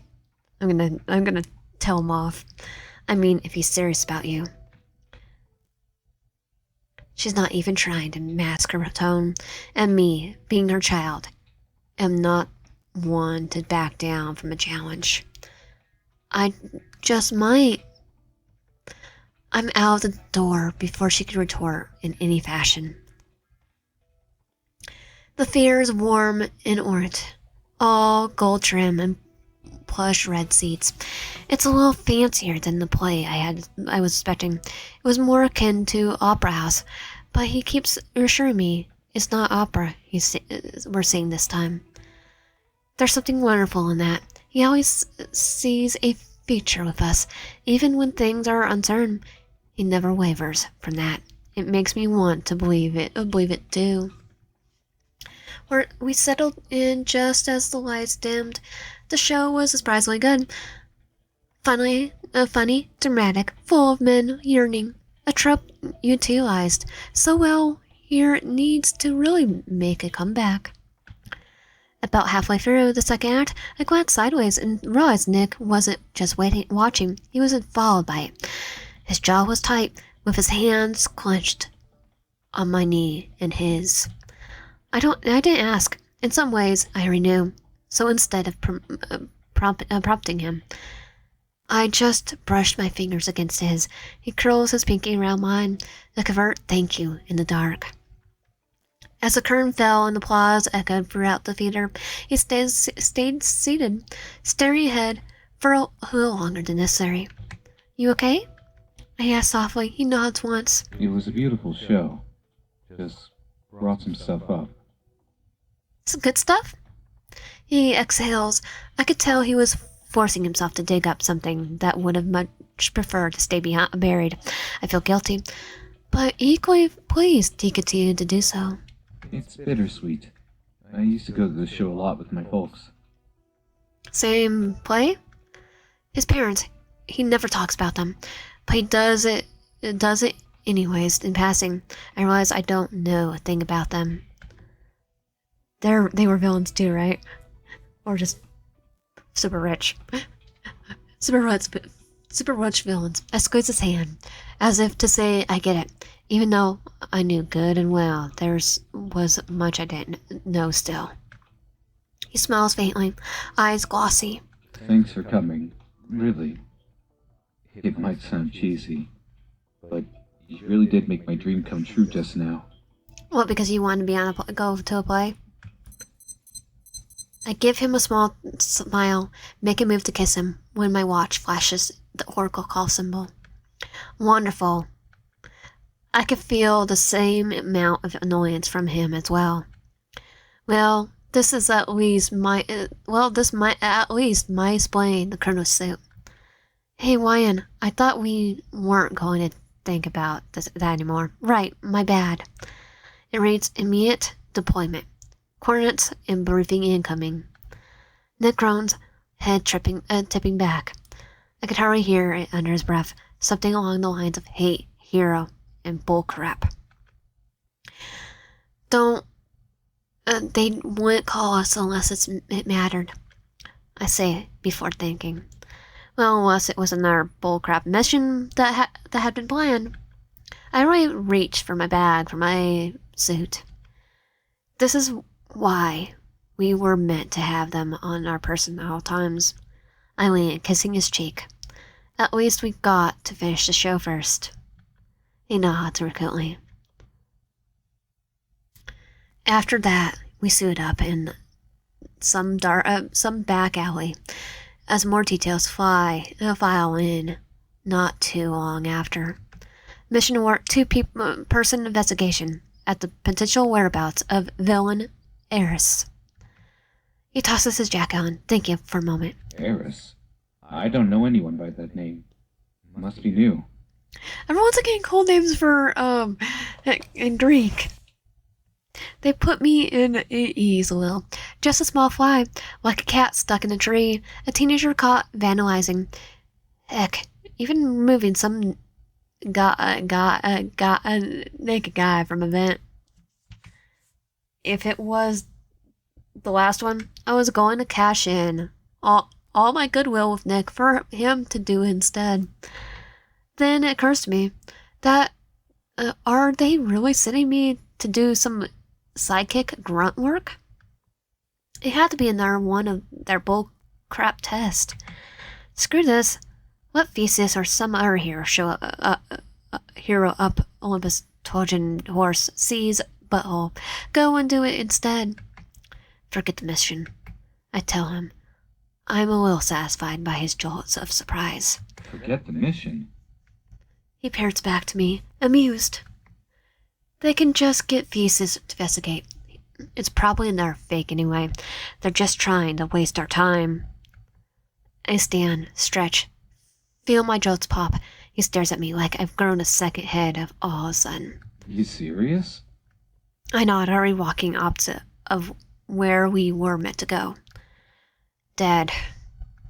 I walk for a while, Colonel's falling before I find some refuge in the abandoned warehouse. Not sure what I want to do. I just know I don't want to go home, and don't want to go to Nick's place either, since now Theseus knows where that is. Inside, the warehouse smells like rust, motor oil, and rain-soaked concrete, empty crates, and stacked in corners. and strands of sunlight manage to penetrate the cloudy sky. Heavy with oncoming rain, the thunder rumbles through the empty space. I take a seat on one of the nearby crates. Kronos follows, slower this time. You okay? No, I'm tired. That simple phase was the tripping point for me. No, I'm tired of the grind and pretending every mission matters. I've done everything I was ever asked to do, and more, but for what? He doesn't answer right away. Just walks over, stands between my knees and cups my face in his hands. Then don't. He says quietly, like it's the simplest thing in the world. And maybe it is. Maybe it already was. Something inside me exhales, like a breath I've been holding ever since I first put on a damn mask 10 years ago. I lean into him.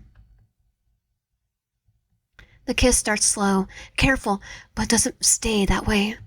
His warm, grounding, and real, unlike everything else lately. His lips part against mine. I pull him closer. My hands slide beneath his jacket, fingers brushing the familiar lines of his waist. The armor under his clothes is light, flexible, designed to bend with his body, like the bat suit. Kronos grips my hips like he's afraid I'll stop him. My mouth finds the core of mine, my jaw, the hollow beneath my ear. We've kissed before, but this feels different from those times.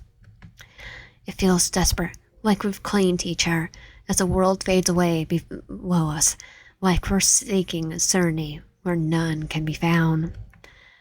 My breath catches as he mouths at my neck. You sure? Yes, no longer asking about ditching the mission or about something else. He murmurs, sounding lost in himself, voice rough. I answer by tugging him forward. I don't want to think right now. I just want you. Don't take offense, but would you be willing to put the mask back on? It quirks an eyebrow. I guess it wasn't just my fantasy. Oh, this is our vision. You mean in our suits? He nods slowly, revealing something he long kept hidden under the wraps. It pulls a whole new spin on all the counters as Oracle and Kronos before now. Swallowing deeply, I'm close enough that I can see his Adam's apple bobbing in his throat. He places the mask back on, chuckling warm and metallic. Places a large hand against my waist. It isn't unpleasant, his thumb gliding across the metal of my material of my suit. Lay down. Or instead of fighting me like a real villain would do, he does as commanded. He positions himself on his back. My hands run up his shirt. Hold on with your teeth. Once he does, I smirk. Hands up. They nearly fly above his head. There is my vision from before. We knew I'll be the one who brought it to... Who knew I would be the one that brought it to life? This has got to be one of the strangest and hottest self-fulfilling prophecies. We lost ourselves in the dark and the pleasure of their. We both lay there for a moment. I shift up, propping myself up in my elbows. His head is bowed.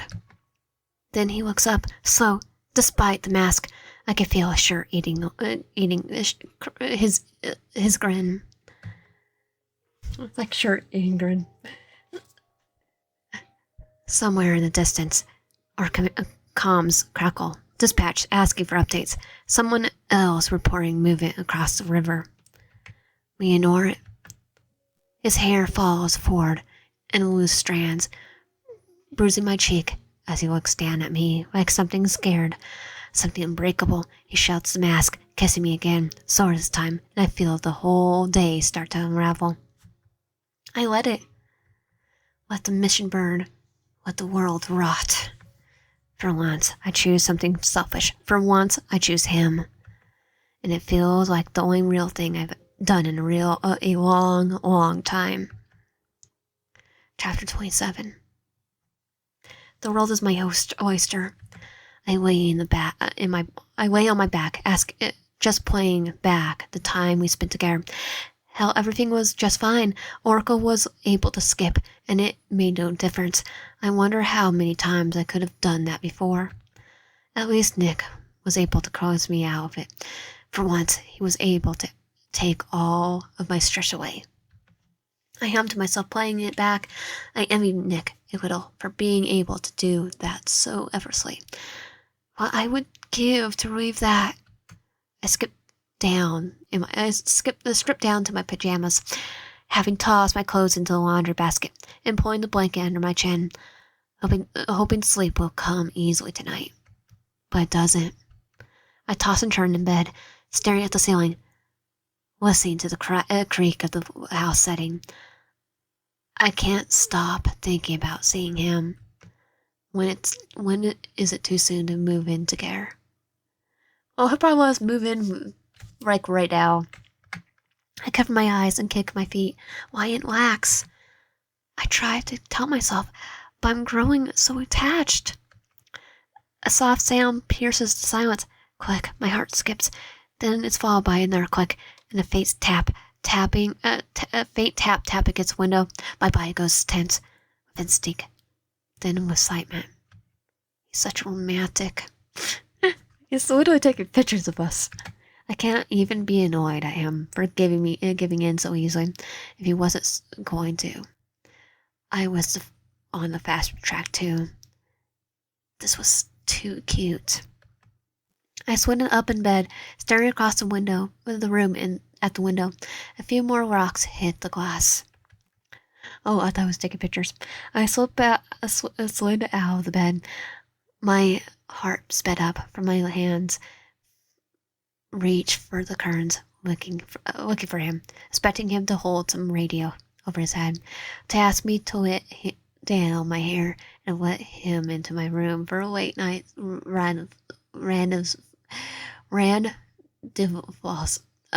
late night date. I peer down at the darkness outside. I see nothing but shadows. Where'd he go? I grab the window handle, pulling it open. The thick night air hits me, sharp and biting. I reach for one of the rocks, careful as I pick it up. It's small, jagged, my fingers brushing over the rough surface. Then my vision finally blurs. The last thing I feel is a dizziest rush of vertigo.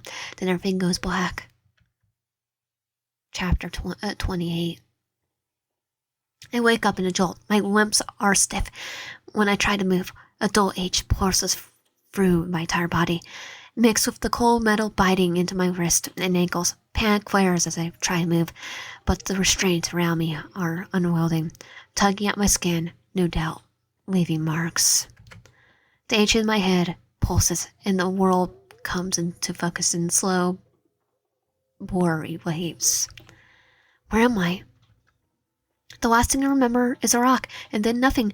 My mind foggy, my stomach churns, but I can't focus. Someone must have taken me. I try to move again, but my body's sluggish. My mind doesn't seem to want to catch up with the situation. Is it the same warehouse? His little warehouse? The air feels stale, like a place that has been long forgotten. The dim light above flickers intermittently, casting long shadows on the concrete floor. I squint, trying to make sense of the sharp shapes around me. My breath comes out in a quick, shallow grasp as I try to piece together how I end up here. Then my heart jumps into my throat at the door creaking open. I was gonna say, is that Mom? A woman-like figure that steps into the room, tall, cloaked in darkness. I don't see her face well, but I have a suspicion. I trace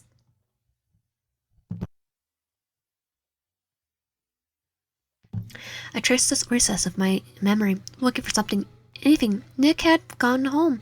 I was in my bedroom when I heard rocks being thrown at. Then that was it.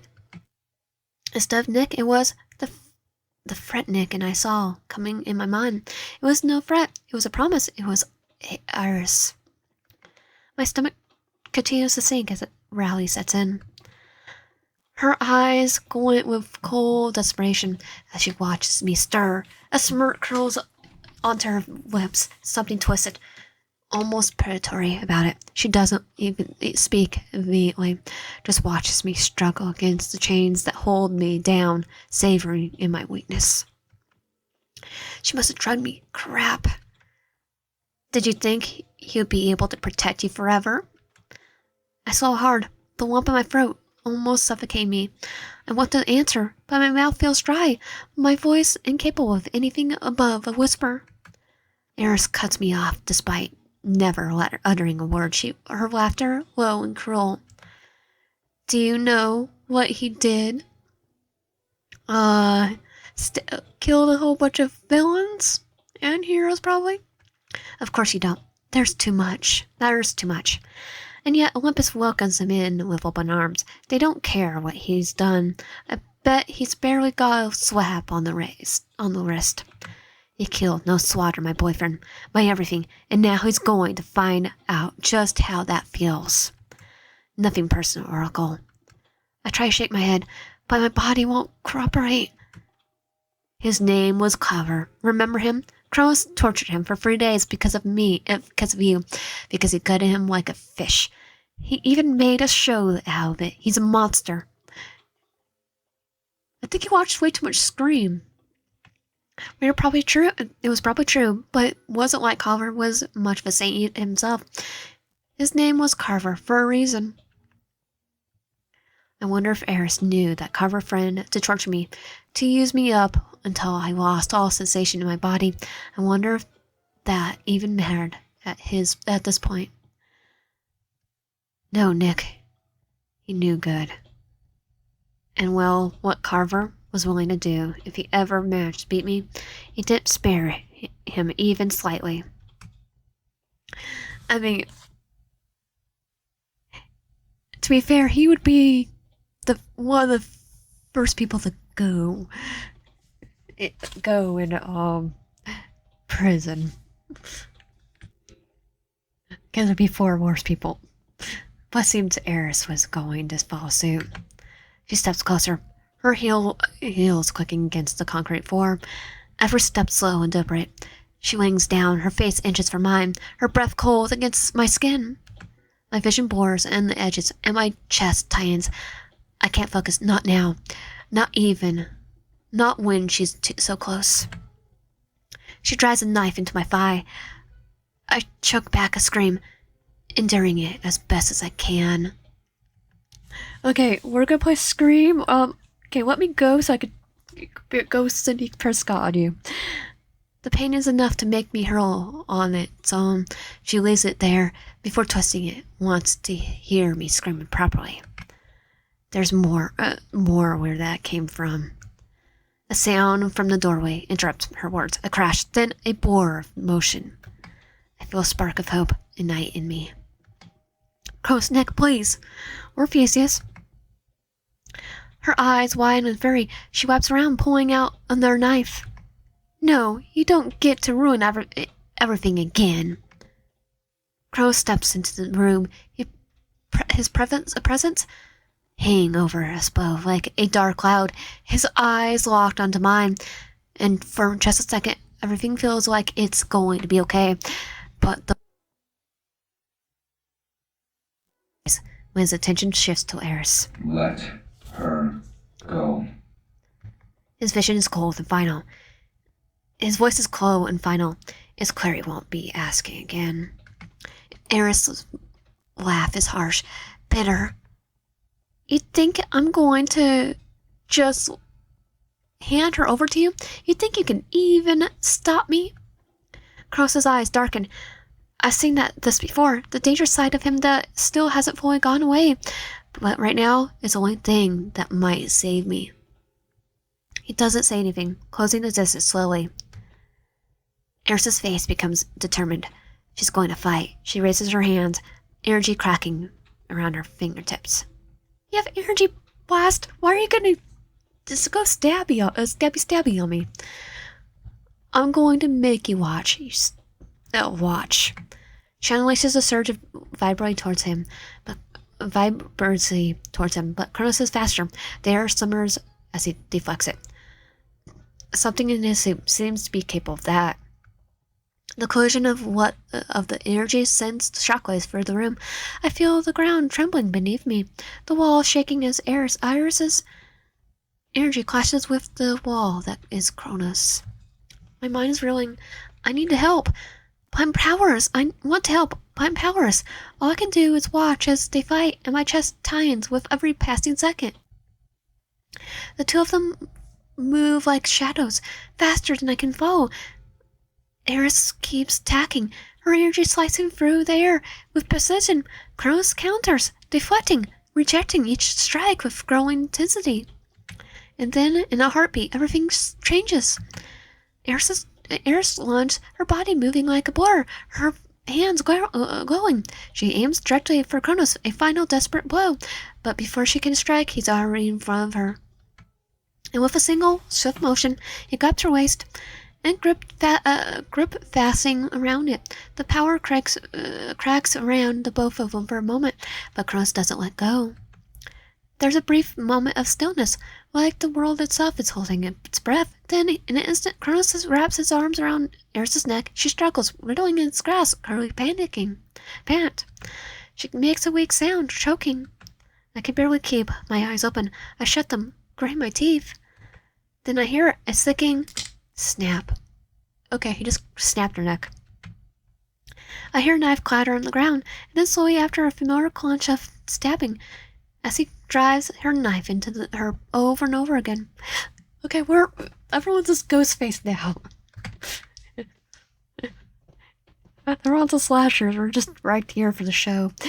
It's a blood-curdling sound, possibly the worst sound I've ever heard. A scream to mask it. It screamed to mask it, even when it's painful to do so. I was gonna say, why is he going stabby on her when he snapped the neck? Stabbed the neck is she's probably already gone. I need my open my eyes, looking at him, still screaming. Kronos' breath heavy. Kronos breathes heavy. It covered in her blood and tails. His chest rising and falling with rising and falling. For a moment, he waits there kneeling before releasing her lifeless body to crumble to the floor. To be fair, I've watched Scream, so desensitized to it.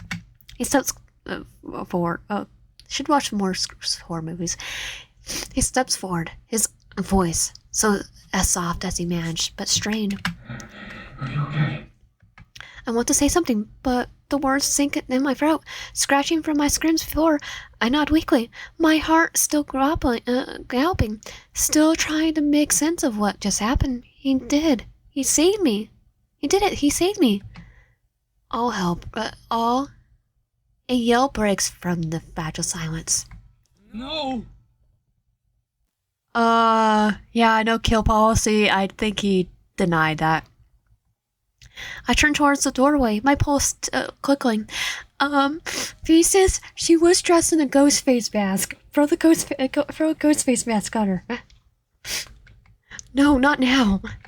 His eyes are wide with disbelief, his jaw clenched tight. He steps into the room, his gaze flickering from Iris's unconscious. No, never to be conscious again. From form to Kronos, and then to me. The look in his eyes is complex, but the anger, that's clear as day. You killed her. It was self-defense. Okay, no, it definitely was not self-defense. He doesn't ask, his voice shaking with the mix of frustration and disbelief.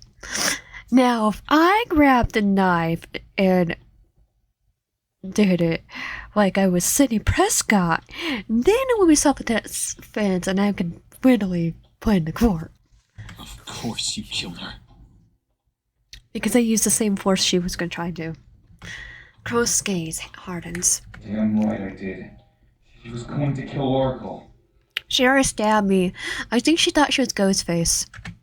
Thesis' fist clenched at sides, tried to stop shaking, but to no success. There's always a choice. You don't get to decide who lives and who dies. Okay, It's not what we do. Thesis. If someone's running around with a knife, stabbing you, you might want to watch Scream. That wasn't your call to make. You just couldn't help yourself.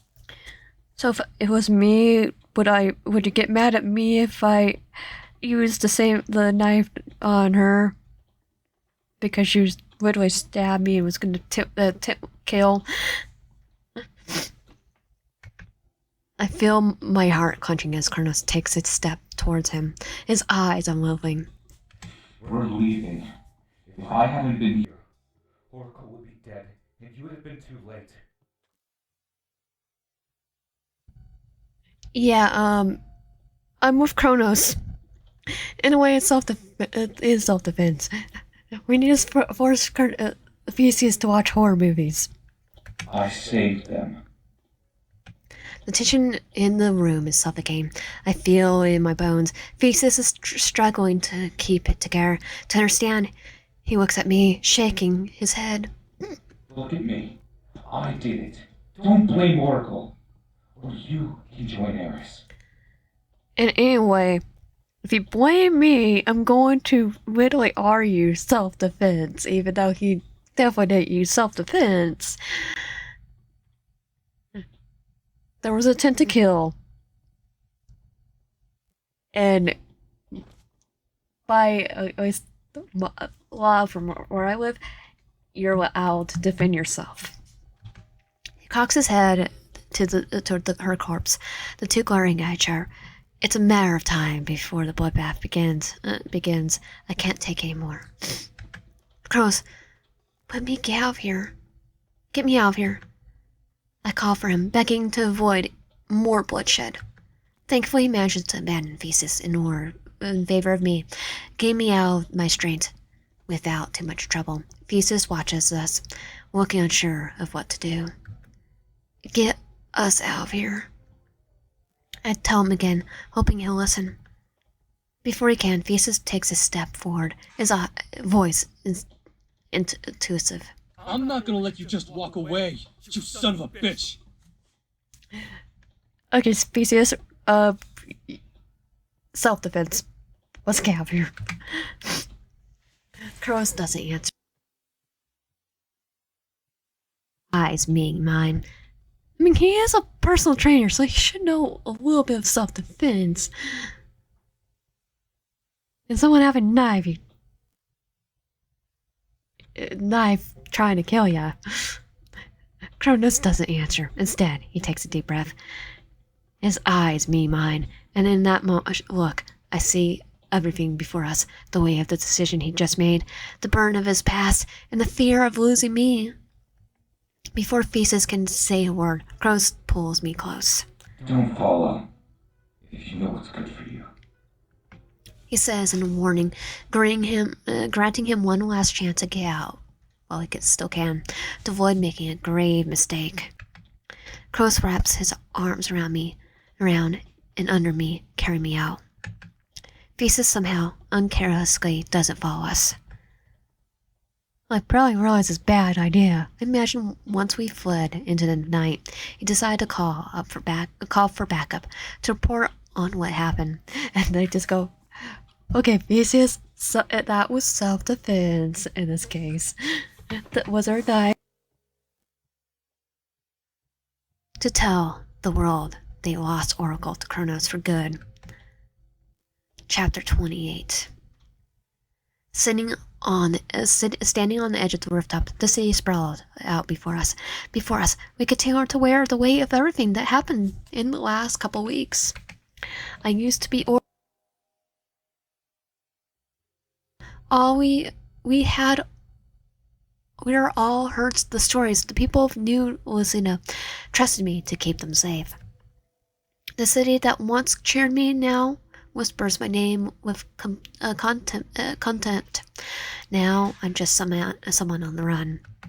From the outside looking in, I'm sure they saw me as a coward, a traitor, someone who just wanted to escape all responsibility. And then they just were, this, if they actually get the full story of like self-defense. And maybe they were right to a extent, but it didn't matter to me. I was free. However I got there, whenever led me here, I wasn't some unwilling bystander. I knew why I won. I won out. I won Nick. Crow stands beside me, his presence like a constant, unshakable shadow. He resorted back to the villain he used to be, more than he ever was. And more than any of that, he's mine. And I'm his.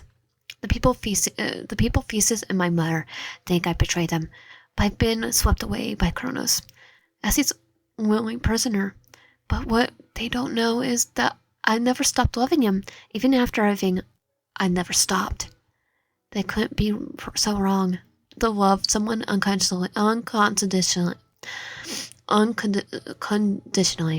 to see the darkest corners of their heart and choose to stay.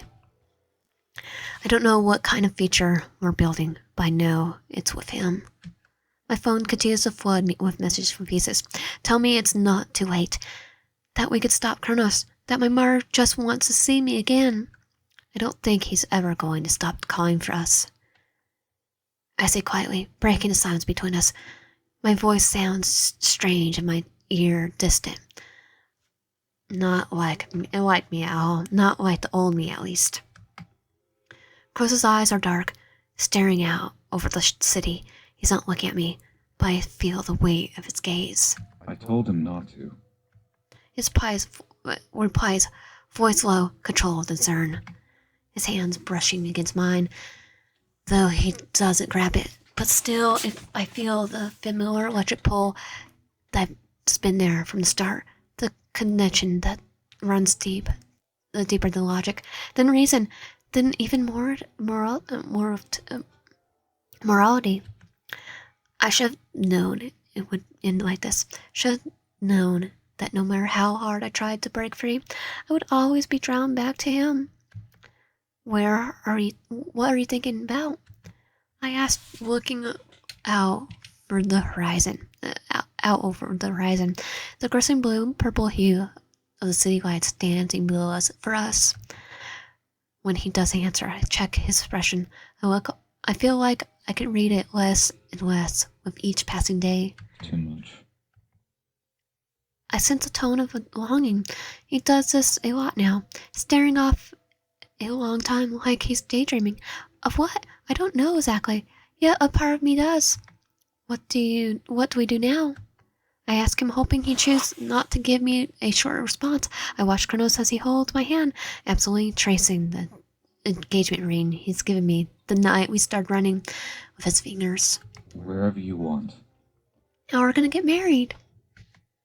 The words are already decide who we are now. And here, there's no going back. If we wanted to belong, we had to make it so. We're criminals. There will never be a place for people like us. Kronos doesn't care about the rest of the world's judgment. He's still the breath of anyone who cursed my name. And soon enough, I won't carry there. I have to remember what led me here, how Olympus treated me despite all the work I've done for them.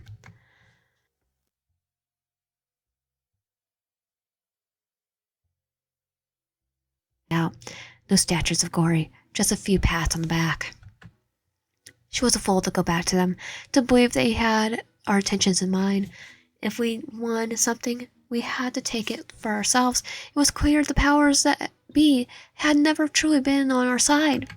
Only Kronos has ever been on my side, no matter who I was or what I chose. He was there for me, and without lecture, without judgment, without asking. I hope you're not scared. He says softly, his voice low and unsteady. I shake my head, no. I know I'll be safe with him. I know that if I keep moving, no one can catch up with us. I won't let anyone hurt you. Not ever. Oh yeah, because you go stabby on him. It's a promise. No, I know I know he'll keep as long as he lives. He looks at me. It's clear I'm everything he's ever wanted. And it's clear the life I've chosen has already been set in motion. Only we can fix what's been broken. Make sense of the cards we've been dealt. No one will ever understand that. They take the easy way out. They will work within their confines and live a shallow life as a result. It's a word of fools who see what we have and scoff. Well, do they know they are all rats in a cage? I hold out my hand and let my phone tumble down in the city below us. After I watch it drop and shatter, I turn away from the city and follow him, my heart pounding with new-found determination. Let's go. I don't know where we'll go, but it doesn't really matter. Anywhere with him is a home. Kronos wasn't the person I thought he'll be. And there am I. Ending 1.